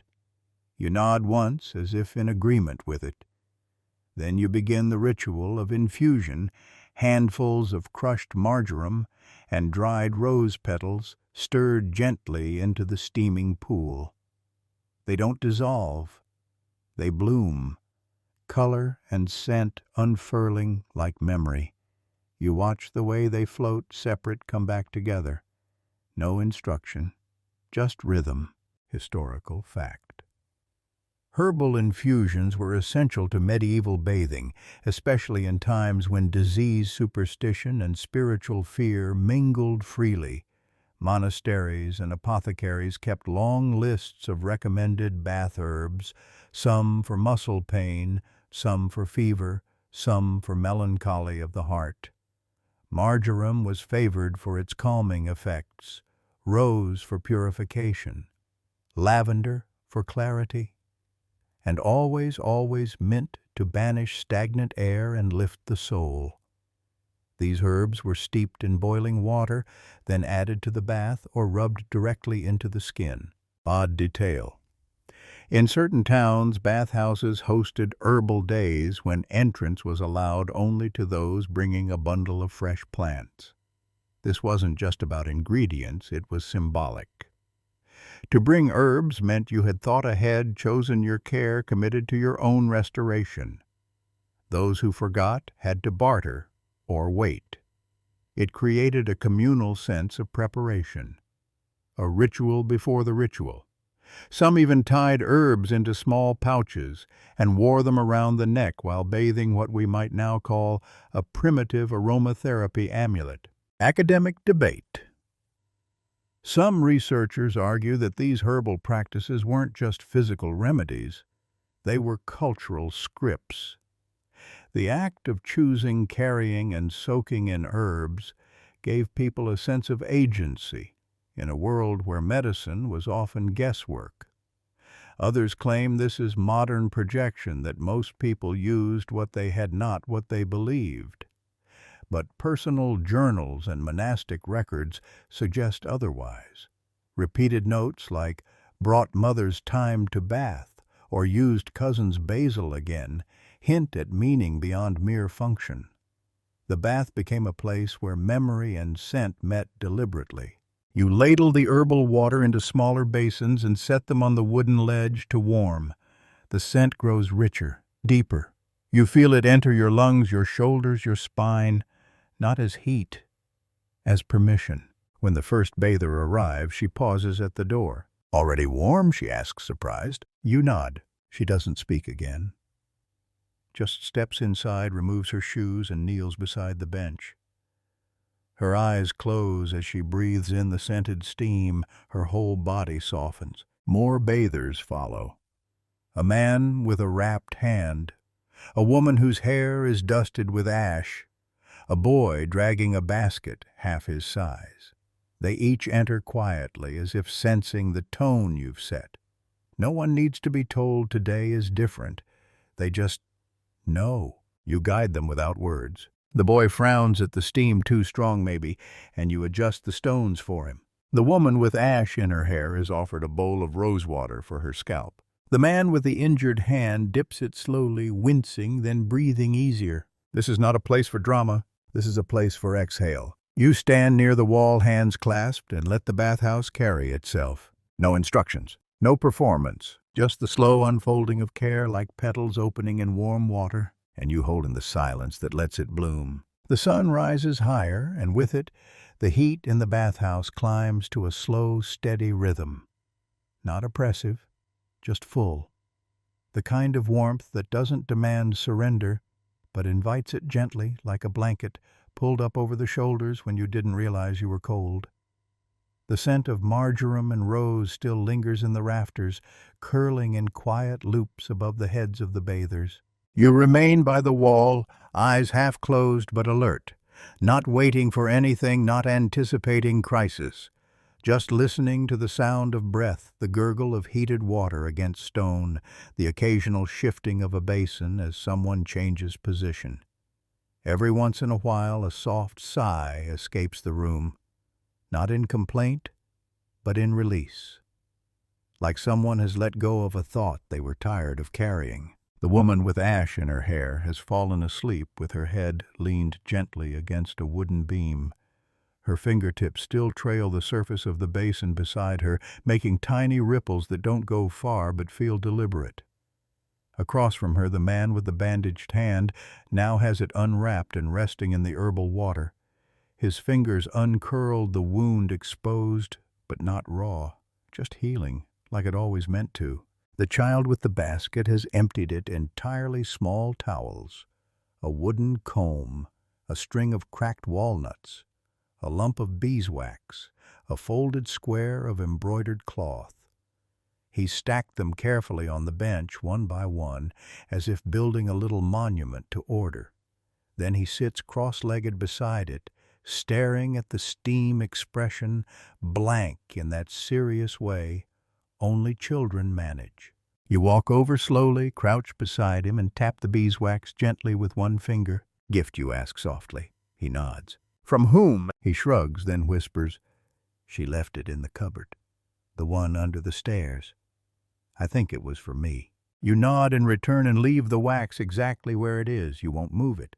Not without permission. Not without understanding. Historical fact. Beeswax was a treasured item in medieval households, used not only for candles, which burned longer and cleaner than tallow, but also for sealing jars, waterproofing fabrics, and crafting simple ointments. In bathhouses, beeswax sometimes served as a protective balm, melted slightly and rubbed onto the hands or heels after scrubbing to lock in moisture and soothe cracked skin.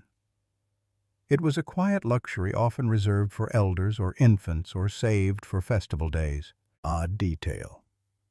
There are records fragmented, yes, but repeated of certain bathhouses, giving each guest a wax tablet upon entry, not to write on but to soften in their hands.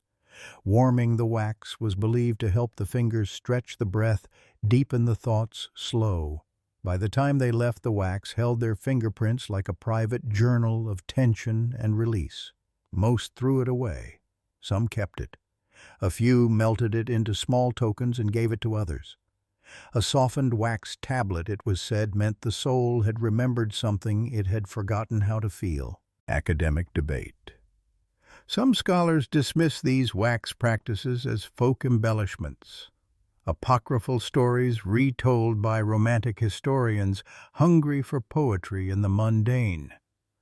Others argue that the consistency of the tale across regions hints at something more ritualistic, that even in communal, pragmatic spaces like the bathhouse, people found ways to mark their experience, to shape the intangible into something they could hold, even if only briefly. It's not about the wax, they say, it's about the imprint it holds. You return to your spot near the wall. The boy continues to sit with his basket satisfied. The woman stirs, rubs her eyes, and reaches for the rose-water basin without needing to be offered it again. The man flexes his healing fingers and quietly pulls the towel closer. No one leaves. No one hurries. The day expands like warm cloth in sunlight, stretching gently over everyone inside. You refill the basins once, maybe twice. You add more mint to the brazier. You relight one lamp. The rest takes care of itself. At noon, a woman enters carrying a tray. She doesn't speak. She sets it down on the low table. Fig slices of soft cheese, a clay pot of barley tea, and nods once at you before leaving. You bow in return, then offer a few pieces to the bathers who are still half dreaming in their own corners of the room. No one eats much. A bite here, a sip there. But the gesture is enough. It reminds everyone that care includes the body too, not just steam and scent and silence, but warmth that settles in the stomach and reminds you you're still human. The afternoon light has a golden tone now spilling through the high window like honey.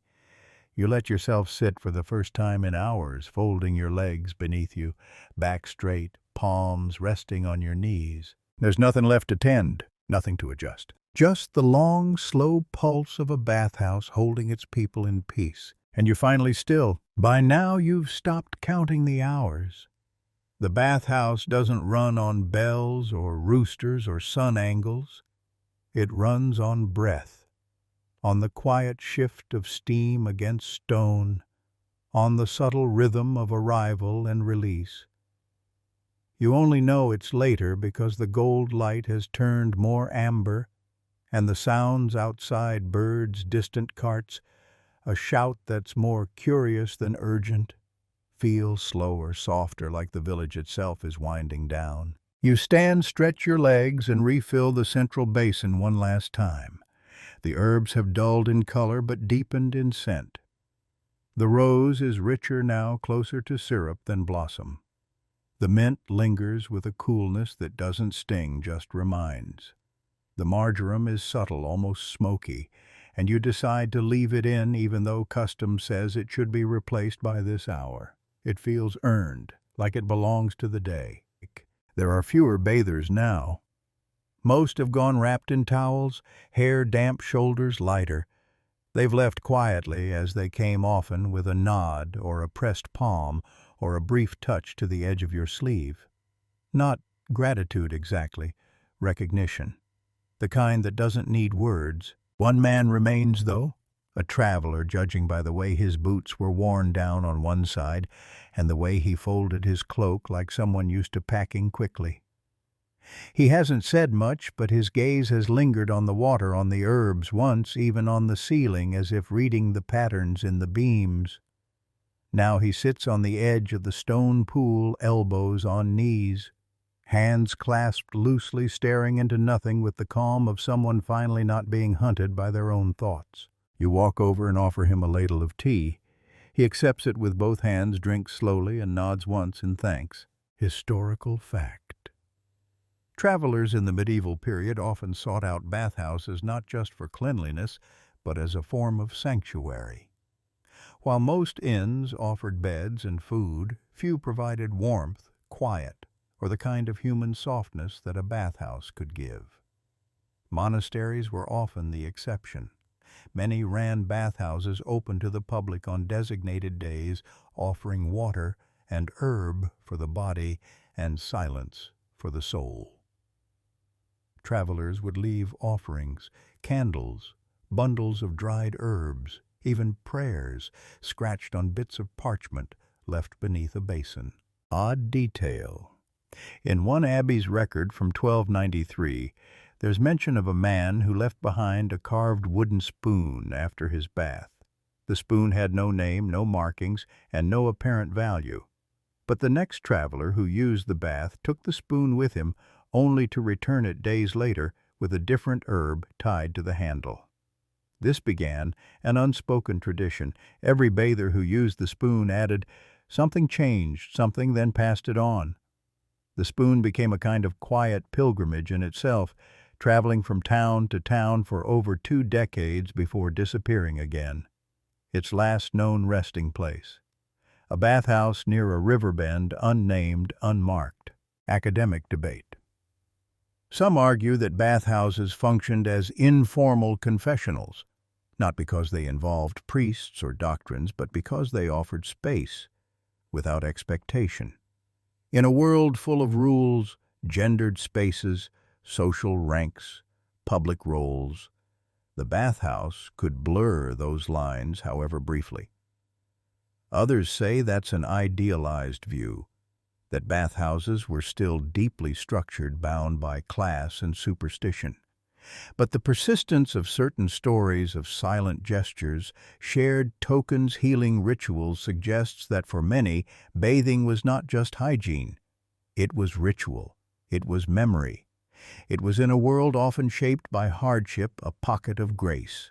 The traveler finishes his tea and exhales. You don't rush him. You don't even move.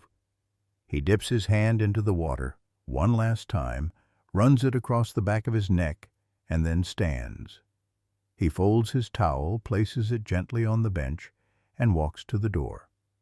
Before leaving, he pauses, not facing you, but the center of the room, and bows slightly. You return the gesture.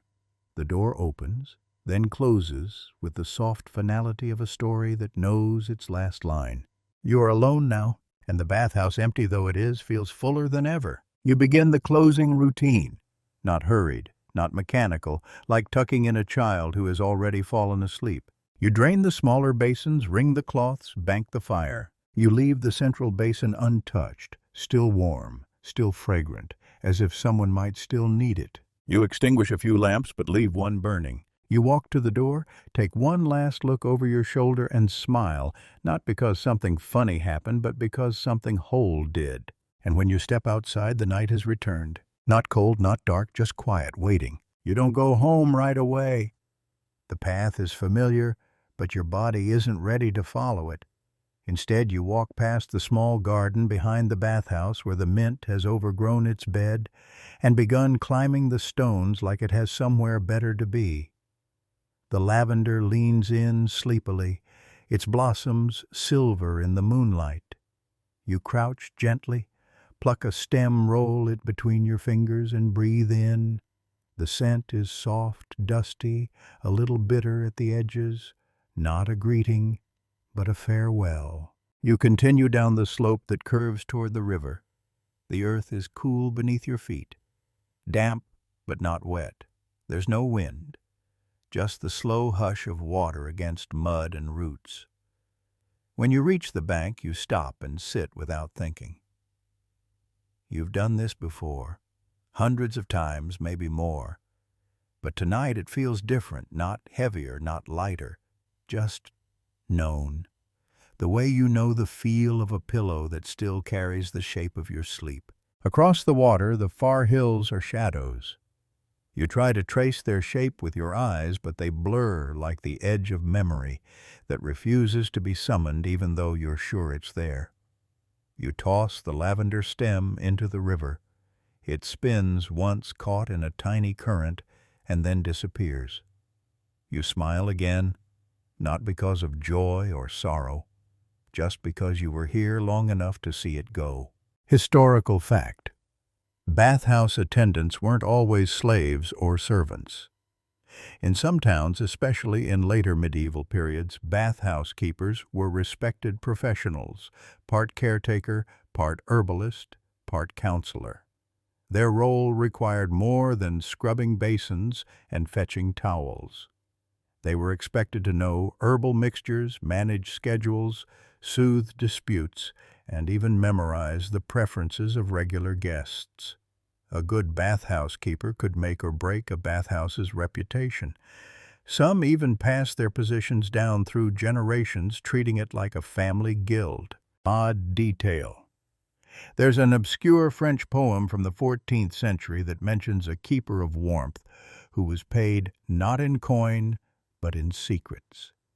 The bathers would leave behind folded scraps of parchment notes, riddles, confessions, slipped under the keeper's stool or hidden inside soap dishes.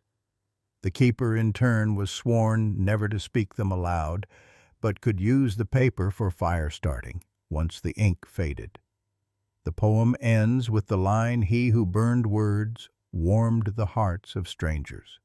Whether it was metaphor or true custom is unclear, but the image endures. Academic debate.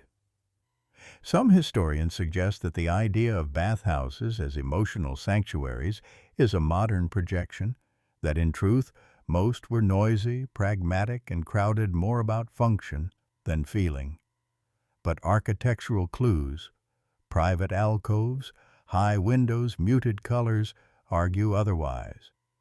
And accounts like that old French poem hint at a dual life. A bathhouse could be chaotic in the front and sacred in the back, like a church with a tavern door. The argument remains unresolved, but the evidence tilts gently toward one possibility, that water even then invited reflection. You stand slowly brushing your hands on your robe and begin the walk home. The path isn't lit, but you don't need light. You know every twist of root, every rise in the dirt. It's like the inside of your own palm. When you reach your door, you don't go in right away. You lean against the frame, look back toward the bathhouse. From this angle, it's barely visible, just a soft shape behind branches and fence, but you know it's still warm inside. You open the door and step into the hush of your own room. Everything is where you left it. A folded blanket, a cup beside the stool, the small wooden box that holds your writing tools even though you haven't written in days. You sit down and open the lid. Inside are 4 sheets of rough paper, a wax tablet, and a charcoal stub the size of your thumb. You pick up the wax. Hold it between your palms. Feel it warm. No words yet, just heat and stillness. You set it back down, fold your hands and close your eyes, not to sleep, but to remember. The traveler's bull, the boy's beeswax, the sound of mint oil touching water. Not stories exactly, but not nothing either. Just what remains after the water cools. When you wake the next morning, your hands still smell faintly of marjoram and ash. The scent lingers not on the skin, but somewhere deeper, woven into your fingertips like a thread you never meant to carry home. You wash them slowly in cold water from the basin, not to cleanse, but to greet. The morning is pale, the kind of gray that doesn't promise rain, just asks for patience. You don't go to the bathhouse today. Not because something is wrong, but because something is right. Because after yesterday's silence, its walls need to rest. Even places have breath. Even stones once warmed deserve time to cool. So instead, you sit by the window and let the world arrive without your interference. You listen to the clatter of hooves in the distance, the hollow knock of a neighbor's pail against the well, a distant laugh that doesn't belong to anyone you know but still sounds familiar. You take out your wax tablet and run your thumb along its smooth surface, still soft, still warm. You press your nail into it lightly, then smooth it again. You're not ready to write, but the act of holding it feels like enough.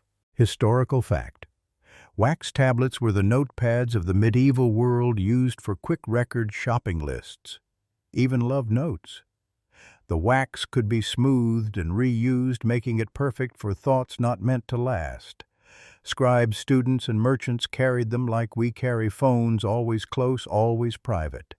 Bathhouse keepers sometimes kept one tucked inside their robes to jot down herbs needed, coin owed, or names of guests who had promised to return but never did. Odd detail. Some bathhouses kept a communal tablet near the entrance, a space where guests could leave anonymous messages, not for complaints or requests, but for thanks, or warnings, or riddles. One bathhouse near the Rhine was said to have hosted a years-long riddle war on its public wax board. Travelers would add a new puzzle every week, and the one who answered it correctly could add their initials in the corner. The record holder, a woman known only as H.M., who once left a riddle so difficult it remained unanswered for 17 months. Academic debate. Scholars disagree on whether such wax traditions were serious or merely entertainment. Some argue they were essential for community-building small acts of written presence in a largely oral world.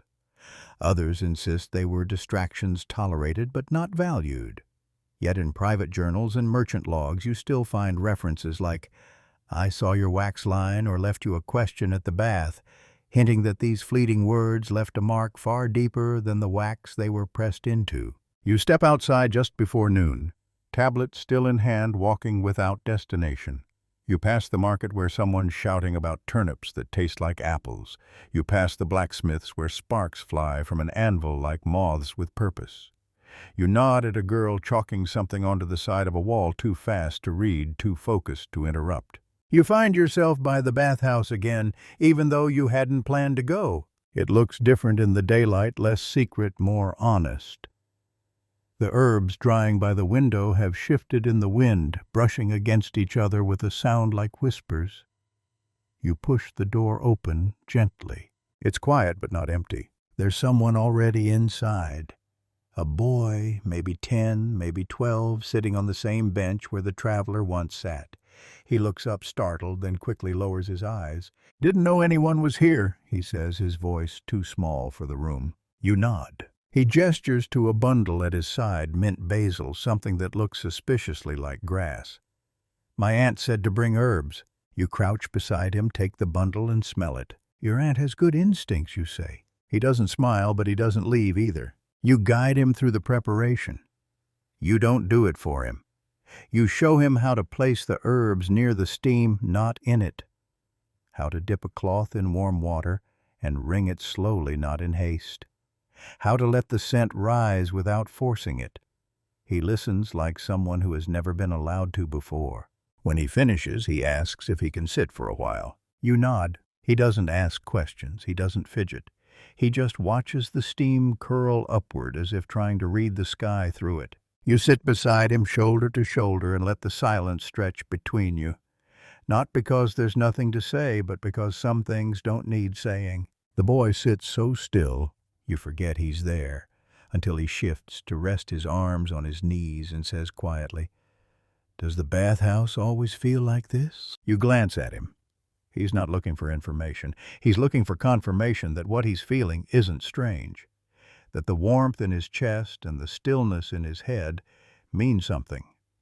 You could explain the architecture, the insulation, the way the stone holds heat long after the fire's died down. You could talk about scent, about ritual, about memory. But instead you say, yes. It always does when you listen long enough. He nods, and the silence returns no longer fragile, now strong like a bridge between you. Outside a crow caws, once loud and ragged. A cartwheel creaks against the distant cobbles. But inside it's just steam and wood and two people breathing in rhythm with a space that has learned to hold stories without speaking them aloud. Historical fact. Many bathhouses, especially in Central Europe, were intentionally designed with acoustics in mind. High ceilings, vaulted arches, and smooth stone surfaces created a soft echo that encouraged hushed voices. Some builders even installed sound-dampening features, woven tapestries, water walls, alcoves filled with plants, not to mute sound entirely, but to guide it gently. The result was a kind of auditory intimacy. You could hear the bath water, your own breath, the heartbeat in your ears, but not your neighbor's gossip 2 pools away. Odd detail. In a few monasteries there are notes about whisper gardens, small enclosed spaces adjacent to bathhouses filled with plants like sage, thyme, and fennel. Guests were encouraged to walk there barefoot after bathing, letting their wet soles touch herbs believed to cleanse the soul through scent and sensation. The whisper gardens were never spoken of inside the monastery walls. They were for those who had already learned to be quiet. Academic debate. The existence of whisper gardens has raised questions among scholars about how medieval people thought about silence. Was it simply a lack of noise or something richer, a cultivated skill, a spiritual state? Some believe these gardens were remnants of older pagan practices, softened and folded into Christian ritual. Others argue they were pragmatic, a place to dry off, prevent chills, and engage the senses. But the lack of records suggests something else, that their silence was the point, that what happened there was not for parchment, but for presence. The boy stands after a while, carefully placing a damp cloth back in the basin. "I should go," he says without hurry. You nod and walk him to the door. Before he leaves, he pauses and asks, "Can I come back?" "Even if I don't bring herbs." You look at him and answer the only way this place would allow. "You don't have to bring anything but time." He smiles, not wide, just enough, and walks into the sunlight with a stride a little slower than when he entered. You linger at the threshold, watching him disappear into the weave of the village until he becomes just another thread in the fabric of the day. Then, with no ceremony, you return inside. The heat is lower now, gentled. You stoke the fire with practiced ease, add a fresh bundle of herbs this time, rosemary and violet leaf, and stir the basin once, twice, until the new scent rises like a new chapter. You walk the perimeter, touch the stones, smooth the towels, straighten the stool that always slides half an inch left after someone sits on it. These are not chores, these are continuations. The bathhouse does not begin or end, it unfolds. At dusk, a woman enters with a bowl covered by cloth. She sets it down on the table and says nothing. You lift the cover to reveal small plum cakes dusted with ground nutmeg.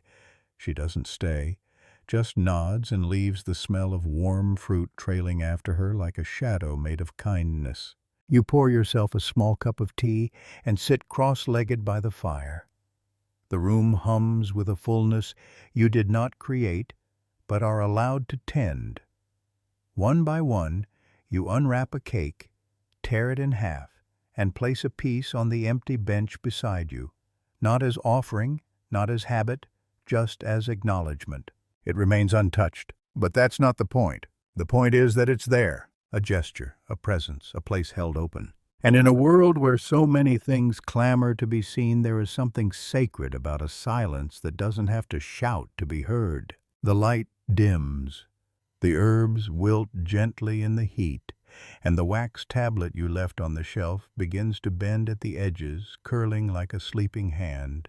And you like the bathhouse remain, not waiting, just ready. The next morning arrives soft and shy, like it's asking permission to begin.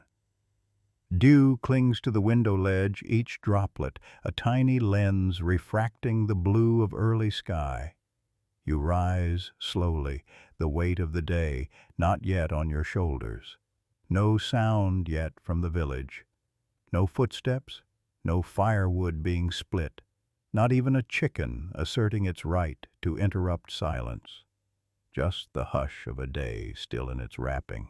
You carry the warmth of your blanket with you as you cross the room and reach for the same cup you always use. It's chipped at the rim, but that's part of its charm. You like things that have survived. You fill it with tea left from last night and heat it over a low flame just enough to coax it back into comfort. The steam rises in slow curls, and for a moment you watch it like it's telling you something. Maybe it is. Maybe that's why it always rises in spirals, so your eyes have a reason to slow down. You arrive at the bathhouse before the sun clears the rooftops, and yet someone is already there. A woman older than you with a face that's seen long winters but never forgotten spring. She stands with one hand on the frame, the other on her chest, breathing in the scent of yesterday's herbs like it's a hymn she knows by heart. She doesn't speak. You don't speak. You simply step aside and she enters like someone returning to a place that remembered her even in her absence. She brings no bundle, no offering, just herself. You hand her a towel freshly warmed by the coals and she takes it with both hands like it's sacred. As she moves toward the bench, she pauses. There used to be a stone here, she says, pointing to the corner, shaped like a fish with a chipped fin. My sister and I used to fight over who got to sit on it. You nod. You remember the stone. It was removed 2 years ago when it cracked fully down the middle. But you don't say that. You just say, it was a good stone. She smiles. It was. She bathes quietly, moves slowly, doesn't ask for help. But as she leaves, she places a small pouch on the bench. Inside, dried elderflower, a tiny folded cloth, and a plum pit carved into the shape of a spoon. You tuck it into the drawer with the others' tokens left not out of debt, but memory. Each one different, each one quietly valuable. Historical fact. Elderflower was one of the most commonly used medicinal herbs in medieval Europe. It was thought to reduce fevers, ease congestion, and even protect against the plague. Bathhouses often steeped it in basins or hung bundles near the steam vents. Its scent, floral with a hint of citrus, was considered both cleansing and uplifting. Some even believed it made dreams sweeter. Odd detail. In a ledger from 1371, a bathhouse in northern Italy recorded the use of dream cloths, small squares of linen soaked in elderflower water and tucked under the pillow after a bath. Patrons swore by them, claiming they banished nightmares and brought visions of distant places. One recurring image in guest records: a woman walking through an orchard where the trees whispered in Latin. No one ever explained what the orchard meant. But over time, the bathhouse became known as the Whispering Orchard, even though it stood nowhere near any trees. Academic debate. Some historians dismiss these dream-related practices as superstition, lumping them in with charms, love potions, and other non-clinical remedies. Others argue they played a vital psychological role, offering comfort in a time when most people had no access to formal therapy or even private space. A third camp suggests something more curious, that these practices were part of an unwritten code of sensory care, a proto-psychology rooted not in words, but in experience. The bathhouse, in this view, was not just for hygiene, but for emotional recalibration. You refill the basin with hot water and a generous handful of elderflower stirred with a wooden ladle carved decades ago. The petals float like memories, pale and persistent. The next guest is a man you've never seen before, and yet he walks in like he's been here his whole life. He doesn't speak either, just gives a polite nod and waits by the bench. You hand him a cloth. He steps into the smaller pool without removing his tunic, submerging only his arms up to the elbow, then closes his eyes. You leave him alone. Some people don't come to bathe.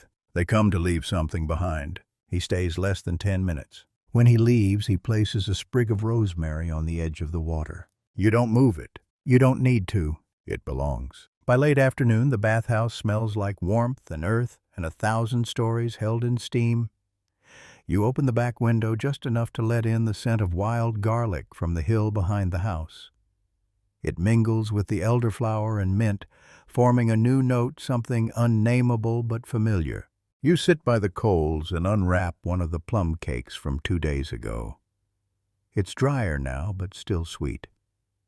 You eat slowly, letting each bite soften before you swallow.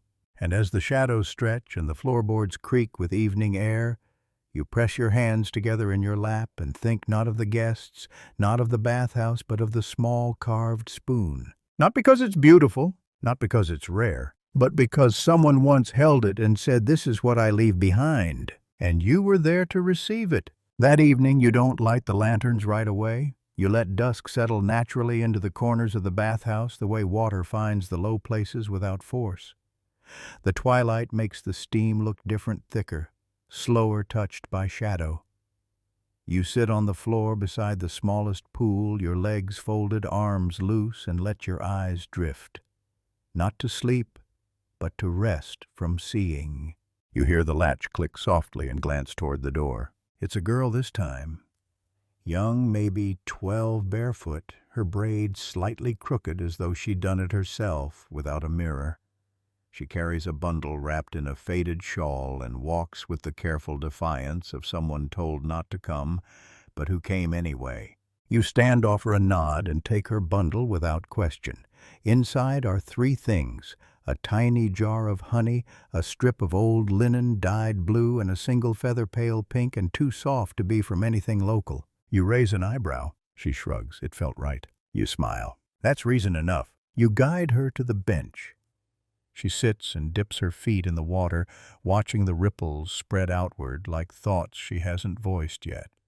She doesn't ask for help, but you bring a cloth, warm it, and offer it gently to her hands. She accepts, holding it not like a tool, but like a memory. After a long silence, she says, "My brother used to come here before he left." You don't ask where. You don't ask why. You simply say he left something behind. She nods and points to a shallow groove in the stone wall. You hadn't noticed it before, not truly. Just a scratch among many, but she sees it like it's a name. He made that when he tripped carrying water. Didn't even drop the basin. Just hit the wall with his elbow and laughed so loud the herb shook. You walk over, run your fingers across the groove. It's deeper than you expected. He always laughed too hard, she adds. That's the best kind of laugh, you reply. She smiles faintly. The steam rises. The elderflower has faded, but the warmth remains. You move to the coals, open the jar of honey she brought, and scoop a spoonful into the basin. The scent blooms slowly, sweet, warm, and oddly grounding, the kind of smell that pulls you inward. She inhales deeply. "I thought honey was for food," she says. "It is, you say, but it's also for remembering." Historical fact. In some medieval regions, especially among Slavic and Baltic communities, honey was added to bathwater during morning rituals. The belief was that sweetness could balance grief and that honey, being both preservative and gift, could carry messages to the spirit world. It wasn't just for the body. It was for what lingered after the body had left. Odd detail. A 15th century Bohemian manuscript contains a recipe for a memory bath, a mixture of honey, violet petals, and ash from burnt birch bark meant to be used on the 7th day after someone's passing. The ritual didn't promise healing or forgetting. Instead, it promised clarity, that the bather would remember the sound of the lost one's voice more clearly. Whether it worked is up for debate, but the instructions end with a line that still gives historians pause. When you step out, step backward so the memory doesn't follow. Academic debate. There's a growing conversation in historical anthropology around the sensory structure of grief in medieval life. Scholars ask whether mourning was meant to be eased or sustained, and if spaces like bathhouses offered a third option: transformation. By pairing scent with temperature, silence with physical motion, and memory with ritual objects, people may have shaped their grief into something livable, if not curable.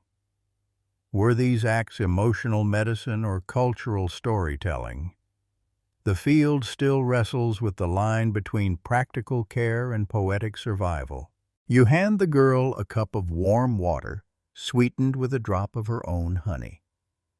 She drinks slowly, then places the empty cup beside the groove in the wall. And she doesn't say goodbye. She just leaves. And somehow that's more lasting. You stay a while longer, adding wood to the fire, rearranging towels that no one used, adjusting the feather she left so it doesn't curl too close to the heat. The bathhouse hums, not loud, not showy, just enough to let you know it's still holding everything entrusted to it. You sit again on the floor, cross-legged, hands on your knees, and breathe in the honey-steamed air. You think about the laugh that shook the herbs, the stone groove, the backward step, and you whisper to the room not because it needs to hear, but because you need to say, "I won't forget either." The steam curls higher, the windows fog, and somewhere beyond the bathhouse the moon rises quiet and round. The first frost of the season arrives before the sun does. It paints the village roofs silver and turns the bathhouse steps slick underfoot. You nearly slip as you open the door, catching yourself with a hand against the frame. The cold bites, but it's not cruel, just insistent, a reminder that time moves even when you're still. Inside, the air is thick with yesterday's warmth. The coals still smolder faintly from the night before, releasing a soft breath of cedar and ash. You stoke them back to life, add kindling, then wait not for fire but for glow. You always wait for the glow. It's how you know the day can begin. You prepare the water as usual, but today you add juniper. The berries crack under your fingers as you toss them in, releasing a sharp, wild scent, part forest, part clean, part something older. You crush a few between your palms and rub them down the inside of the wooden ladle, letting the grain take the oil like it's hungry for it. The first guest of the day arrives just as the light begins to pour through the east window. He's tall, wrapped in a travel cloak, dust on his boots and weariness in his eyes. He doesn't speak, just holds up a hand, not in greeting but in pause, as if to say, "Not yet." You nod and step aside. He removes his boots, slowly sets them near the door with the care of someone who's had shoes stolen before. Then he kneels by the basin, not to wash, but to pray. You don't interrupt. You don't offer water or cloth or question. You just wait. After several minutes, he rises and asks, "Do you have salt?" You do. You bring him a small dish of coarse grains, the kind used more for trade than seasoning. He takes a pinch and drops it into the basin. It hisses softly on the surface, then dissolves. He doesn't explain. You don't ask. Historical fact. In many medieval cultures, salt was not only currency, it was a symbol of protection and purity. Bathhouses sometimes kept it in bowls near the entrance, allowing guests to add a pinch to their water or rub it on their hands before entering. It wasn't superstition, at least, not entirely. Salt preserved, cured, cleansed. In a world without antiseptics, it was sacred. Odd detail. A 14th century manual for bathhouse apprentices included a strange rule. If a guest salts the water thrice, offer them the bench nearest the south wall and say nothing else. No reason given. No further comment. Just that line copied word for word across 3 generations of marginalia. Theories range from plague lore to secret codes among traveling tradesmen. Some say it was a sign of mourning. Others say it meant, "Do not disturb." Academic debate. Historians argue whether such rituals were standardized or deeply personal. Did bathhouses across regions follow the same customs? Or did each community build its own grammar of behavior? Some claim the salt rites reflect broader European ideas of spiritual hygiene, a merging of religious ritual and physical care. Others argue they were born from oral tradition shaped not by theology, but by need and habit passed down like recipes that changed just slightly from village to village. Back in the bathhouse, the man finally enters the water. He doesn't sit. He stands chest deep, arms crossed, eyes closed. You've seen this before. This isn't bathing. This is remembering. He stays 10 minutes, maybe less, then steps out, dries off without a word, and dresses. As he leaves, he sets one small coin beside the basin. Not copper, not local. You've never seen its kind. You don't touch it, not yet. You let it rest. Later, a group of 3 women arrives wrapped in scarves and chatter. They bring cloves and cinnamon bark and laughter like a pot that's just begun to boil. You prepare the room for them, quickly laying out extra towels and lighting a second brazier.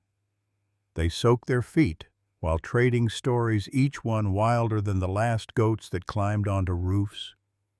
Dreams that predicted weather. Uncles who swore the new bishop used to be a goose. You don't need to participate. Just being near the warmth of that kind of storytelling is enough. You notice they rub cinnamon on their wrists, then touch it behind their ears. Perfume, you ask? One of them shakes her head. Memory, she says. We do it every year. On the day our aunt died. She used to wear this scent even when she worked in the garden. You nod. Later, when they leave, they sweep the floor for you without being asked. And one tucks a clove under the edge of the bench like it's a seed she trusts the room to grow. You keep it there. You don't ask why. You just trust the room too. That night, as the moon rises round and cold, you finally pick up the unfamiliar coin. It's heavier than expected. Smooth on one side, etched with a tree on the other, roots and branches twisting into each other so closely you can't tell which came first. You place it in the drawer beside the spoon, the plum pit, and the dried elderflower. You don't label it. You don't need to. If someone ever asks, you'll say, "It came from the man with salt," and that will be enough. The next morning arrives colder still. The frost has thickened overnight, layering each window with a gauzy film that softens the light as if the sun itself has decided to whisper today. You wrap a second shawl around your shoulders, stoke the fire earlier than usual, and wait for the room to remember how to be warm.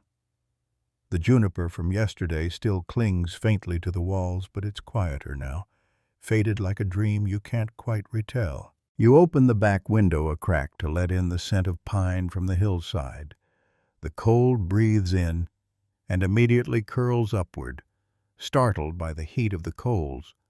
You watch it swirl, a ghost with nowhere to settle, until it vanishes into the rafters. You're alone longer than usual this morning. No footsteps on the path, no bundles by the door, no knock. And then at last a sound, but not at the door, a scuffle on the roof. You look up. Not birds, not wind. You step outside and see her, a girl no older than 10, perched at the corner of the roof tiles, balancing with the recklessness of someone who hasn't learned to fear gravity yet. She spots you and grins, then slides down with a practiced twist, landing barefoot in the frost, and sprinting to the bathhouse door like it's a game she's played before. You open it for her without speaking. She carries a satchel over one shoulder and a small pouch tied to her wrist. Inside, she unpacks her offerings onto the central table. 3 acorns, a dried orange peel, a stub of beeswax, shaped vaguely like a hedgehog, and a tiny scroll tied with hair. You glance at the scroll. She holds up a finger. "Not yet," she says. "So you don't open it?" Instead, you bring her a bowl of warm water and let her choose her own herbs from the basket. She picks rosemary and fennel, crushes them together with a stone, and drops them into the basin like she's known the recipe her whole life. Then she climbs into the shallow pool, not to bathe, but to float. Arms, spread hair, fanned out, eyes closed. She doesn't say a word for nearly 15 minutes. Then softly, "The hedgehog used to be a candle. You nod. She continues, I lit it every time my brother snuck out at night. When it burned all the way down, I knew he'd be back soon. You wait not to interrupt, just to let the silence stretch naturally. He never saw it, but I always left it near the door, just in case he needed to know someone was waiting.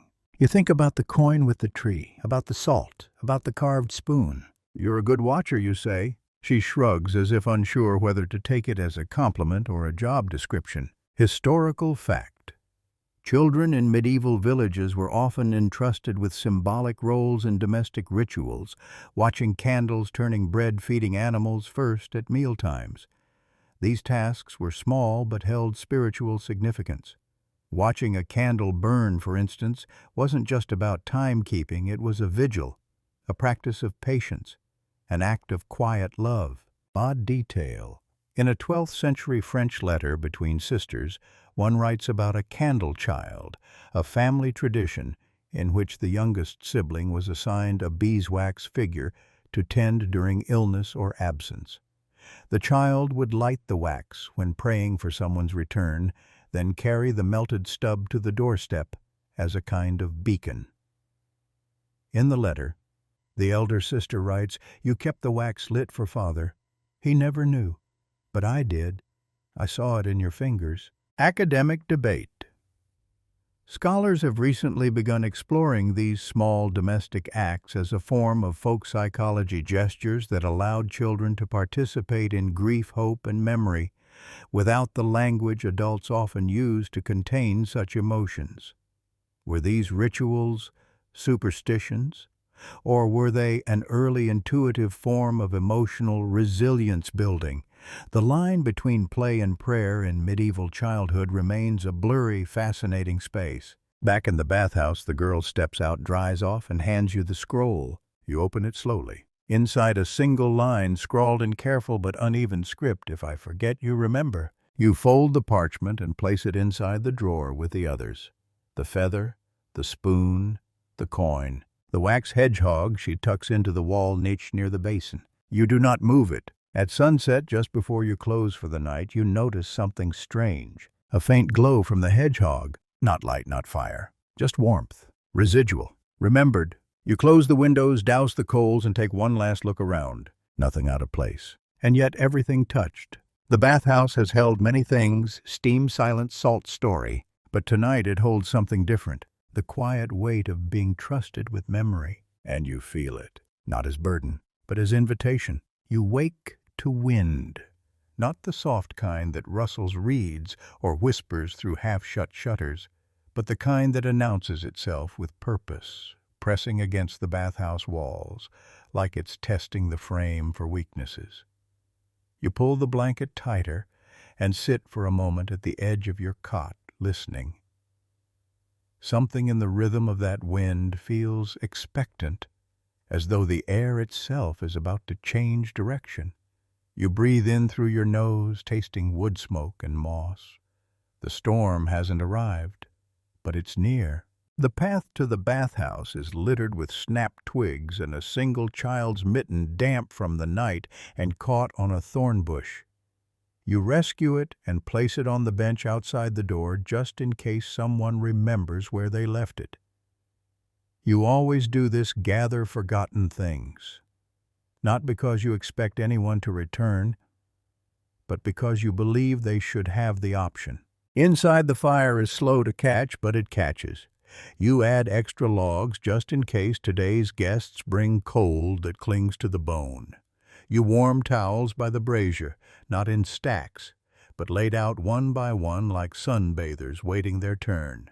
Today you prepare no herbs. Instead, you bring out a jar from the back shelf, something steeped in oil and sealed last spring. You open it carefully. The scent is unfamiliar at first, then it hits lavender, ginger root, and something faintly metallic like rain on iron. You'd almost forgotten this blend. It was made by a visitor from the coast who said it helped with joint aches and memories that stick too close to the skin. You didn't ask what he meant. You never opened the jar until now. You mix it with water and pour it into the smallest basin. The steam rises differently today with a sharper edge. Less meadow, more mountain. Your first visitor arrives not by foot, but by cart. An older man, face veiled in scarves, hands wrapped in thick cloth.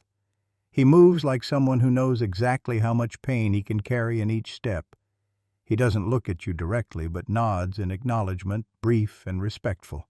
He removes his gloves slowly, revealing hands that are not broken, not disfigured, but changed. Twisted slightly inward knuckles, swollen fingertips hard like the ends of walking sticks. You don't stare. You just bring the oil-water mixture and a cloth and kneel beside the basin. He places his hands into the water without a word. You begin to gently ladle warm water over his wrists, then up each finger one by one. He sighs, quiet but not small, a sound pulled from deep within the spine. He closes his eyes and says, 30 years I've ground ink for monks.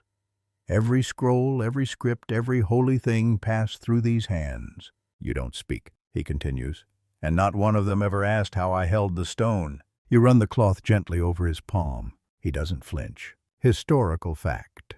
In medieval scriptoria, the task of ink grinding was a specialized and grueling position. The inkstone had to be worked for hours, slowly, precisely maintaining consistency across pages and years. Chroniclers rarely mention the grinders, but fragments of pay records and monastery journals suggest that many suffered from swollen joints, chronic fatigue, and even burns from handling certain mineral compounds. It was work of invisibility, even as the ink shaped history. Odd detail. In one monastery's storage ledger, there's a note next to a list of ink-making supplies that reads, "Add balm to Brother E's rags, he writes in pain again." That's it. No name, no rank, just a whisper of care buried among inventory. A footnote in the life of someone who made other people's words permanent, while his own comfort was optional.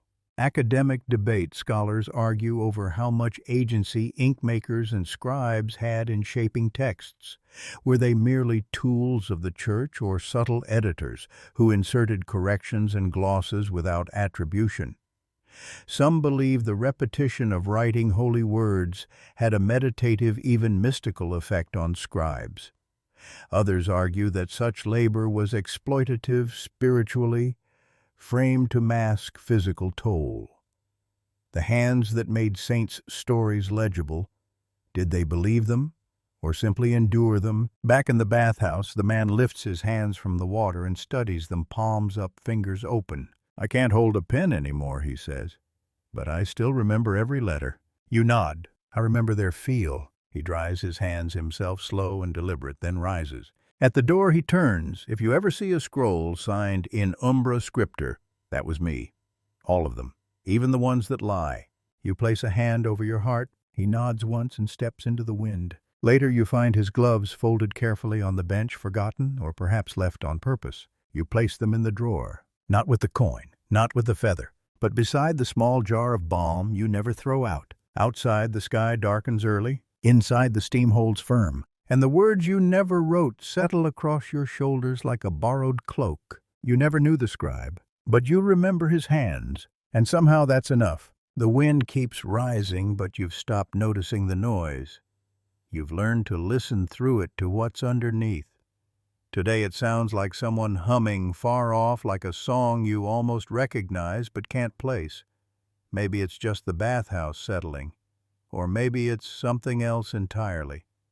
You close the shutters tighter, check the door latch, then return to the center basin. The fire is steady, the water is ready.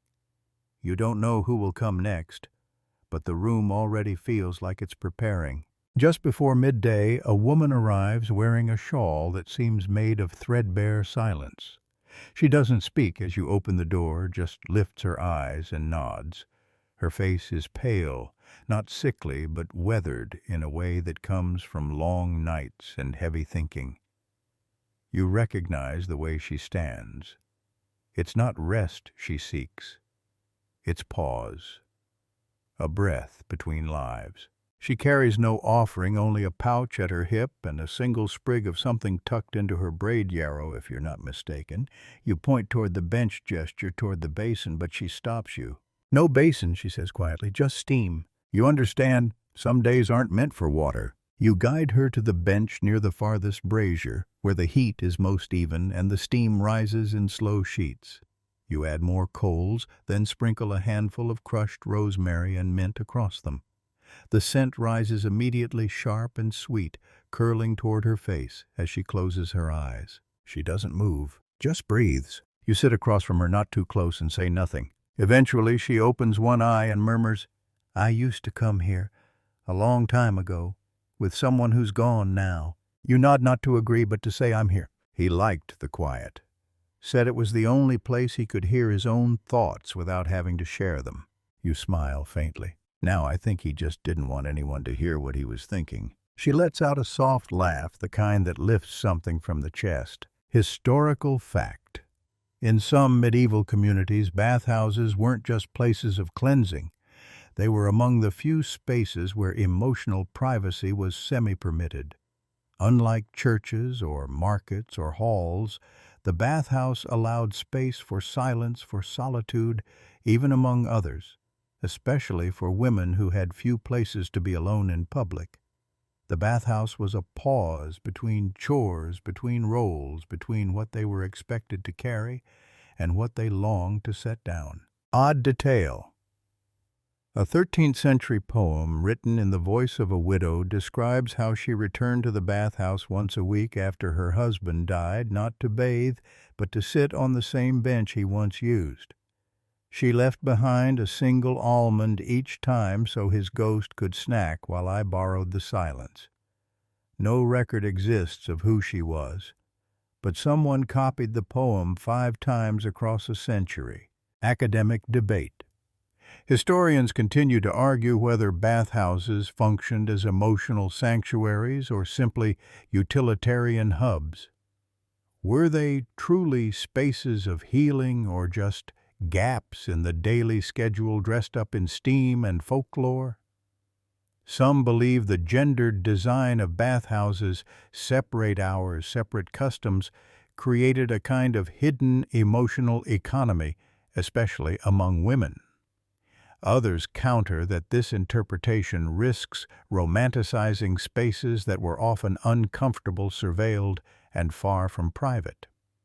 Either way, the bathhouse remains an unusually persistent image in the written memories of those who had nowhere else to grieve out loud. Back in the room, the woman opens her pouch and pulls out a small stone, smooth green, palm-sized. She sets it on the bench beside her and says, "He carried this during the war. Said it reminded him of spring, but it always looked like water to me." She stares at the stone, then at you. "Do you think places remember people?" You answer carefully. "I think places remember how people made them feel." She nods, touches the stone once, then wraps it back up. When she stands, you offer her warm tea, chamomile and thyme. She accepts it, takes a single sip, then pours the rest slowly into the corner of the floor where the steam collects most heavily. "For him," she says. You watch the tea seep into the stone, vanish like it was meant to. After she leaves, you retrieve the bench towel she used and fold it carefully, storing it with the others. The scent of rosemary lingers. You sit where she sat. Close your eyes, let the steam touch your face. And for a moment you imagine what she might have heard when she used to come here with him. Not words, not confessions, just breathing, and maybe that's enough. You wake to a soft knocking, not at the door, but from inside the wall. A steady, hollow rhythm like someone tapping with the patience of a clockmaker. You sit up slowly, listening. It's not alarming, just odd.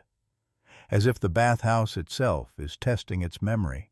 You light the small lamp on the windowsill and move barefoot across the stone floor. The fire's out, but the coals are warm. You touch one gently with the flat of your hand, then draw it back with a quiet inhale.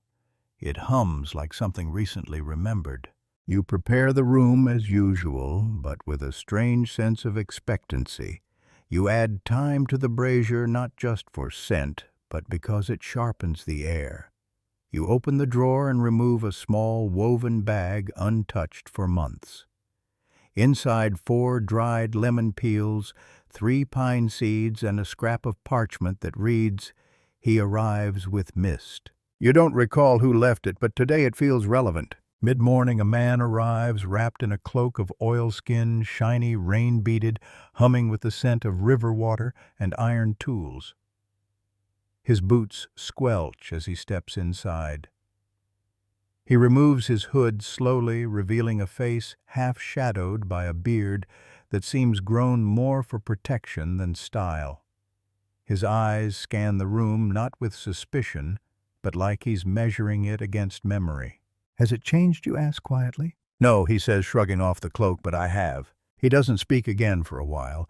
Instead, he walks the perimeter, tracing the wall with one hand, fingertips brushing the wood.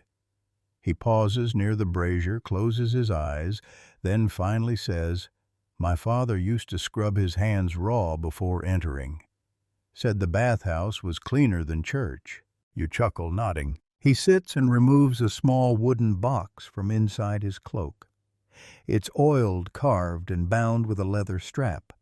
Inside Flint, a lock of hair tied in red thread and a slice of soap the color of moss. Historical fact.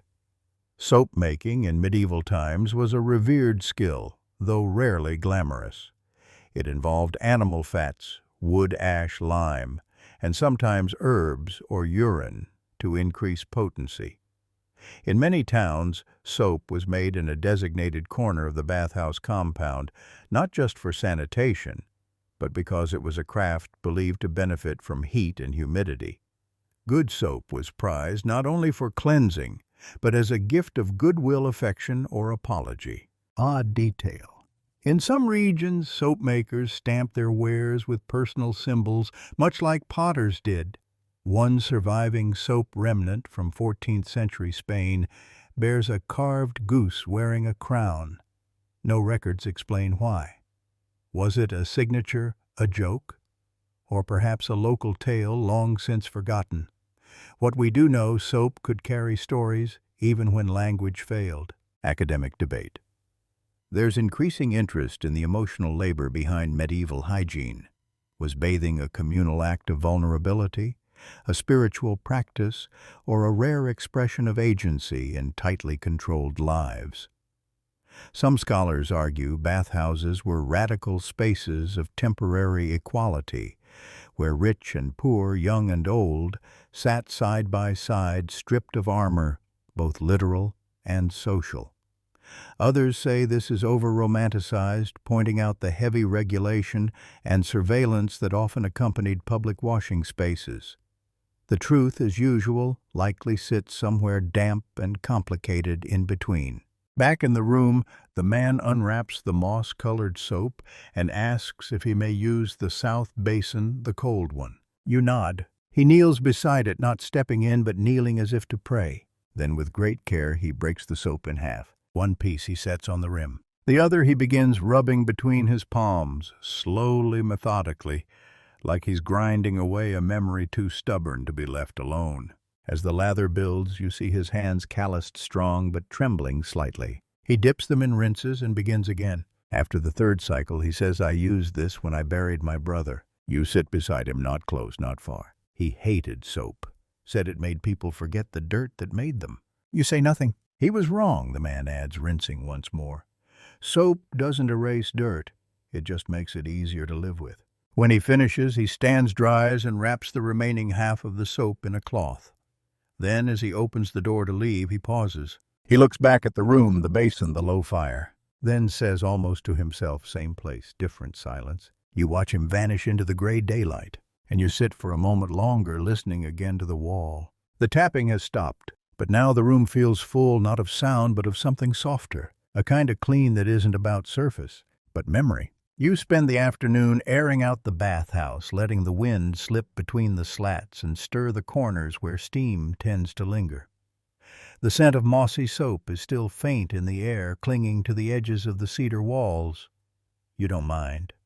Some scents are like echoes, they fade slowly and for good reason. You step outside for a moment, just beyond the threshold, where the moss between stones has started to bloom again despite the cold. It's always a little greener here than anywhere else in the village. Some say it's the runoff from the baths. Others say it's something older, something buried under the stones. You've stopped trying to decide which explanation is more comforting. The wind's slower now. You hear the occasional flap of a loose shutter down the road, a few crows in the trees, but otherwise quiet, until you hear singing. Not loud, not even on pitch, but unmistakably a tune. It draws closer. Then she appears, a woman, middle-aged, wrapped in scarves and wearing far too many rings for such a practical day. Her hair is a nest of braids and feathers. Her eyes are lined with something dark and smudged, as if sleep and coal had been in an argument, and both lost.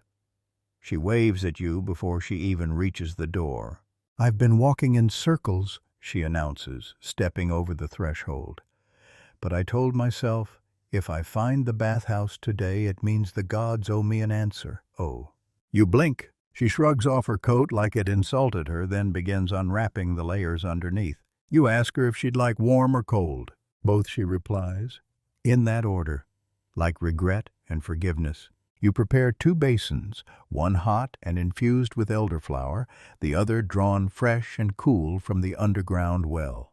She dips her hands into the warm water, first humming a melody you don't recognize. It might not even be a real song. After a long pause, she finally says, "Do you believe in messages?" You tilt your head. Not the written kind. I mean the ones that arrive in dreams and headaches, in the way the left side of your back aches before rain. You consider your answer. "I think sometimes we recognize meaning after it's already happened." She laughs, a rough, happy sound. "That's the best answer I've heard in years." Historical fact, folk. Divination in medieval times wasn't always about formal rituals or professional seers.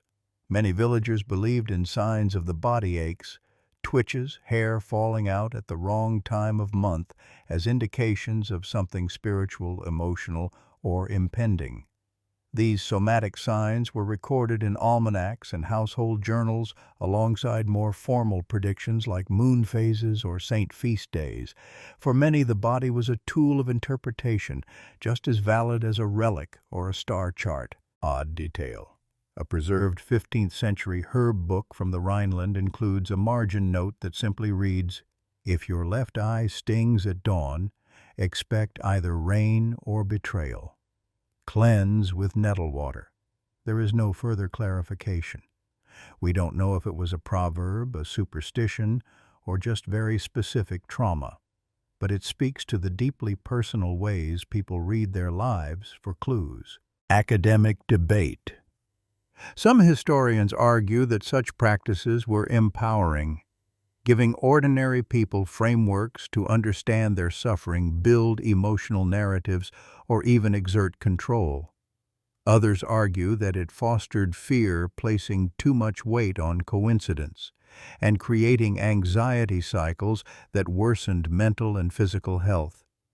The truth may lie in how these beliefs were used as tools for reflection or prisons of paranoia. Back in the bathhouse, the woman moves from the warm basin to the cold, gasping slightly as her fingers adjust. Then she opens a pouch from her belt and spills its contents onto the bench, 7 pebbles each painted with a single letter. She arranges them in a line, then blinks. "No message," she mutters, "not today." You look at the letters THEWAIT.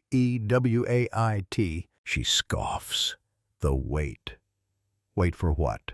Or is it I wet hat? You smile. She gathers the stones again and puts them away, then rises, dries her hands, and walks toward the door. But just before leaving, she turns back and asks, "Do you ever feel like this place speaks?" You think for a moment. "I think it listens louder than most." She smiles and vanishes down the path like a riddle you weren't meant to solve yet. Later, when you're cleaning up, you notice a small coin on the floor beneath the bench. Not gold, not silver, just a stone token carved with the symbol of a spiral. You didn't see her drop it, but you place it in the drawer anyway, right beside the lemon peels and the moss-colored soap. Because sometimes what matters isn't whether the message arrives, but that someone left space for it. This morning you wake before the light shifts. The bathhouse is still holding its breath as if waiting to be remembered by the sun. You step outside with bare feet, feeling the cold seep up through the stone like an old truth returning. The air smells different today, not smoky, not herbal, but clean, cold and clear like the last page of a letter. You light the fire early, not because it's cold, but because you feel it should be done. Some days ask for warmth before anything else. You set the basins without thinking, hands moving from memory. One for sore hands, one for aching joints, one just for quiet. Then, almost without meaning to, you check the drawer. The coin, the soap, the token, they're all still there. As if everyone who passed through never truly left. As if every gesture stayed behind, hanging in the steam. A boy arrives just after dawn. He's no older than 10, maybe 11. Hair like straw tunic 2 sizes too big, and eyes that don't quite meet yours. He carries a bundle wrapped in wax cloth, tied with a red cord. He doesn't speak at first, just looks around the room like he's not sure if he's dreaming. You kneel to meet him eye to eye and ask if he's here to fetch someone. He shakes his head. "No, I came to remember." You blink. He places the bundle on the bench and carefully unwraps it. Inside, a wooden spoon, smooth with use, a piece of ribbon with a faded blue flower embroidered at the tip, and a small glass bottle filled with cloudy water. "She used to come here," he says. "My sister. Every week, even when she was sick." You nod, waiting. She said the bathhouse made her feel like she was part of something older than sadness. You take a breath, then ask, "Do you want to sit where she sat?" He nods. You lead him to the corner bench, the one near the jasmine pot you planted last summer. It's grown thin, but it's still green. You place a small basin of warm water beside him, not hot, just gentle, and a cloth. He doesn't wash, he just sits. Historical fact. In many bathhouses across medieval Europe and the Near East, remembrance rituals, both formal and informal, took place alongside bathing. These weren't religious ceremonies in the strict sense, but personal acts of memory. A person might leave behind an item on a bench, whisper a name into steam, or place herbs in a bowl for someone who no longer needs them. Some bathhouse records even include notations like "guest visited for silence," "offered no payment." Odd detail. In 1371, in a bathhouse ledger from southern France, a single line reads, "Boy returned, said nothing. Sat with coin. Stayed till steam was gone." No name, no context. But someone wrote it down. Someone thought it mattered. Perhaps the act of sitting in silence, of being still in a space where someone once laughed or sighed or coughed, is its own kind of ritual. Academic debate. Some researchers argue that medieval bathhouses were not just sites of health or cleansing, but of social mourning. They functioned like informal memory palaces, places where the living went to feel the presence of the gone. Others insist this interpretation is too romanticized, suggesting that the pressures of daily labor scarcity and disease didn't leave much room for abstract grieving in communal settings. Yet, personal letters and estate records consistently suggest otherwise. The smallest acts of remembrance, like washing with someone's old soap or leaving a coin in the steam, were persistent and widespread. Back in the room, the boy picks up the cloth and dips it into the basin. He presses it to his forehead, then his cheeks, then wraps the spoon in the ribbon again and tucks it back into the cloth. You pour him a cup of warm thyme water and sit with him while he drinks. He doesn't cry. He doesn't speak. But when he stands to go, he leaves the bottle on the bench. "Steam water," he says. "She used to collect it. Said it caught dreams." He walks out without waiting for a reply. You sit where he sat. The bottle is still warm. You hold it to your ear, no sound. But something stirs. And you realize the boy was right. Some people come to wash. Others come to remember. And a very few, come to leave behind a dream. You don't move for a while after the boy leaves. The bottle sits quietly beside you on the bench, clouded but not empty. You run your finger along the glass. It's imperfect, hand-blown, slightly crooked at the rim. There's something beautiful about the way it catches the light, how the steam outside turns it pearly and soft. You hold it against your cheek and it's still warm. Not from the fire, not from your hand, but from his. A small offering left by someone too young to know the weight of ritual, but old enough to perform it perfectly. The bathhouse feels different after that. Not quieter, just more still. It's not the kind of stillness that comes from emptiness. It's the kind that arrives when nothing more needs to be said. You put the bottle in the drawer with the rest. The moss-colored soap, the almond, the lemon peel, the stone coin, the red thread. It's getting full in there. Not cluttered, curated. A private museum of unsaid things. You check the basins, refresh the herbs, and light a fresh candle. Midday comes and goes. No visitors. Just the wind shifting, the occasional bird call, the creak of wood expanding in the sun. You close your eyes. You remember your first week in this bathhouse? The fire was too strong, the water never warm enough, and you kept forgetting which herbs calmed which aches. But worse than all of that was the pressure of silence. You didn't understand yet that silence had texture, that it changed depending on who sat in it. The door creaks open. A man enters wrapped in traveling furs boots, still dusty from the road. He's carrying a walking stick, not for support, but for rhythm. He plants it deliberately with each step. You nod in greeting. He returns it, then looks around and says, "Didn't think it'd still be here." You smile. It's been waiting. He chooses a bench and carefully unwraps a square of cloth from his pocket. Inside, a bar of soap, a folded letter, and a single dried rose petal pressed flat. He doesn't speak for a long time. Then he asks, "Is it true people leave things behind here?" You nod. He exhales through his nose like that answer settled something. "I used to come here," he says, "back before the war, before everything got complicated."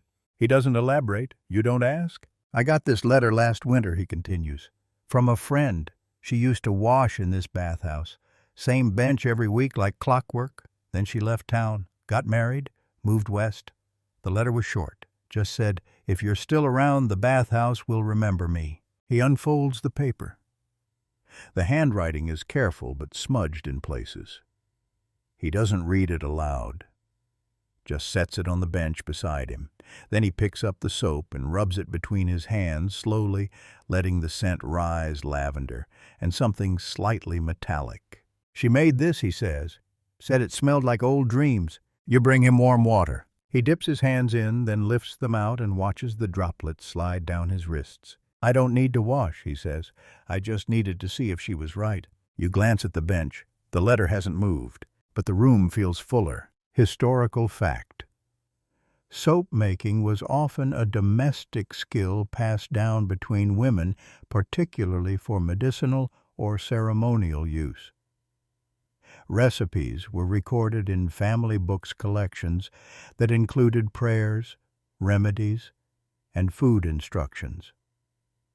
Some recipes even included emotional instructions, like stir only when the heart is calm, or never mix on days of mourning.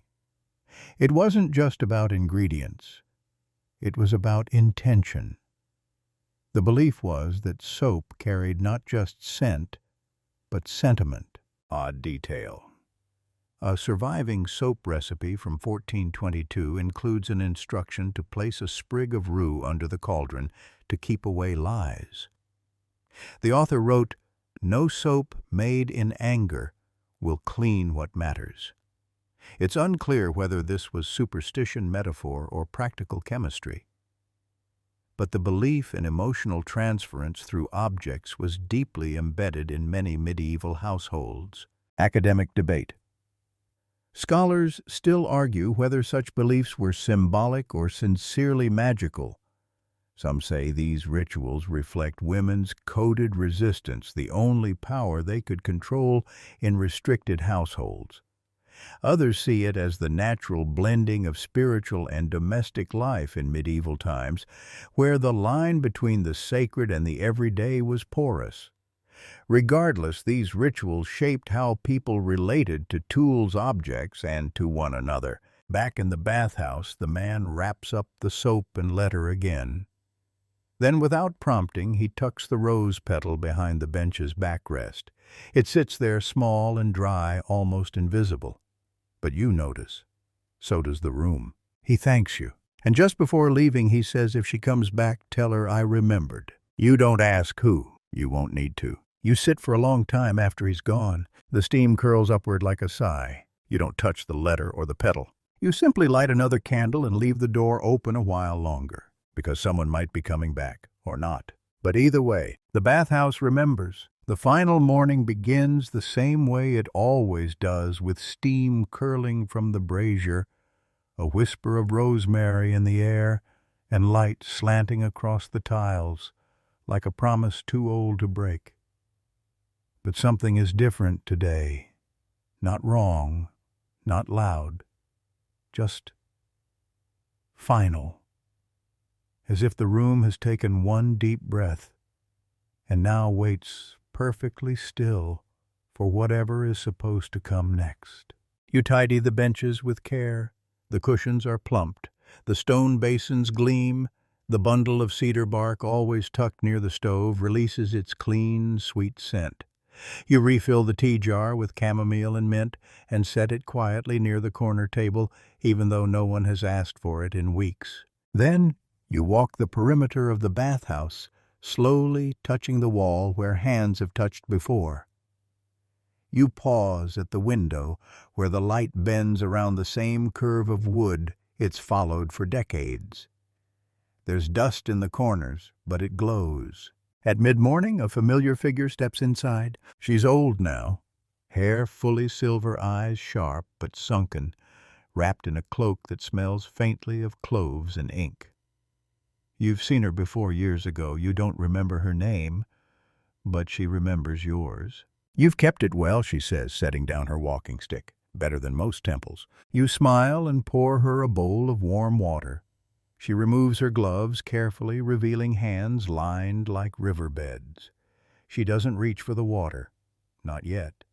Instead, she looks around as if taking inventory of everything she's ever left behind. I thought it'd be smaller, she says after a long silence. But it's bigger. Not in size, just in presence. You sit across from her and ask if she'd like to wash, or just sit. Sit, she says. I've done enough washing for a lifetime. She pulls a folded cloth from her sleeve. Inside it, an old wooden hair comb, 2 small stones, and a broken ring. These were mine, she says, and not. They belong to different versions of me in different winters. I think it's time to let them rest here. She places them gently on the wooden bench, smoothing the cloth with the care of someone folding a memory. Historical fact. In many medieval cultures, certain bathhouses functioned almost like shrines, places where offerings were left not to deities but to memory itself.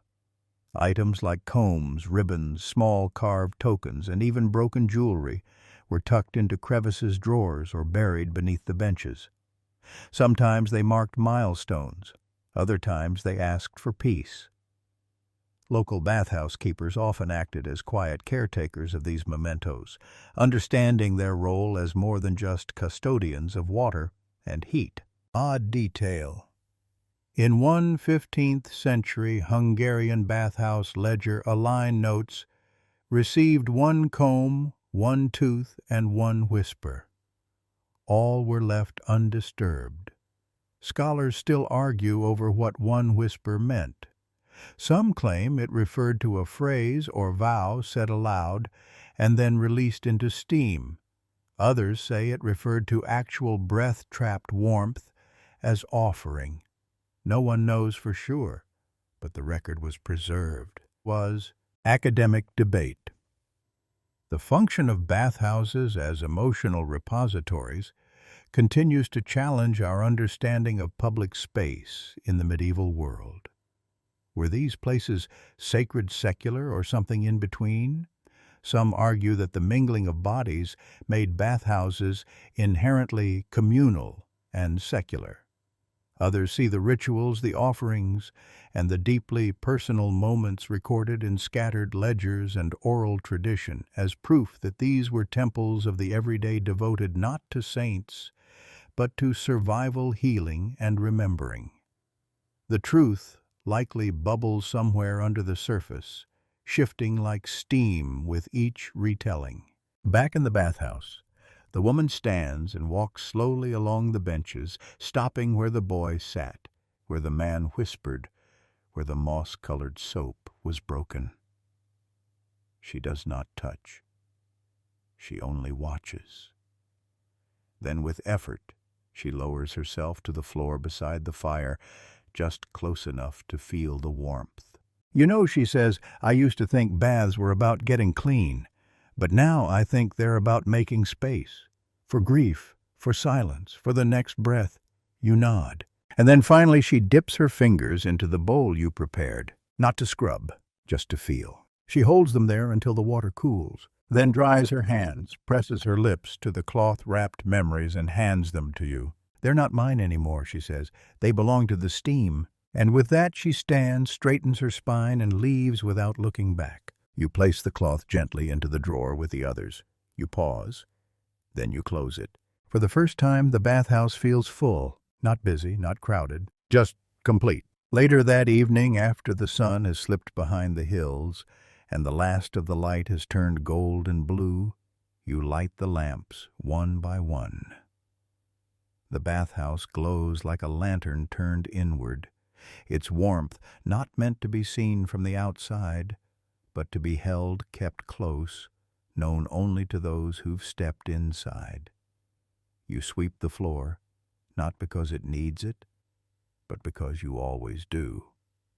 Ritual is sometimes more comforting than cleanliness.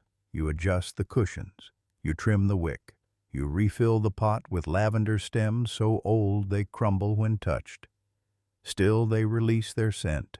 You sit for a while at the edge of the fire where the heat laps at your knees and the steam curls upward like smoke from an invisible offering. Your fingers rest on the lip of the closest basin. You could empty it, or not. You could put the jars away, or leave them. You could close the doors, or wait just a little longer. And just when you think no one else will come, the latch lifts. A young woman steps in. She's carrying a bundle, not large, not heavy, wrapped in oilcloth and tied with blue thread. Her boots are muddy, her sleeves rolled.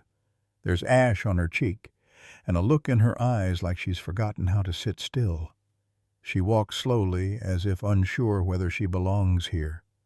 You greet her gently and ask how you can help. "I don't know," she says. "I was just walking, and then the road curved, and then I saw the chimney." You offer tea. She accepts. You offer a basin of warm water. She stares at it for a long time, then kneels and unwraps her bundle. Inside, a letter never opened, a small stone shaped like a heart, and a handful of dried petals crushed scentless but still red. "They told me this place remembers," she says. You nod. "Even the things we never say." You say nothing, because you don't have to. She dips her hands into the water. The petals float for a moment before sinking. She breathes deeply, and it sounds like something unclenching. Then she opens the letter not to read it, but to fold it once more. Smaller, tighter, until it can rest at the bottom of the basin like something that always belonged there. She doesn't speak again, but when she leaves she looks lighter. Not because her grief is gone, but because she's no longer carrying it alone. You clean up slowly that night. The drawer is nearly full. Thread, ribbon, bottles, coins, notes, stones, the symbols of 100 forgotten stories, not meaningless but meaning deferred. You add the crushed petals, still wet, to the top layer. You do not press them. You do not name them. You let them rest. And then you sit at the threshold of the bathhouse looking out at the road beyond. You think of all the feet that have passed through. The sorrow scrubbed from tired limbs. The joy that shimmered in laughter and disappeared into the walls. You think of the cold days and the long nights, and the hands that have washed without washing anything at all. You think of all the things left behind, and all the things never spoken, and all the things that never needed to be. The bathhouse has taught you this memory is not kept in words or stones or coins. It's kept in warmth, in the act of returning, in the silence we offer when words would only get in the way, in the weight of a hand dipped into water expecting nothing but presence. You rise and check the fire one last time. It's steady. The embers pulse like a heartbeat. Outside, the stars begin to gather. The wind is slow, and the world is quiet in a way that invites sleep, not with urgency, but with understanding. You don't lock the door. You never have. You simply close it, gently, because you trust it to open again when it's needed. That's the secret of the bathhouse, isn't it? It's not about water. It's about return. It's not about who comes. It's about who remembers. It's not about cleansing. It's about holding. So you hold, you wait. And when the night is soft enough and the air heavy with lavender and quiet stories, you lean against the wall with the drawer at your side and whisper more to the room than to yourself. We were here, and the bathhouse, this room of fire and steam and memory, whispers back, I know. The bathhouse no longer needs to speak. It breathes in silence, glows with memory, and waits without asking. You sit once more on the warm stone bench, fingers resting on a basin that has seen 100 hands and held 1,000 stories. Steam curls slowly through the air, soft as breath, and the scent of rosemary and old soap lingers like a lullaby. You think about the woman who left a ribbon, the boy who left a bottle, the traveler who folded silence into a letter. None of them stayed. None of them needed to. That's the secret after all. The bathhouse doesn't keep people.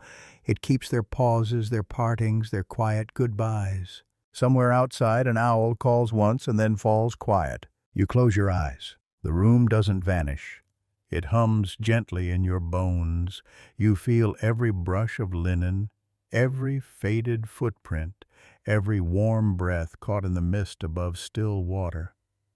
You don't need to touch anything.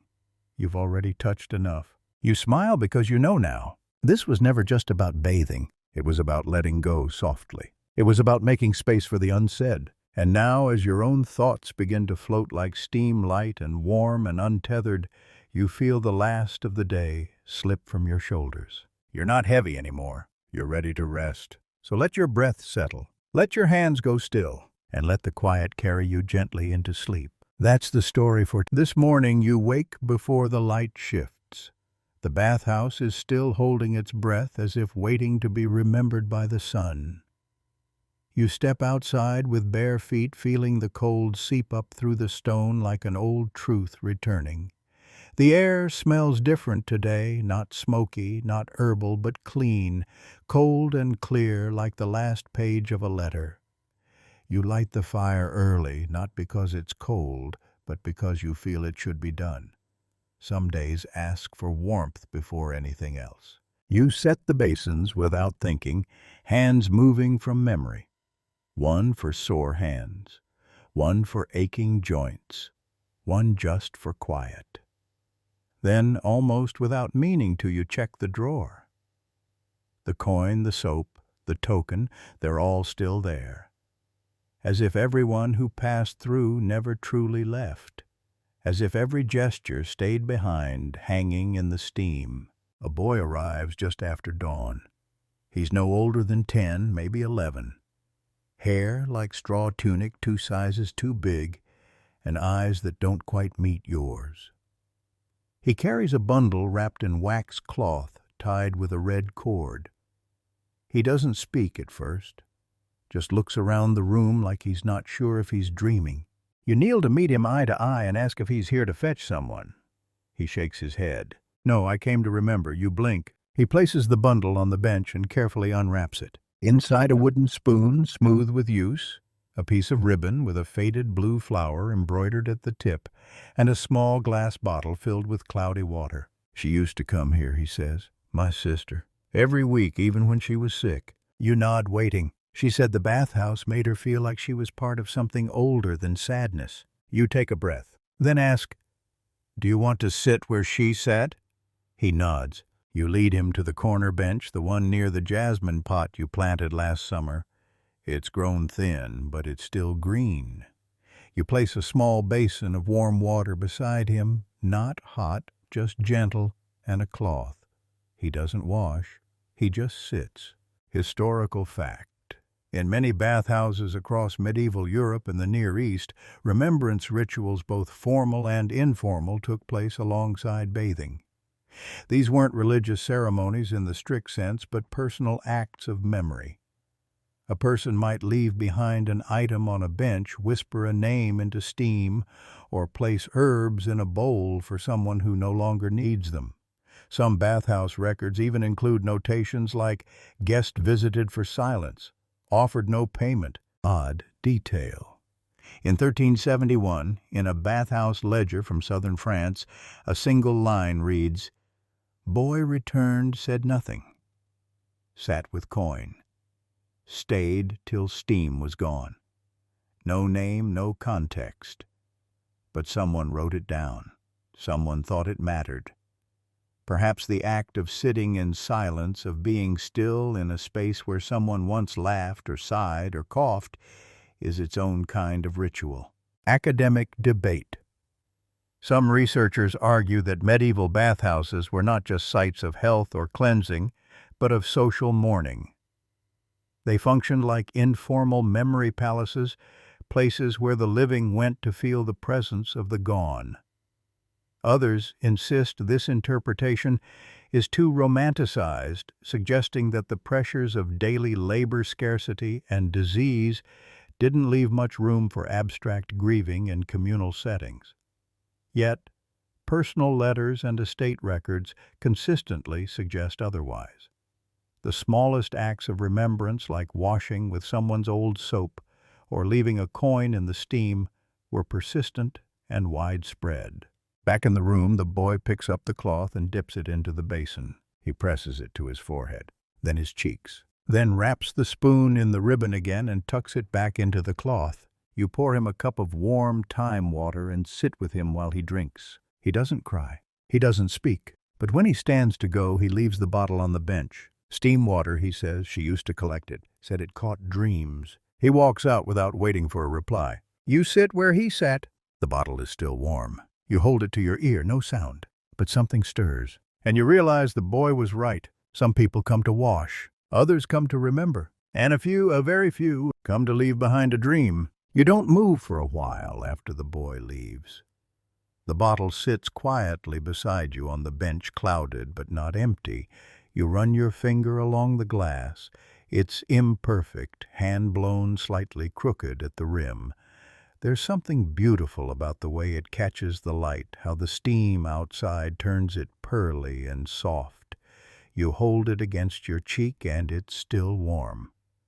Not from the fire, not from your hand, but from his. A small offering left by someone too young to know the weight of ritual, but old enough to perform it perfectly. The bathhouse feels different after that. Not quieter, just more still. It's not the kind of stillness that comes from emptiness. It's the kind that arrives when nothing more needs to be said. You put the bottle in the drawer with the rest. The moss-colored soap, the almond, the lemon peel, the stone coin, the red thread. It's getting full in there. Not cluttered, curated, a private museum of unsaid things. You check the basins, refresh the herbs, and light a fresh candle. Midday comes and goes. No visitors, just the wind shifting, the occasional bird call, the creak of wood expanding in the sun. You close your eyes. You remember your first week in this bathhouse? The fire was too strong, the water never warm enough, and you kept forgetting which herbs calmed, which aches. But worse than all of that was the pressure of silence. You didn't understand yet that silence had texture, that it changed depending on who sat in it. The door creaks open. A man enters wrapped in traveling furs boots, still dusty from the road. He's carrying a walking stick, not for support, but for rhythm. He plants it deliberately with each step. You nod in greeting. He returns it, then looks around and says, "Didn't think it'd still be here." You smile. It's been waiting. He chooses a bench. and carefully unwraps a square of cloth from his pocket. Inside a bar of soap, a folded letter, and a single dried rose petal pressed flat. He doesn't speak for a long time. Then he asks, "Is it true people leave things behind here?" You nod. He exhales through his nose like that answer settled something. "I used to come here," he says, "back before the war, before everything got complicated." He doesn't elaborate. You don't ask. "I got this letter last winter," he continues, "from a friend. She used to wash in this bathhouse. Same bench every week like clockwork. Then she left town, got married, moved west. The letter was short. Just said, 'If you're still around, the bathhouse will remember me.'" He unfolds the paper. The handwriting is careful but smudged in places. He doesn't read it aloud, just sets it on the bench beside him. Then he picks up the soap and rubs it between his hands, slowly letting the scent rise lavender and something slightly metallic. "She made this," he says. "Said it smelled like old dreams. You bring him warm water." He dips his hands in, then lifts them out and watches the droplets slide down his wrists. "I don't need to wash," he says. "I just needed to see if she was right." You glance at the bench. The letter hasn't moved, but the room feels fuller. Historical fact. Soap making was often a domestic skill passed down between women, particularly for medicinal or ceremonial use. Recipes were recorded in family books collections that included prayers, remedies, and food instructions. Some recipes even included emotional instructions, like stir only when the heart is calm, or never mix on days of mourning. It wasn't just about ingredients. It was about intention. The belief was that soap carried not just scent, but sentiment. Odd detail. A surviving soap recipe from 1422 includes an instruction to place a sprig of rue under the cauldron to keep away lies. The author wrote, "No soap made in anger will clean what matters." It's unclear whether this was superstition, metaphor, or practical chemistry. But the belief in emotional transference through objects was deeply embedded in many medieval households. Academic debate. Scholars still argue whether such beliefs were symbolic or sincerely magical. Some say these rituals reflect women's coded resistance, the only power they could control in restricted households. Others see it as the natural blending of spiritual and domestic life in medieval times, where the line between the sacred and the everyday was porous. Regardless, these rituals shaped how people related to tools, objects, and to one another. Back in the bathhouse, the man wraps up the soap and letter again. Then, without prompting, he tucks the rose petal behind the bench's backrest. It sits there small and dry, almost invisible. But you notice. So does the room. He thanks you. And just before leaving, he says if she comes back, tell her I remembered. You don't ask who. You won't need to. You sit for a long time after he's gone. The steam curls upward like a sigh. You don't touch the letter or the petal. You simply light another candle and leave the door open a while longer, because someone might be coming back, or not. But either way, the bathhouse remembers. The final morning begins the same way it always does, with steam curling from the brazier, a whisper of rosemary in the air, and light slanting across the tiles, like a promise too old to break. But something is different today. Not wrong, not loud, just final. As if the room has taken one deep breath and now waits perfectly still for whatever is supposed to come next. You tidy the benches with care. The cushions are plumped. The stone basins gleam. The bundle of cedar bark, always tucked near the stove, releases its clean, sweet scent. You refill the tea jar with chamomile and mint and set it quietly near the corner table, even though no one has asked for it in weeks. Then you walk the perimeter of the bathhouse, slowly touching the wall where hands have touched before. You pause at the window where the light bends around the same curve of wood It's followed for decades. There's dust in the corners, but it glows. At mid-morning, a familiar figure steps inside. She's old now, hair fully silver, eyes sharp but sunken, wrapped in a cloak that smells faintly of cloves and ink. You've seen her before years ago. You don't remember her name, but she remembers yours. You've kept it well, she says, setting down her walking stick. Better than most temples. You smile and pour her a bowl of warm water. She removes her gloves carefully, revealing hands lined like riverbeds. She doesn't reach for the water. Not yet. Instead, she looks around as if taking inventory of everything she's ever left behind. I thought it'd be smaller, she says after a long silence. But it's bigger. Not in size, just in presence. You sit across from her and ask if she'd like to wash, or just sit. Sit, she says.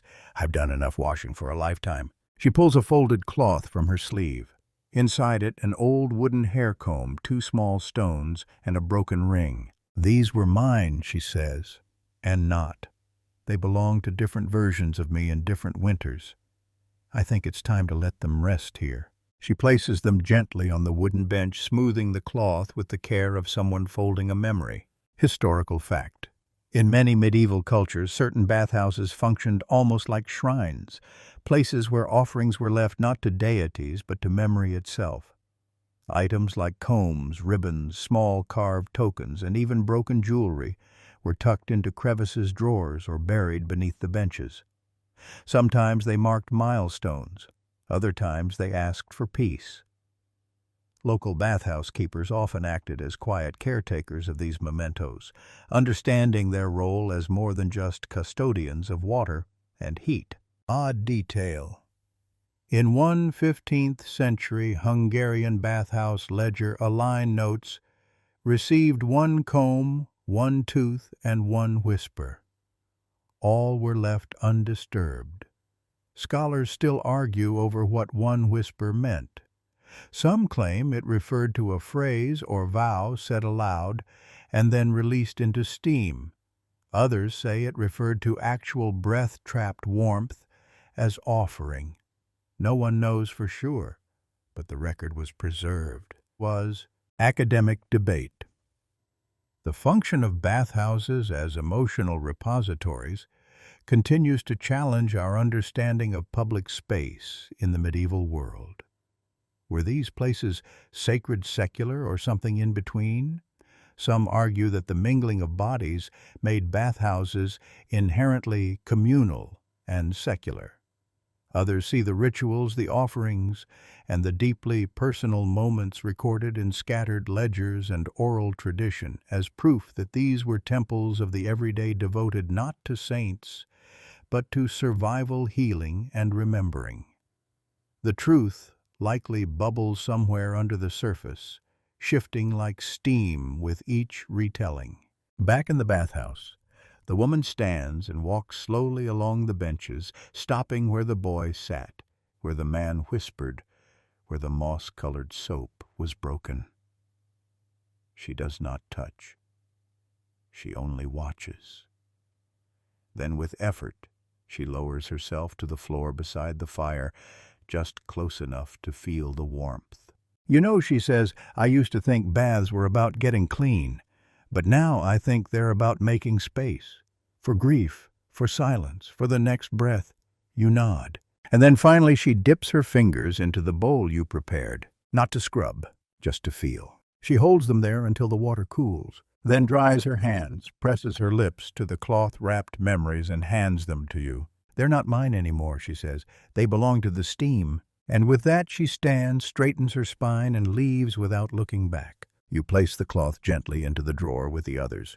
You pause. Then you close it.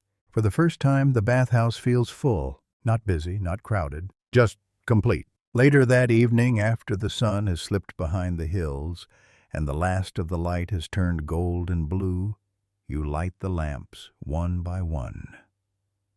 The bathhouse glows like a lantern turned inward, its warmth not meant to be seen from the outside, but to be held, kept close, known only to those who've stepped inside.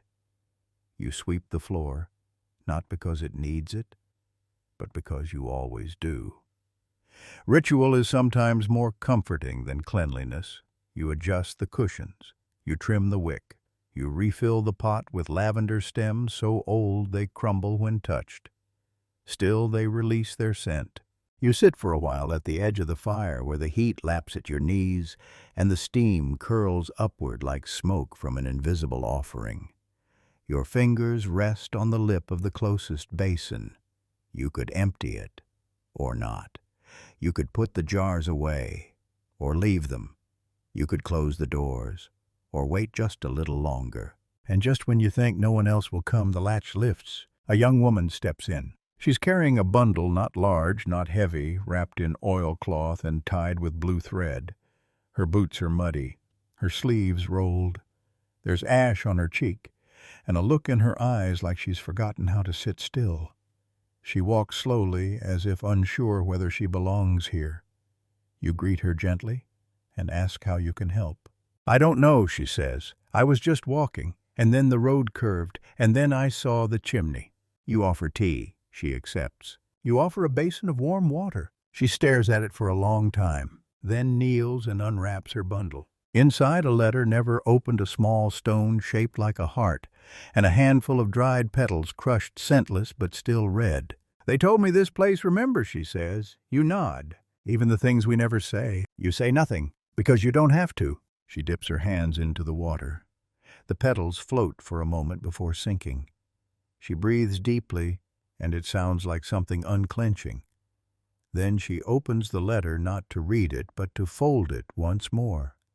Smaller, tighter, until it can rest at the bottom of the basin like something that always belonged there. She doesn't speak again, but when she leaves she looks lighter. Not because her grief is gone, but because she's no longer carrying it alone. You clean up slowly that night. The drawer is nearly full. Thread, ribbon, bottles, coins, notes, stones, the symbols of 100 forgotten stories. Not meaningless, but meaning deferred. You add the crushed petals, still wet to the top layer. You do not press them. You do not name them. You let them rest. And then you sit at the threshold of the bathhouse, looking out at the road beyond. You think of all the feet that have passed through. The sorrow scrubbed from tired limbs. The joy that shimmered in laughter and disappeared into the walls. You think of the cold days and the long nights, and the hands that have washed without washing anything at all. You think of all the things left behind, and all the things never spoken, and all the things that never needed to be. The bathhouse has taught you this memory is not kept in words or stones or coins. It's kept in warmth, in the act of returning, in the silence we offer when words would only get in the way, in the weight of a hand dipped into water expecting nothing but presence. You rise and check the fire one last time. It's steady. The embers pulse like a heartbeat. Outside, the stars begin to gather. The wind is slow, and the world is quiet in a way that invites sleep, not with urgency, but with understanding. You don't lock the door. You never have. You simply close it, gently, because you trust it to open again when it's needed. That's the secret of the bathhouse, isn't it? It's not about water. It's about return. It's not about who comes. It's about who remembers. It's not about cleansing. It's about holding. So you hold, you wait. And when the night is soft enough and the air heavy with lavender and quiet stories, you lean against the wall with the drawer at your side and whisper more to the room than to yourself. We were here, and the bathhouse, this room of fire and steam and memory, whispers back, I know. The bathhouse no longer needs to speak. It breathes in silence, glows with memory, and waits without asking. You sit once more on the warm stone bench, fingers resting on a basin that has seen 100 hands and held 1,000 stories. Steam curls slowly through the air, soft as breath, and the scent of rosemary and old soap lingers like a lullaby. You think about the woman who left a ribbon, the boy who left a bottle, the traveler who folded silence into a letter. None of them stayed. None of them needed to. That's the secret after all. The bathhouse doesn't keep people. It keeps their pauses, their partings, their quiet goodbyes. Somewhere outside, an owl calls once and then falls quiet. You close your eyes. The room doesn't vanish. It hums gently in your bones. You feel every brush of linen, every faded footprint, every warm breath caught in the mist above still water. You don't need to touch anything. You've already touched enough. You smile because you know now. This was never just about bathing. It was about letting go softly. It was about making space for the unsaid. And now, as your own thoughts begin to float like steam, light and warm and untethered, you feel the last of the day slip from your shoulders. You're not heavy anymore. You're ready to rest. So let your breath settle. Let your hands go still, and let the quiet carry you gently into sleep. That's the story for tonight. May your dreams be filled with wonder and peace.